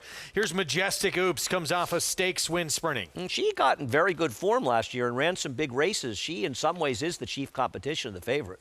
Quiet Side, big things were expected and has not quite lived up to it. I bet her last time, and it was a terrible opinion, and she didn't run at all. She has not moved forward. This, I thought, was maybe the main contender, Regaled. Probably. You know, she's going to have to get it together. She has no speed, which worries me, but I agree. She and the 3 are the right 2 if you're looking to beat the favorite. She was 3rd behind Nitrogen and was 2nd in the Breeders' Cup Distaff. Here's Lacara, the speedster stablemate to the favorite. I don't know how long you can breed, but she really needs to deliver and run a big race today. Otherwise, I just wonder if she can really run that competitively anymore. And standout sensation, she ran a huge number on this track in a stakes win at Oaklawn. That was near the front. I think the sort of cool thing about her is her remarkable consistency. You know, she consistently runs good numbers. They're not fast enough to win here, but she holds her form. I hate to say it. $700,000 in earnings. Yeah, credit to Tom. $50,000 purchase that's made almost $750,000. Yeah, trainer Tom Amos has done a tremendous job. Nitrogen Joe, no question, she is the one to beat. Grade 3 Bayakoa victory in her 4-year-old return. Let's go to Mig. Yeah, thanks, Greg. And let's hope, Megan, that Nitrogen has a better trip than her rider Jose Ortiz had getting here. He flew to Atlanta last night, sat on a plane for 3 hours. The remainder of the flight was canceled, did not make it into Little Rock last night, wound up catching another flight back to Shreveport, Louisiana, and then he got a car, an Uber, to get him here, a 3-hour car trip after that. He arrived about an hour ago, so he didn't miss his date with his champion. A date with the champion is exactly what it lies ahead of him. And Mig, she looks absolutely fantastic. In my opinion, she looks even better than when I saw her last year at 3. Now, it's tough. She's on paper the horse to beat. She came back last time out with a 97 Beyer speed figure in a race she was not ready for. Her connections, to me, she's a cut above in this field, has handled the slop. All checks a go, and Jose Ortiz right in time for his lady. Yeah, like I said, hopefully he has a smoother journey with Nitrogen, but obviously you and I both believe she'll move forward off of that effort in the Bayakoa. Majestic Oops, you got to respect Majestic Oops, right? I mean, she's 2 for 4 in the mud with a second. Mm-hmm. She had a nice return, albeit sprinting. Right. And to me, she's one of the 2 most likely upsetters, if there's to be an upset. I wish she was sprinting. She's a smaller, petite kind of filly, and after her win in the American Beauty, trainer Dan Ward had kind of alluded that maybe she would be kept short, the matron on deck. Her connections, they want a graded stakes win. That's their goal, to increase her value as a mare in the breeding shed and in general, and they opted for this spot instead. The matron is ungraded. She has run some very strong races. She came back in her best form, powering away in the stretch last time out. I am a bit dubious of her, but I am cognizant of the fact that she could be there. I just don't think she is quite at the level as a horse like Nitrogen, or even the number 5 on her best day, Regaled. Yeah, Regaled is the one that I'm kind of leaning to, and ultimately I'm going to pick. If you go back to the Breeders' Cup Distaff, she was beaten a half a length by Nitrogen. Now, obviously, she's an older mare, but she was also giving 3 pounds to Nitrogen that day, and now today she's getting to 2 pounds from her, so it's a 5-pound swing. And she's also got a nice record in off-going, right? 2 wins and a second from 3 tries in the mud. As does Nitrogen have a proven record on a sloppy surface, so does Regaled, who ran 3rd in the Breeders' Cup Distaff, right there on the heels of Nitrogen in that stretch battle. As she is a closer, I find she will get some speed. We'll see just how hot they take it. The number 6, Lacara, and the number 7, Standout Sensation, look to be your main speeds. Does Lacara rebound today? Well, I just think Lacara is going to have her hands full with the 7, Standout Sensation, who has speed. And we know our friend and colleague Tom Amos, he doesn't take speed away from horses. He doesn't tell his riders to rate speed types. I got a feeling the 6 Lacara and the 7 Standout Sensation are going to get hooked up early and probably hurt each other's chances. Nitrogen's not slow either, though she is a tractable filly, carves her own trip. I say this with all the dubious and knowing the arguments against Lacara. Do I think she beats Nitrogen? No. Do I find she will run a better race than her last? Yes. She's been training very well from what I've seen at her at Oaklawn Park.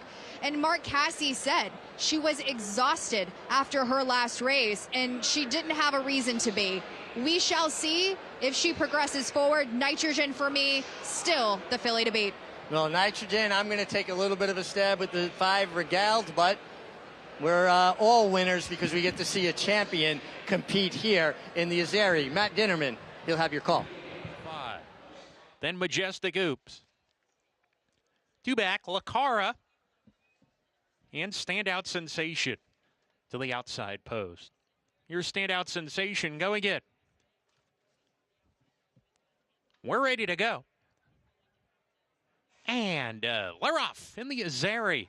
Majestic Oops popped out of the gate, was a length better than Nitrogen out of the gate. Nitrogen's going to settle right off the pace here. Her stablemate Lacara is going to the lead. Standout Sensation takes second. Majestic Oops into third, happy to track. And Nitrogen behind horses now in the 4th position with Quiet Side. Regaled is at the back of the field with Perfect Shot. So it's Lacara setting up on the lead here, is clear. Gets everything her own way. Lacara, the Grade 1 winner. A length and a half in front. Standout Sensation shown more rain second. Majestic Oops third. Nitrogen now a little bit keen between horses, claiming third with Majestic Oops. Quiet Side deep onto the backstretch. She's 4 ahead of Perfect Shot.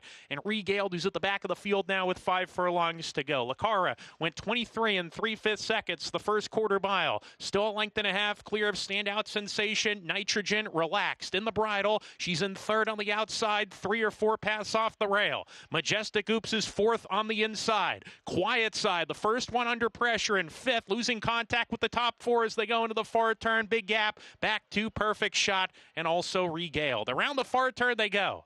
Lacara doing it comfortably here. She's the one to reel in. 3/4 of a length ahead. Standout Sensation second. Here comes Nitrogen now. Nitrogen on the outside, 3 wide, passing Standout Sensation, and the 2 Mark Casse entrants are together here. Lacara off the turn. Nitrogen there on the outside. Majestic Oops at 9-1, trying to pull off a surprise here down the lane. Nitrogen has swallowed up her stablemate, but she's got to deal with Majestic Oops. Majestic Oops has got the lead, and inside the 16th pole, she's trying to put away Nitrogen. It's Majestic Oops. She has put away Nitrogen. Regaled coming on late. Majestic Oops. Francisco Arrieta for the Dan Ward barn to win the Azeri at 9-1. Regaled second. Nitrogen third best today, and then Standout Sensation.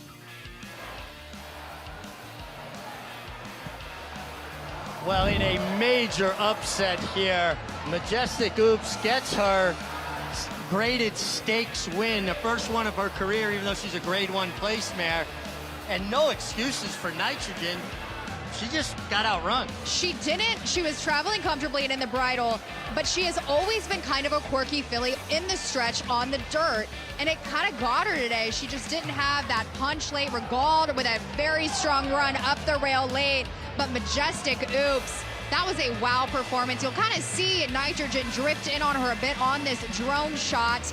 As I mentioned, she has her quirks, but wow. Congrats to this team. I mentioned they wanted to keep her short, but took a chance going long, and what a versatile filly. This 6-year-old mare by Majestic Harbor gets it done. Her first graded stakes win of her career, and Regaled finished fastest of all. Actually ran by the winner about 50 yards, 40 yards after the wire, but at the wire, it was Majestic Oops. Regaled closed well, and Nitrogen, no visible excuses from what I could see, guys. She looked like she had certainly a good enough trip to get it done. Majestic Oops, she was 101-1 when she met Nitrogen in the Breeders' Cup Distaff just a couple of starts ago. Different story today with the upset win. Well, in fairness to her, I mean, she ran some pretty heady figures at Monmouth last summer that are as fast, if not faster, than Nitrogen's. So I don't think this is the biggest upset of all time. The upset is that Nitrogen didn't win.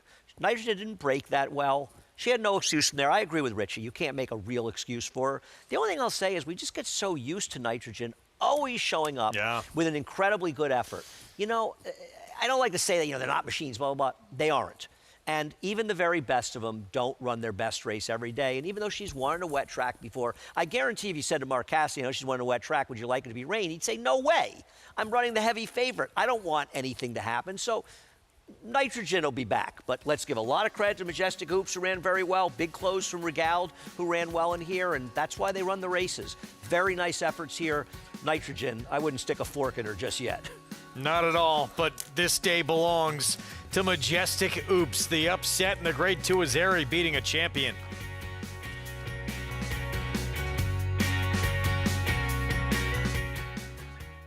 Every 2-year-old champion has precocity, but only one can be called fierce. Fierceness! Brilliant at 2. A powerhouse win! Dominant at 3. Fierceness is putting on a show in Hallandale today! Fierceness to win the Travers! Tenacious at 4. Fierceness has won the Pacific Classic! All the makings of a champion. Fierceness. New to Coolmore America. You bet with Naira Bets. Bet any track, anywhere, anytime. Download the Naira Bets app to play today and get a $200 deposit bonus. Watch live horse racing. Get expert picks. Boost your bankroll with weekly promotions and hone your handicapping skills with exclusive tips and tutorials. Download the Naira Bets app now. Sign up now to claim your $200 deposit match bonus. You bet with Naira Bets.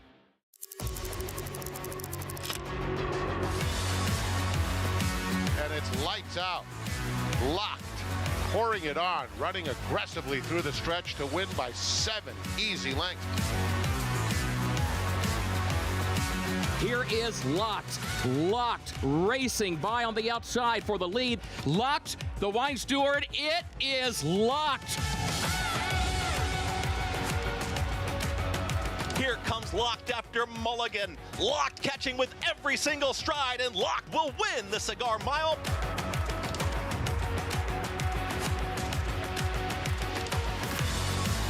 It's all about Locked, dominating the big cap, cruising home to an effortless 8-length romp.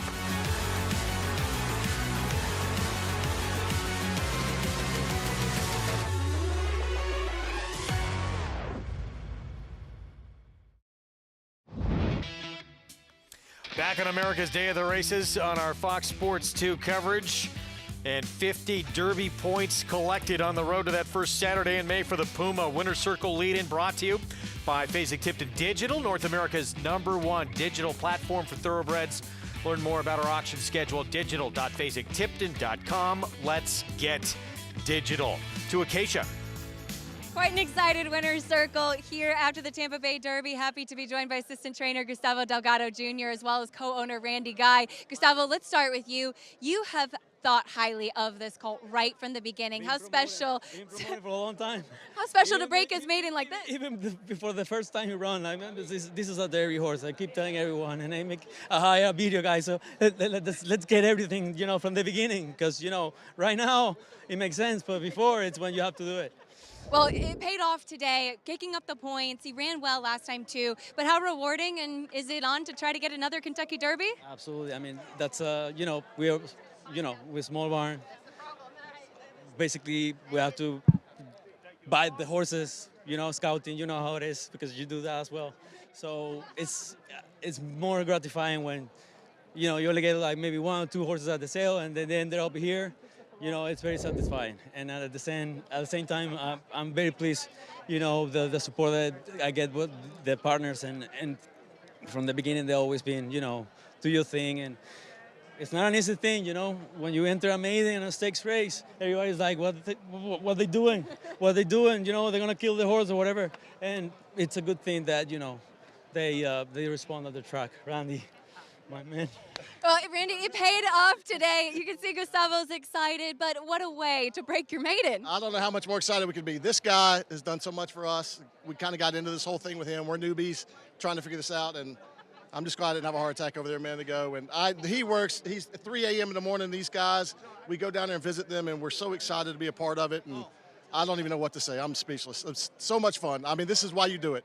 this is why you do it. We're so excited. We can't see straight. Well, maybe newbies to the sport, but some Kentucky Derby points now. Oh yeah, Kentucky Derby points, and we had our eyes on this for the last 2 months, and you don't want to think about it too much because it's the Holy Grail. But Gustavo believed, and we wanted to do whatever he wanted to do, and like I said, that guy worked so hard. We're so happy to be along for the ride, and we're blessed. So enjoy it. Congratulations. All right, thank you so much, Greg.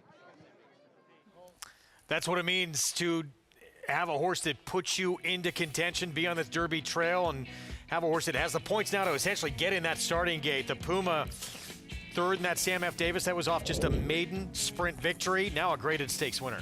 And listen, they got there with Mage, and they can get there again with the Puma. Congrats. $16.80 for the win.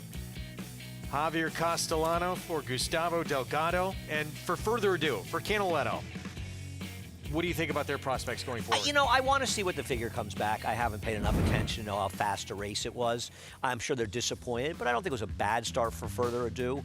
I think the Canaletto got something out of the race. He never saved any ground. He was wide the whole way, attacking the pace. So I think they ran fairly well in there. But like I said, until I look at the speed figures and see where they are, they're going to have to take a bit of a step forward in all likelihood to be Derby winners. But I don't think they ran badly. I mean, the horse that was obviously disappointing was Power Shift. He was awful, and he cannot be considering going to the Derby in that race. So the 100-point races, of course, to come. Things are going to change quite a bit. That's when we really have that final stage of who are the contenders, who are the pretenders. But the Puma does what he needs to do to get there. What do you think of him as a Derby prospect? I'm not making opinions at this point. I don't. It's too early. I didn't like him in that race. He's probably better than I thought he was. How good he is, there's no reason to make opinions at point in early March. The race is on May 2nd, I think.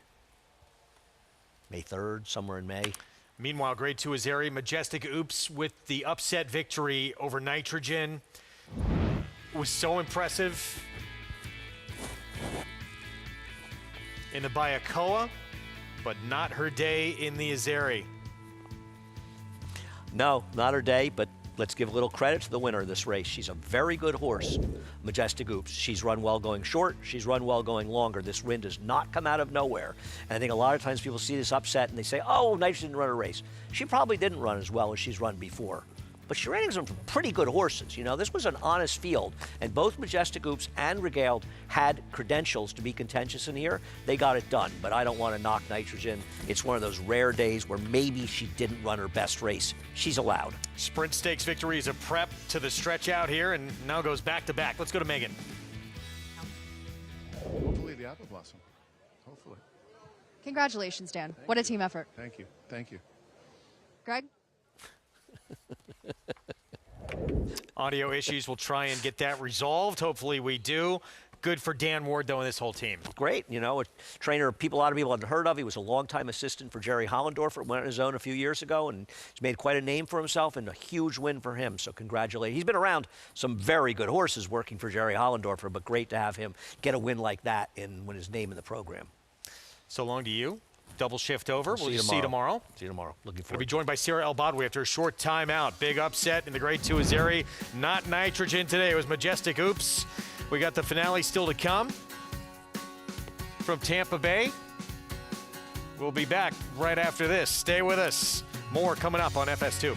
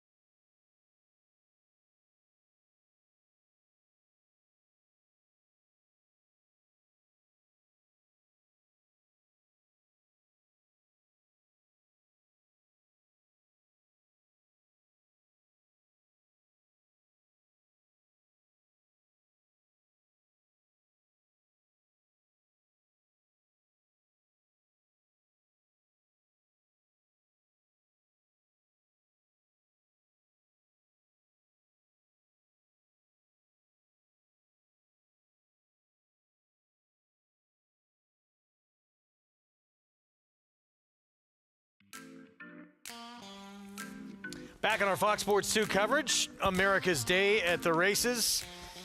And race 10 at Oaklawn coming up in about 15 minutes, but still digesting what happened to the Grade 2 Azeri and the defeat of Nitrogen by Majestic Oops. Sarah Al-Badwi joining me on set.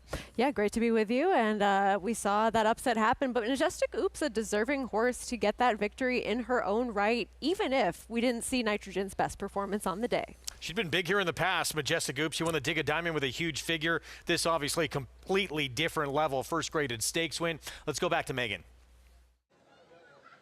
Here with trainer Dan Ward, Majestic Oops captures the Grade 2 Azeri, and you'd mentioned when you sprinted her in the American Beauty that perhaps that was in her future, but man, what a versatile, valiant filly. What happened was that the owners also own a part of Holland Ice, and she's going to run in the sprint, and the timing was good, 3 weeks. She loves this track, and we gave it a shot. You'd mentioned the key to her is getting her to settle. Francisco knows her so well, running down a champion today, Dan. She came out of the gate so good, but he knows what to do. He just sat on her, and when you do that, she finishes. What's have you made out a plan in your mind with her next? I mean, the graded stakes status, capturing that now, very important. But what's in her future now? Hopefully, the apple blossom. Hopefully. Congratulations, Dan. What a team effort. Thank you. Thank you. Greg? The Apple Blossom, obviously the big one in the Distaff division, Grade 1 with this series here at Oaklawn. I would expect a rematch between these two. If everybody comes out of the race in good form, you have to imagine that that will be the goal for Connections coming out of this spot. And I think a great point made about having Holland Ice to take care of the sprint division. So why not see if they have another horse that could compete in some of the other races so they don't have to go against each other. Obviously, Nitrogen, Connections would have wanted the win here, but going forward, what do you think? I think that if they come up with some sort of reason for why she just didn't fire today, then it's completely possible we see her entered right back. So waiting to see how things go when she returns to the barn, and we'll see what her next plan is, but she's allowed to have a day where she's not quite at her best. We're going to take a timeout. We'll be back. More coming up for both Hot Springs and out at Tampa Bay. And his publisher figured things out. We'll be back with more action from Hot Springs right after this. Stay with us on our Fox Sports 2 coverage.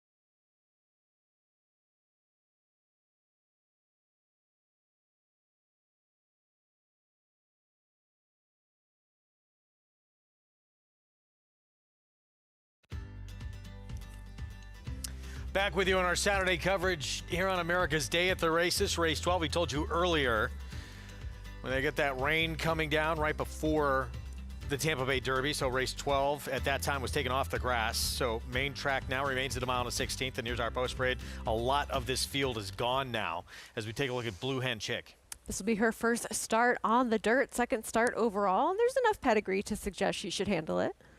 12-1 next door. Gervana, blinkers on. Lasix in the dirt debut.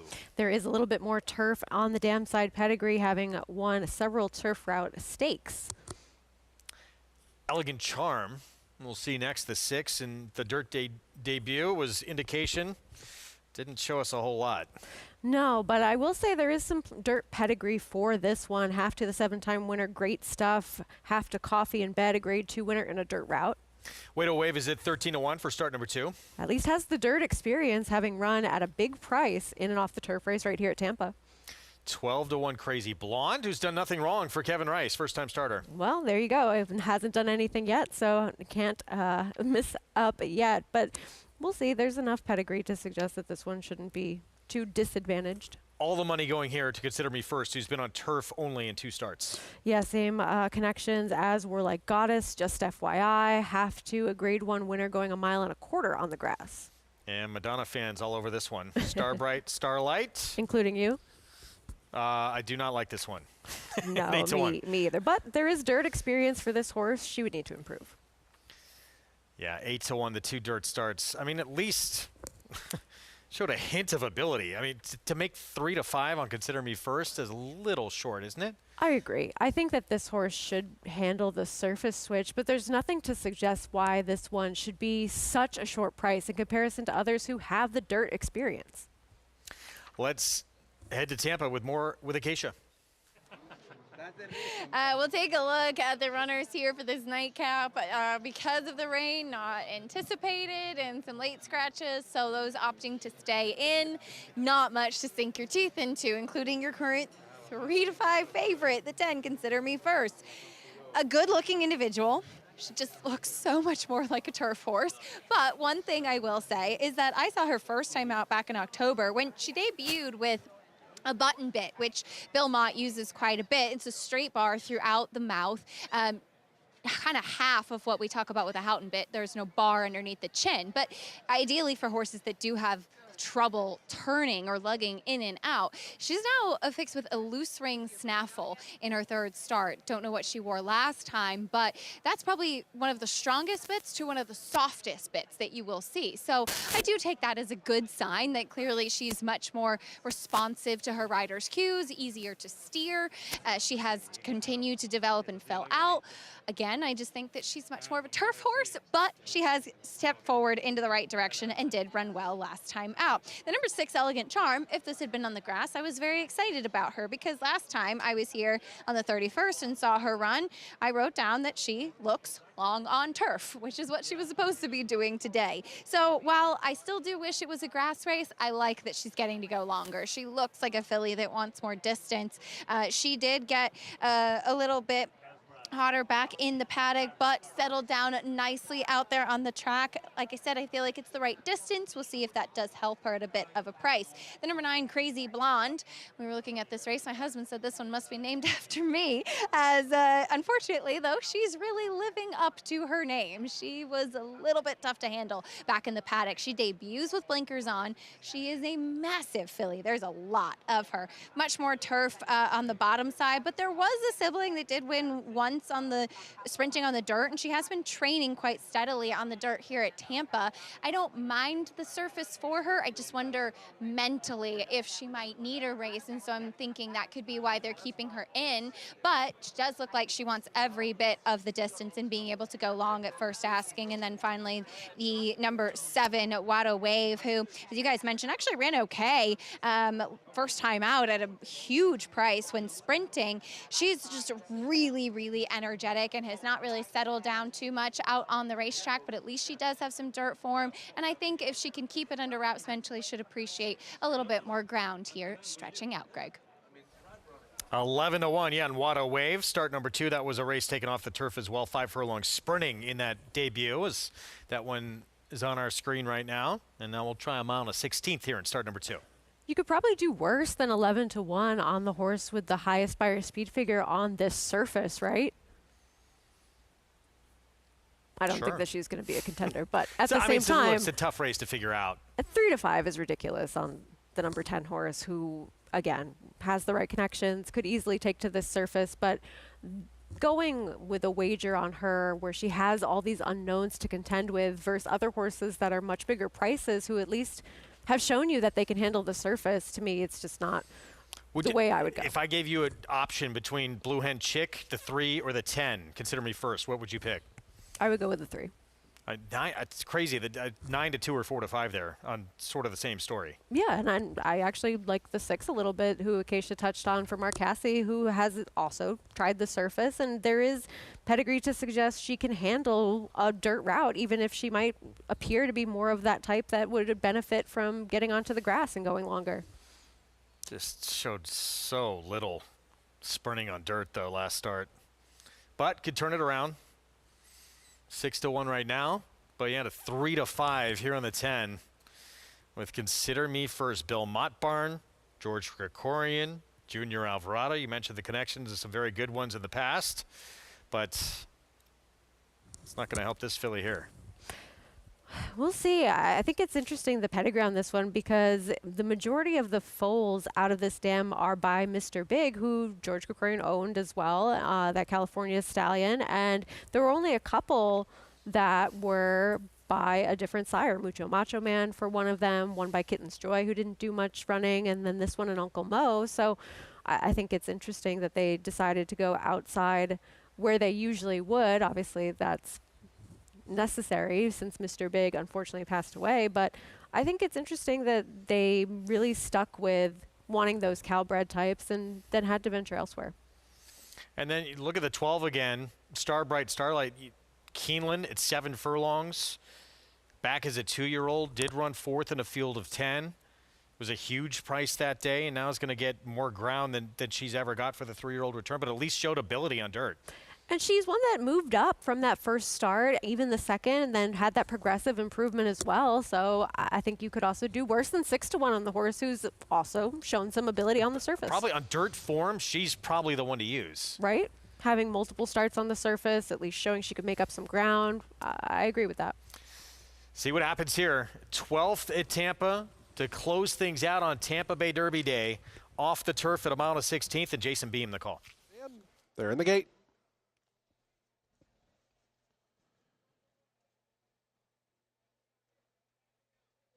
And the race is on. Gervana in the yellow colors out quickly. Elegant Charm is right there. Consider Me First. Away third is Widow Wave on heels there. Down toward the inside, advances up to take over third, is pulling strong on the rider there. Starbright Starlight going to be 3 or 4 deep as they go to that turn. Is cutting the corners Blue Hen Chick. The early trailers, Crazy Blonde, is up front. Widow Wave all the way up to grab the lead. A headstrong Widow Wave pulled that rider up to a length and a half advantage over Gervana in the second spot. A length more back to Elegant Charm, who races third in the black colors as they work their way to the back stretch. 23.91 that opening quarter mile. Consider Me First. The favorites away fourth on the outside of Blue Hen Chick. Starbright Starlight is second last. Crazy Blonde is the trailer. About 6 or 7 lengths front to back in the nightcap as they go up the back stretch. Widow Wave a half length in front of Gervana in second. They've pulled 2.5 ahead now of Elegant Charm, who's back third. Consider Me First is fourth up on the outside. Then Blue Hen Chick, 2.5 more back to Starbright Starlight. And Crazy Blonde still at the back. 49 seconds flat for the opening half-mile time. Widow Wave to the far turn. Gervana still a length back. Starting to move in tandem. Elegant Charm. Consider Me First is sweeping forward nicely. Out 4 deep is up to third within a length and a half of the leader. So they wind around the turn. Widow Wave still there by a length to Elegant Charm. Consider Me First on the outside. Pushed along is still a length and a half back. Now Consider Me First trying to come up after this long-time leader. It's Widow Wave to the top of the lane. Consider Me First up on the outside. In behind them comes Elegant Charm. 3 more back to Blue Hen Chick as they have a final furlong left to go. Widow Wave digs in. Consider Me First on the outside. Consider Me First trying to push by at the 16th pole. Consider Me First hits the lead. Widow Wave late run from Blue Hen Chick. Consider Me First going to win the finale. Second ended up close there. Blue Hen Chick or Widow Wave. It was then a 3-horse photo for fourth. Odds-on favorite winds up with the win. It was very tight for second. Maybe Blue Hen Chick. We'll let you know. Back to Oaklawn, and had been maybe the most decorated maiden in the game until Publisher finally won last start. It was second in last year's Arkansas Derby. Can this one go back-to-back? 4-5 right now as we go to Megan. Well, Megan, we're going to talk about a few others, but let's start right there with the favorite, the 3 Publisher. He really finished the deal last time. Now, obviously, he was the runner-up in last year's Arkansas Derby. But I was talking with Eric Asmussen the day after that effort, and he told me, he said, you know, it was the first time he felt like he ever really focused and ran through the wire, where a lot of times he would hit the front and kind of get to goofing off. He felt like it was the first time he ever really focused and bore down. He looks better. He's taken a step forward from when I followed him on the Kentucky Derby Trail, and he was very good looking then, but he's really stepped into himself at 4. He'll be strong. You almost wonder, is he going to be able to put it together twice when it took him so long to break that maiden? We shall see. But I know you found, as far as number 10, looked fantastic on track and was an interesting player in this group as well. Yeah, the 10 horse coming up some big figures, albeit, you know, at Will Rogers Downs and Remington Park, but man, he could not look any better. The son of Classic Empire, he's got some speed. The 1 horse, number 1 dude, you go from Publisher, a 1-time winner, to number 1 dude is a 10-time winner. Got some speed from the inside too. Has some speed. I thought that number 2, Big Gain, was interesting with a pretty solid start last time out against a monster and knew what's new, but this is a good group. Well, let's see if we're going to read all about it with Publisher. He's your favorite. Matt Ginnerman has the call. And we're off. From the inside, number 1 dude, prominent early, Big Gain right there. Cooper in right behind them in the 3rd spot. Classy Empire on the outside. Publisher Fountain Run there together. And Dr. Storm's at the back as they go into the first turn run. Number 1 dude, number 1 early, leads by about a half length from Classy Empire, who's taken back. Big Gain into the 2nd position. He goes to come and press the issue on number 1 dude, who has the rail and the lead. Cooper in running a joint 3rd with Publisher, Fountain Run, and Classy Empire. 4 deep onto the back stretch. 2 more back to Dr. Storm, who's at the rear. 5 furlongs to go now. Number 1 dude, narrow lead, Big Gain to the outside, sticking to him. Length and a half to Publisher, goes well right behind. The speed now is on the heels of the leader and is still in that line. A joint 3rd, Fountain Run, between horses getting shuffled back as I say that, and a 3 deep Cooper in. 2 more back to Classy Empire. Dr. Storm getting closer on the rail. He's only 5 from the top as they approach the 4-turn run. Number 1 dude, neck in front. Big Gain has been hounding him throughout. Length and a half to Publisher. Waiting down on the inside. Cooper-in's pinning him in while under a hard ride here. Publisher has horse. A gap of 2 to Fountain Run, who's given way. Dr. Storm joins him, and Classy Empire is tailed off as they hit the quarter pole here. Publisher looking for a way outside. He gets the 3 path to run on here. Publisher on the outside. Here he comes down the center of the track. Up to pounce on number 1 dude. Big Gain between them. Publisher grabs the lead with a furlong to go. Accelerates. Dr. Storm coming on the scene nicely. Publisher needs to quicken. Dr. Storm with a powerful surge to the lead now. Dr. Storm from last. Publisher coming back at him. Publisher came back and won it. How about that? That was incredible. Publisher got it over Dr. Storm. Cooper in and number 1 dude. Well, Publisher, maybe he decided he likes the winner's circle and the attention. He hit the front here, Megan, and he's pulling himself dead up. Look at his ears. He just loses focus completely. Yep. And when he feels his horse to the inside, and Eric Asmussen did a great job, he eased down to that horse, felt the challenge, and then he re-engaged. He took off again. This was a prime example of when a horse pulled up on the lead. And also, Eric figuring him out and making sure to finish off things late with a horse that obviously has a gluttony of quirks. But wow, I mean, putting 2 wins back-to-back and an emphatic clubhouse here with Publisher getting up over a long shot, Dr. Storm. Well, we got a very enthusiastic crowd up here in the box seats, and Publisher showed a lot of grit, determination, and maybe he's just starting to figure it out, learning to be a professional racehorse. Certainly a step in the right direction, getting through this allowance condition, and now likely stakes yet again in his future. Well, Publisher figuring it out, learning the game, guys, and that was a really nice effort for him. 0 for 12 to start his career. Finally broke his maiden after being second in last year's Arkansas Derby as a maiden. Looked beat in the final stages here, but re-rallies to win. Yeah, absolutely. This was an exciting finish because when you have those horses that have been those overachieving maiden types, if they get past, you don't necessarily think that they're going to come back, but he fought for it in the late stages of this race, got a little bit more competitive with the horse Dr. Storm, who got a nice trip up the rail.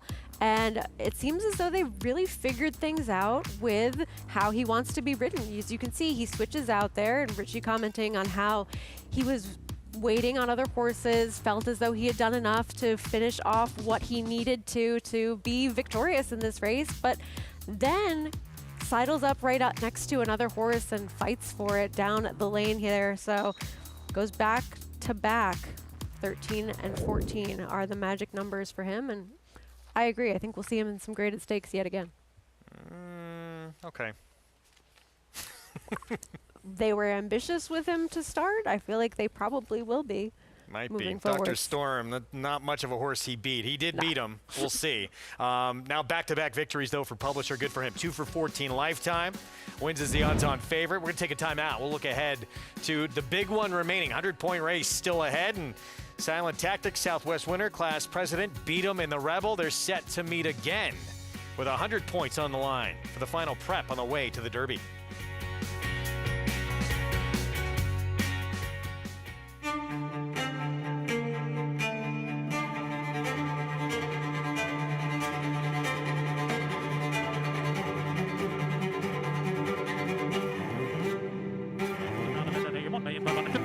$1,600,000 $1,600,000 bid now $650,000 $1,650,000 anybody else want $650,000 bid today $1,650,000 thank you.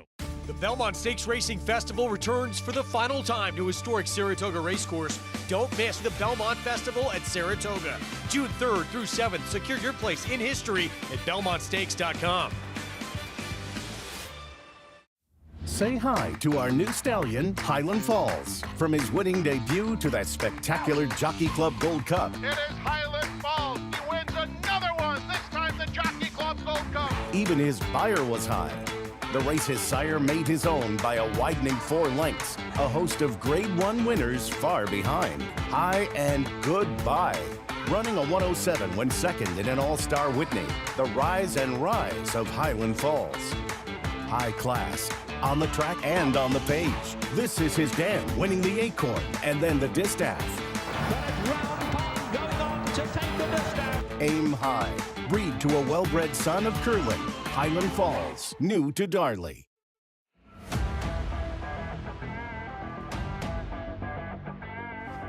She's so spicy. She won it by 4 lengths on the wire. Side by side and stride for stride. Who's it going to be? My Soldier Citizen Bull. Fair has it close to home from Brussels. Cyber's the Breeders' Cup winner. Van Tornado and Gerard Ortiz have won the Breeders' Cup Sprint.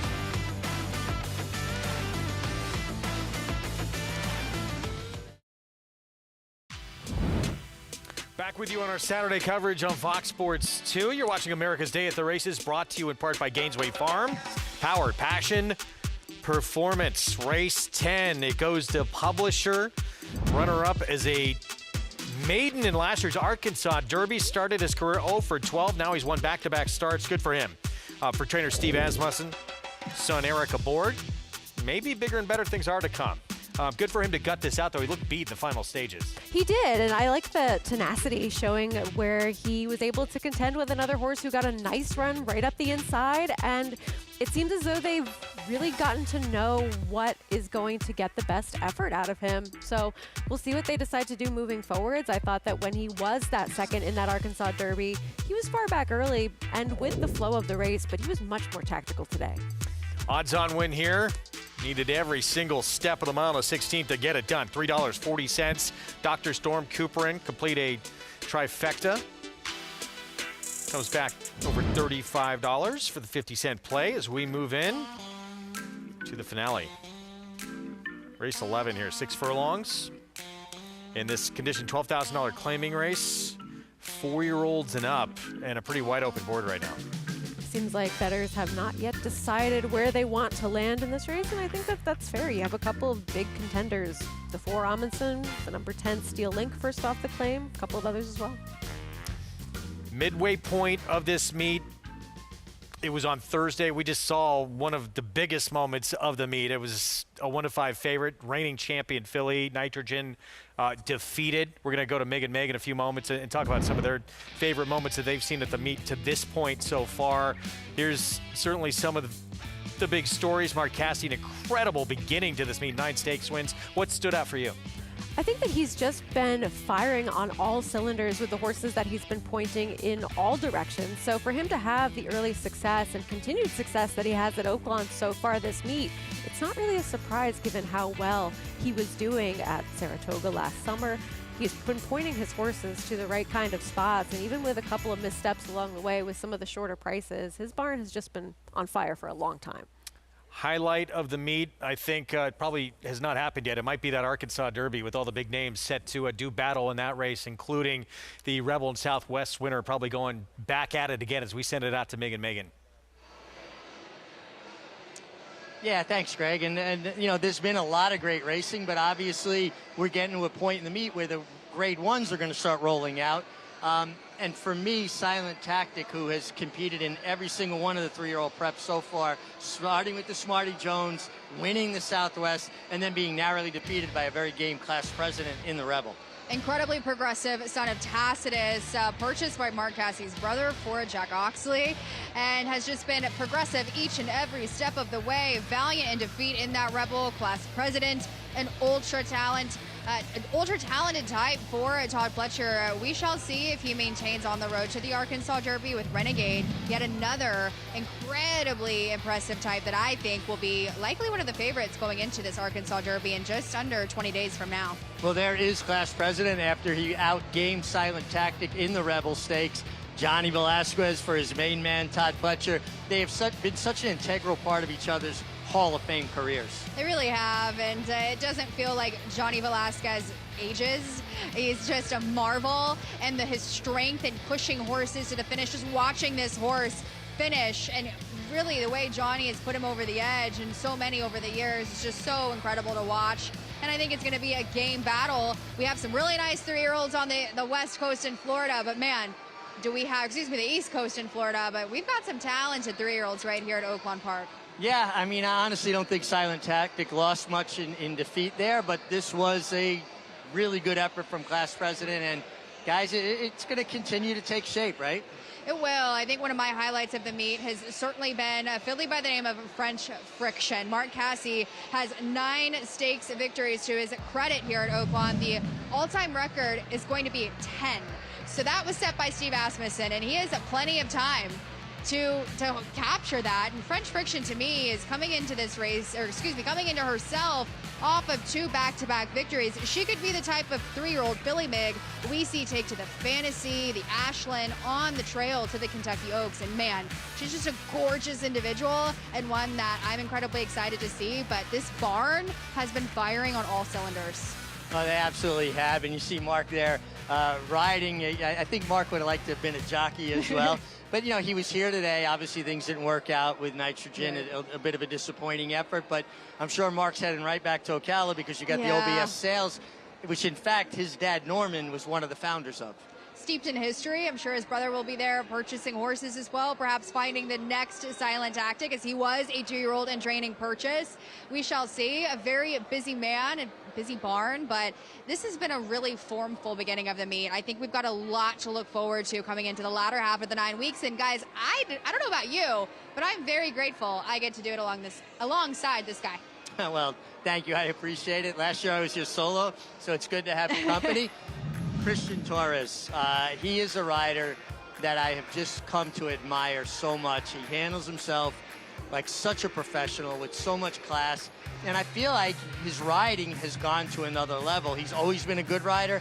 I feel like getting a chance to ride better horses, steadily is giving him more confidence, and really he's making a lot of right decisions. He's kind of the main man on campus here at Oaklawn, and he's just such a classy individual and just takes care of business the right way. He's there in the mornings getting on horses. He's doing the work to make even more business for himself, as he will kind of take the Kentucky route after Oaklawn. So he's one of those riders that, to me, I think maybe just needs to take that Oaklawn confidence everywhere he goes, and I really think could be one of the top guys in the room eventually. I mean, he already has really stamped himself here at Oaklawn and has the talent to go with it. Yeah, I mean, and the thing is, he hasn't been riding that long, and he and his agent, Cody Autry, who was a very successful trainer before becoming an agent, are just doing a marvelous job together, guys. It's been a great meet so far, but the best is yet to come. And no question, as Mick said, all those big ones still in front of us out in Hot Springs. And for the Arkansas Derby, likely again, you know, that rematch class president, Silent Tactic, but Renegade too from the Sam F. Davis, eyeing that spot for his final Derby prep. One of Todd Pletcher's many promising 3-year-olds heading into the Kentucky Derby, and we thought Ted Noffey off that Kentucky Derby trail. We'll see him hopefully later on this summer. Well, he's got a few more bullets to fire with some of those promising types. So I'm excited to see what Renegade can do over at Oaklawn.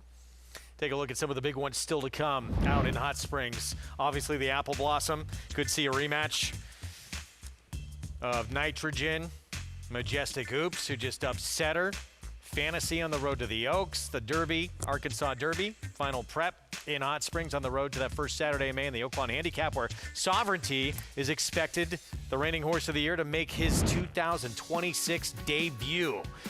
There he is, set for a return. I wonder how many other connections are now rethinking that spot with him deciding to show up. We'll have a preview when we come back of Sovereignty's return. Stay with us.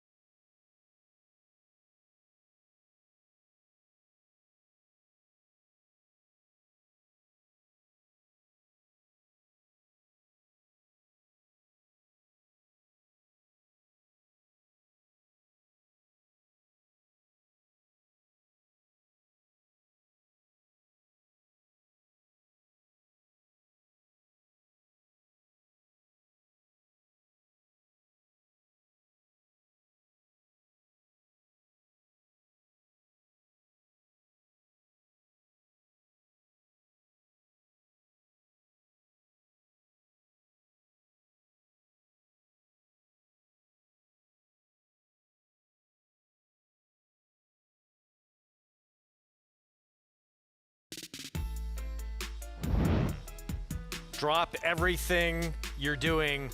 Well, you got a couple days to do it. March 12th. It's only the 7th. Tickets going on sale for Saratoga on March 12th. Circle your calendar. We got 51 days of Saratoga racing this summer. Are you ready? Do you have everything in place? Just about. I mailed off my security deposit yesterday. Ooh, big exciting so I'm ready stuff. to roll with housing for the summer. Very nice. I would imagine this horse has things squared away as well. For some visits to Saratoga also. The 2026 return, though, looks like it's coming to Hot Springs. That was announced just last week. Looks like the Oaklawn Handicap April 14th could be the return for the reigning horse of the year.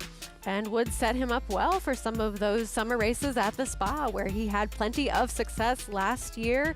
It'll be interesting to see what he does coming back as a 4-year-old, because that was sort of always the plan given to us by Connections, that they wanted to have him stay on the racetrack and have that longevity in his racing career. If nobody else necessarily took that step forward from 3 to 4, he still looks like he would just have to show up with who he was last year, right? Imagine him getting better from what he was. I mean, that's such a scary thought. Well, he was on the work tab at Payson Park. Let's see what we can learn from that as we go back to Megan. Megan. Yeah, I mean, listen, I'm excited, Megan, that he's coming here to Oaklawn. We're going to have front row seats to your returning horse of the year. And he had a really nice workout at Payson Park. Now, for people that don't know, Payson Park is a training center abutted, adjacent to the Everglades. And it's not the fastest of surfaces. It's a track that for years, it's gotten a little bit faster. But if a horse could work 101, 102 there, it was a huge move. He went 49 and change here, Megan. They just galloped into the work. And I just liked the way he waited on his rider. And when he asked him a little bit, he finished up nicely. Very much the profile of a maintenance move here back on March 1st with an unnamed counterpart. And it didn't seem like he was pushed along or anything of the sort. He looks absolutely fantastic. It wasn't an overly flashy work by any means, but he's just doing step by step exactly what he needs to do en route to his 4-year-old debut. And Meg, I honestly am just so grateful for how spoiled we are. We just saw our 3-year-old champion run. While she was defeated, it was an incredible race, an incredible finish. We saw a very tight finish in the Rebel. We've got a lot of quality horses coming to the Arkansas Derby, the Apple Blossom. So it's going to be really fun to see some of the top horses in the country meet right here at Oaklawn, but Sovereignty ranks supreme, and I am really excited to see him tackle this Oaklawn handicap. I'm so happy they kept the camera on him for that long, extended gallop out. They're putting a lot of foundation in him there. I don't think Bill Mott's going to run a short horse. I love the way he galloped out. Guys, I think it's really exciting. We're going to see the reigning horse of the year return right here at Oaklawn Park. Incredibly exciting that just to get a horse of that caliber back. You wouldn't have blinked an eye if that was it for him. Only 4 horses in history have won a Kentucky Derby at Belmont and a Travers Throw and a Jim Dandy as well. He's the only one ever to accomplish that. He was amazing last year, and the prospect of him maturing and growing and moving forward, we could see something very special this year. And we already have, right? A horse that you liked from the beginning, really, and were high on going into that Kentucky Derby, but he was able to just face every challenge so easily with the horses that we know are of quality, including your Preakness winner in dramatic fashion and journalism, who is also likely coming back to the races. Yeah, Baeza as well. We're going to take a timeout. We'll be back to finale when we return from Oaklawn. Some good horses in this group, including that gray right there, win it. Some major back class. We'll have it for you next.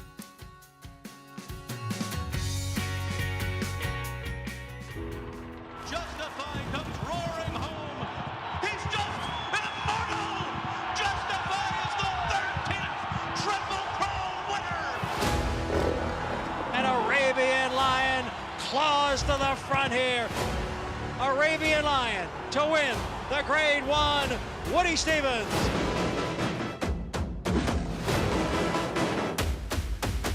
It's 1 minute, 21 and 3/5 seconds.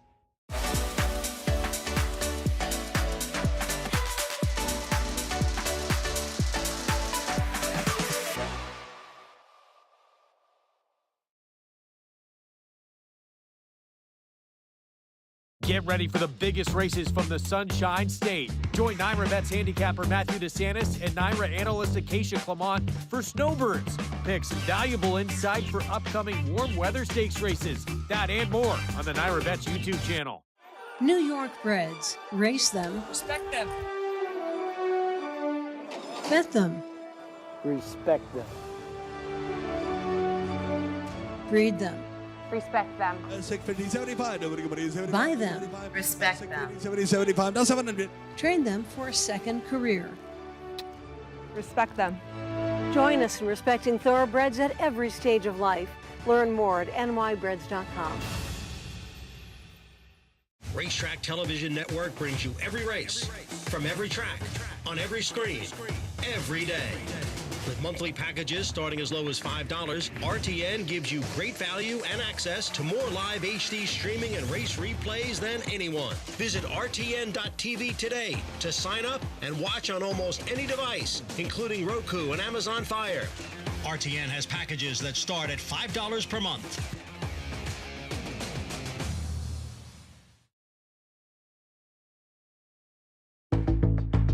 Such a privilege coming from a family of jockeys that they understand the trials and tribulations of being a jockey and what it takes mentally and physically.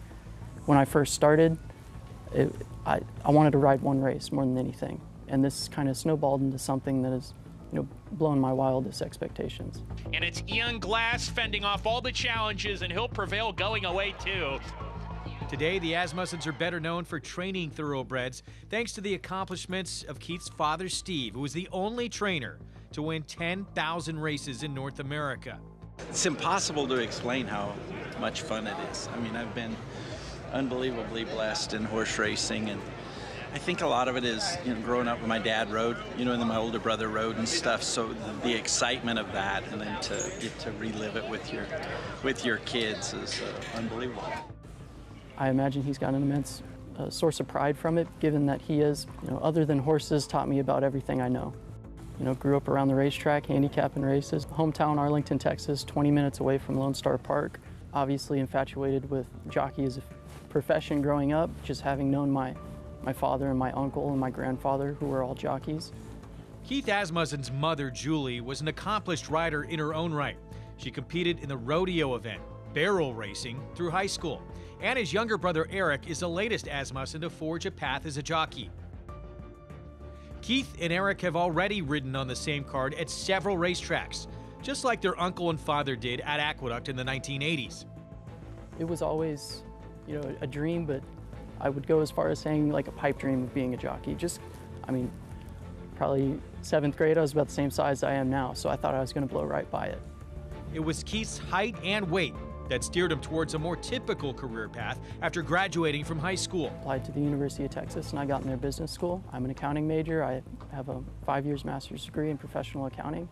And it wasn't until my junior year at college, when COVID hit, 2020, that when classes went online, I came to work here at Oaklawn, because I'd already, poked my father quite a bit about, is it possible I could ride a race?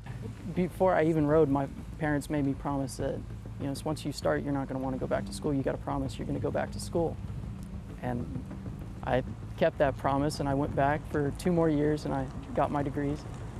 And as soon as I graduated, I went straight to the racetrack. Rivet has won his 3rd straight, and Keith Asmussen has an Oaklawn Stakes victory. Keith James Asmussen is named after his grandfather, the family patriarch, who rode quarter horses for 38 years. In fact, grandfather and grandson both won a race for Hall of Fame trainer D. Wayne Lucas 54 years apart. These two to the wire, Papa Rocket. I love being a jockey. It's such an incredible feeling. There's nothing like the feeling of being on top of a thoroughbred racehorse at full flight. And, when you add the art of race riding, it was such a spectacle watching it growing up and just being so attracted to it, and then being able to actually do it, it's beyond words. Really love that feature. I'm a big fan of the Asmussen family. They're just such good people. Keith is as nice a person as you're going to meet. Good rider, good horseman, and Uncle Cash, he had a big influence on me as a young rider, and then he revolutionized the way riders rode in Europe. He really did. A family that's just almost like the Kennedys of horse racing. They're incredibly steeped in history, but also Keith has done it the hard way. He is a taller individual, and he works hard day in and day out to be the best he can be, and he's gotten knocked down a couple of times, Meg. Yeah, but you know what? It's not if you get knocked down, it's how you handle it when you get knocked down. And he has really embraced it, come back stronger, tougher. I'm a big fan. Eric Asmussen's riding great. They're just a tremendous family all the way through, starting with the grandparents who gave them their foundation in horsemanship. And now Keith has a mountain here, which I happen to like. And with our record of coming out of features and then having the people involved in those features win, he is on the 10 Steel Link for his father, first time off the claim. Pretty strong chance this horse has in this group. It was kind of scratched out down a little bit when the number 12 Fifth Avenue was looking to be probably the favorite in this group and had some speed coming out. Now Steel Link with speed as well, likely a little bit more comfortable on the front end, Meg. Yeah, I think, especially when we talk about lower level claimers, being forward is always a good thing. The horses are less easily discouraged and not having to deal with kickback or traffic or what have you. But I thought this race was really competitive. I landed on the 10, but you got an old veteran like Admonson who's 10 years old, and so he's not allowed to compete in New York, but he's welcome here. I'm kind of surprised that the number 10 Steel Link is a little colder on the tote board, and our old friend Admonson, he is coming right back. Again, he is not eligible anymore in New York, but he is a 10-year-old, and I remember seeing this horse for the very first time back in October of last year, and he didn't strike me as a horse that looked like he was 9 years of age. Now, I will say this, Mig, it seems as though while he's still running decent races, he's not quite where he used to be on paper. Well, Father Time is undefeated. All athletes, whether they're equine or human, age catches up with you at some point. He's still running competitively. Be interesting to see what he does here today for the 12.5 level. He was claimed for 10 last time. I mean, an earner of $875,000. What a war horse. And you just have to appreciate these handy, hardworking, sound individuals that keep showing up each and every time they're asked. Well, we saw a big upset today of your 3-year-old filly champion, Nitrogen, in the Azeri. Spoke to Jose Ortiz. I went down to the room, and he said, I really had a good trip. I was happy with where I was. She just came up a little bit flat. And, I was starting to think about this. She did run last time really well in the Bayacoa, but she didn't have a lot of foundation, right? And I think that maybe running that hard, not being 100% fit, maybe it showed up on her today. I think you're exactly right, Mig. And typically we think about the progression and seeing that big race, and they're going to take a step forward, and that's very well could would have happened. I also notice about her, she can be a little quirky down the lane. She can she saw that today. Yep. And I always found that one of these days, perhaps it would catch up with her, and it kind of seemed like today it did. And as you mentioned, she just did not have more when she was asked in those final stages. Yeah, you ride a horse that big a favorite, and you give them that trip, you're expecting the right result. You almost have to drive or ride a bit defensively when you're on that much of a favorite, because everybody knows the path to the winner's circle is through you. So basically, you're the marked man. Right. Regald, it wasn't an overly zealous pace. I thought that filly ran tremendous off of the bench. She was fit. She's kind of a lighter made filly. I think this is going to be a filly that we see continue on into this distaff division. She ran very well today, Meg, running second. You would have to imagine the first three finishers will all come back in the Apple Blossom. Right. And with the defeat of Nitrogen, it kind of makes the Apple Blossom that much more interesting in some ways, because it's not a layup. It kind of it was Nitrogen's game to lose there at this point, and she is all class. And I foresee her being able to hopefully jump back into that bridle and get back to work in the Apple Blossom. But this is a pretty interesting field. I thought 5-2 on the favorite, though, Meg, in this finale was a little too short. And where ultimately did you land? I landed on the number 10 as well, I believe, Steel Link. And I want to pair that with the number 4, the veteran Amundsen.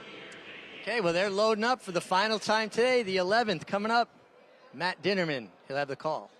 Amundsen going in.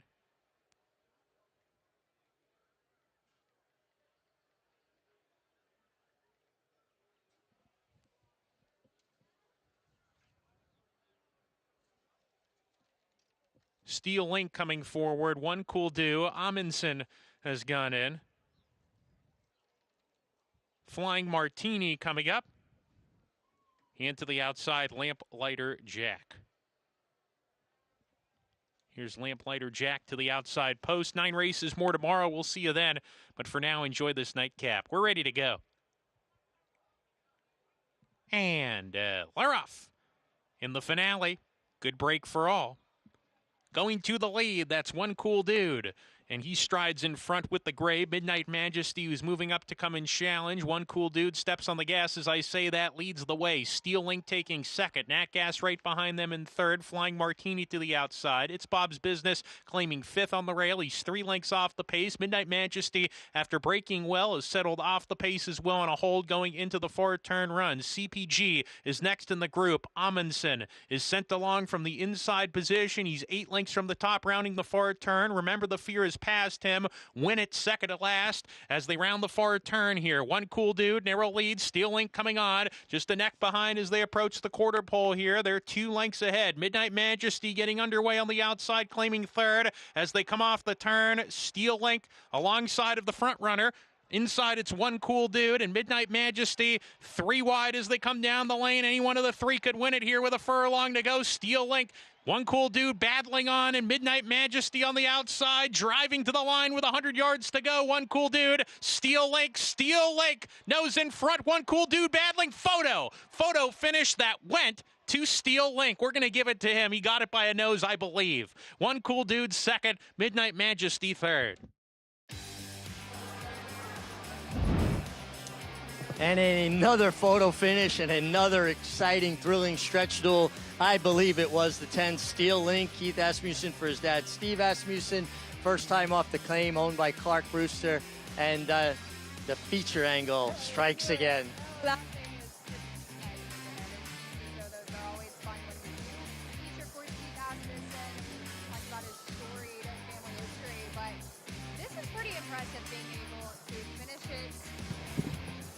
Being able to finish off things here and just class rider all the way around.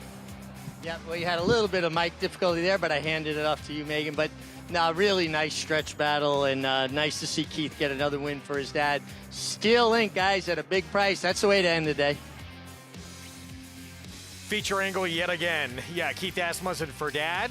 It's got to be such a special feeling to give a leg up and be a part of their success for your 2 kids. And you have the late double publisher with Eric Asmussen aboard, and then you get Steel Link there fighting it out in kind of similar fashion, though he didn't get past with Keith Asmussen. And as they've said several times, it's all about the family connection, and they're able to have that bond play out with some success on the racetrack. Things change so quickly on this Triple Crown Trail. We saw that in our Derby prep today. Further ado, obviously those 2 young horses for Todd Pletcher, Chad Brown, Canaletto, as well as the Pletcher runner, Power Shift.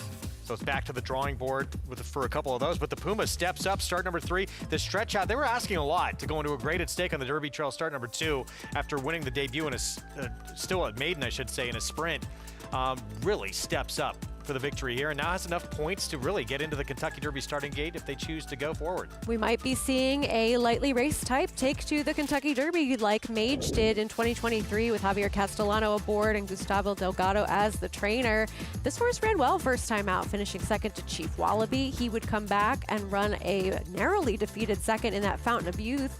And then he had a difficult trip last time out in that Sam F. Davis, so he gets the victory today. We'll see if they try to get another start in or if they want to wait until that first Saturday in May. Yeah, meanwhile, we were just talking about it off camera out on the West Coast. They just had the Derby prep as well. Brandt was lining up for Bob Baffert. His other horse winds up stealing the race in the final strides, Patente. Yeah, we'll see if they ultimately decide to cut back in distance with Brandt, who seems like he would prefer a little bit less ground to work with. But you got the other Baffert at a nice price, just getting up over a 60-1 shot, who finished second. Yeah, one of the big stories of the meet to this point, we said the halfway point of this Oaklawn meet, it was back on Thursday. This certainly is top of the list. Nitrogen defeated at 1-5. Majestic Oops with the upset victory.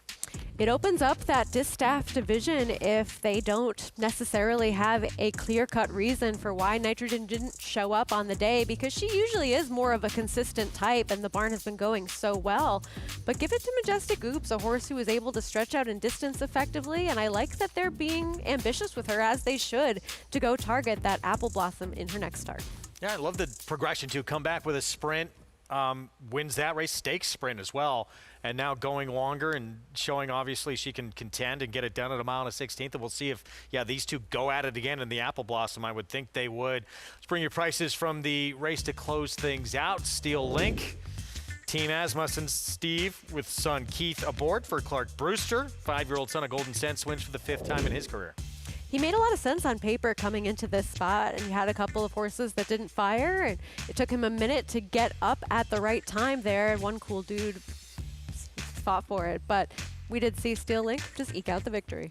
After today's Derby prep, I think just more confusion now thrown into the mix. I don't feel as though any questions have been answered, I'll say that. See what happens going forward. Of course, the big one still remaining out in Hot Springs, that Arkansas Derby. And we'll see Renegade show up there, winner of the Sam F. Davis. But it was the Puma today. Impressive. Taking this Tampa Bay Derby, getting those 50 points to get into that starting gate for the first Saturday in May. Gustavo Delgado, Javier Castellano, and a maiden score in a graded stake Derby prep. How about that? Majestic Oops, meanwhile, with a big upset. Back at Oaklawn, champion 3-year-old filly Nitrogen defeated in her second start back as a 4-year-old. We'll see you Thursday at 3. Tomorrow.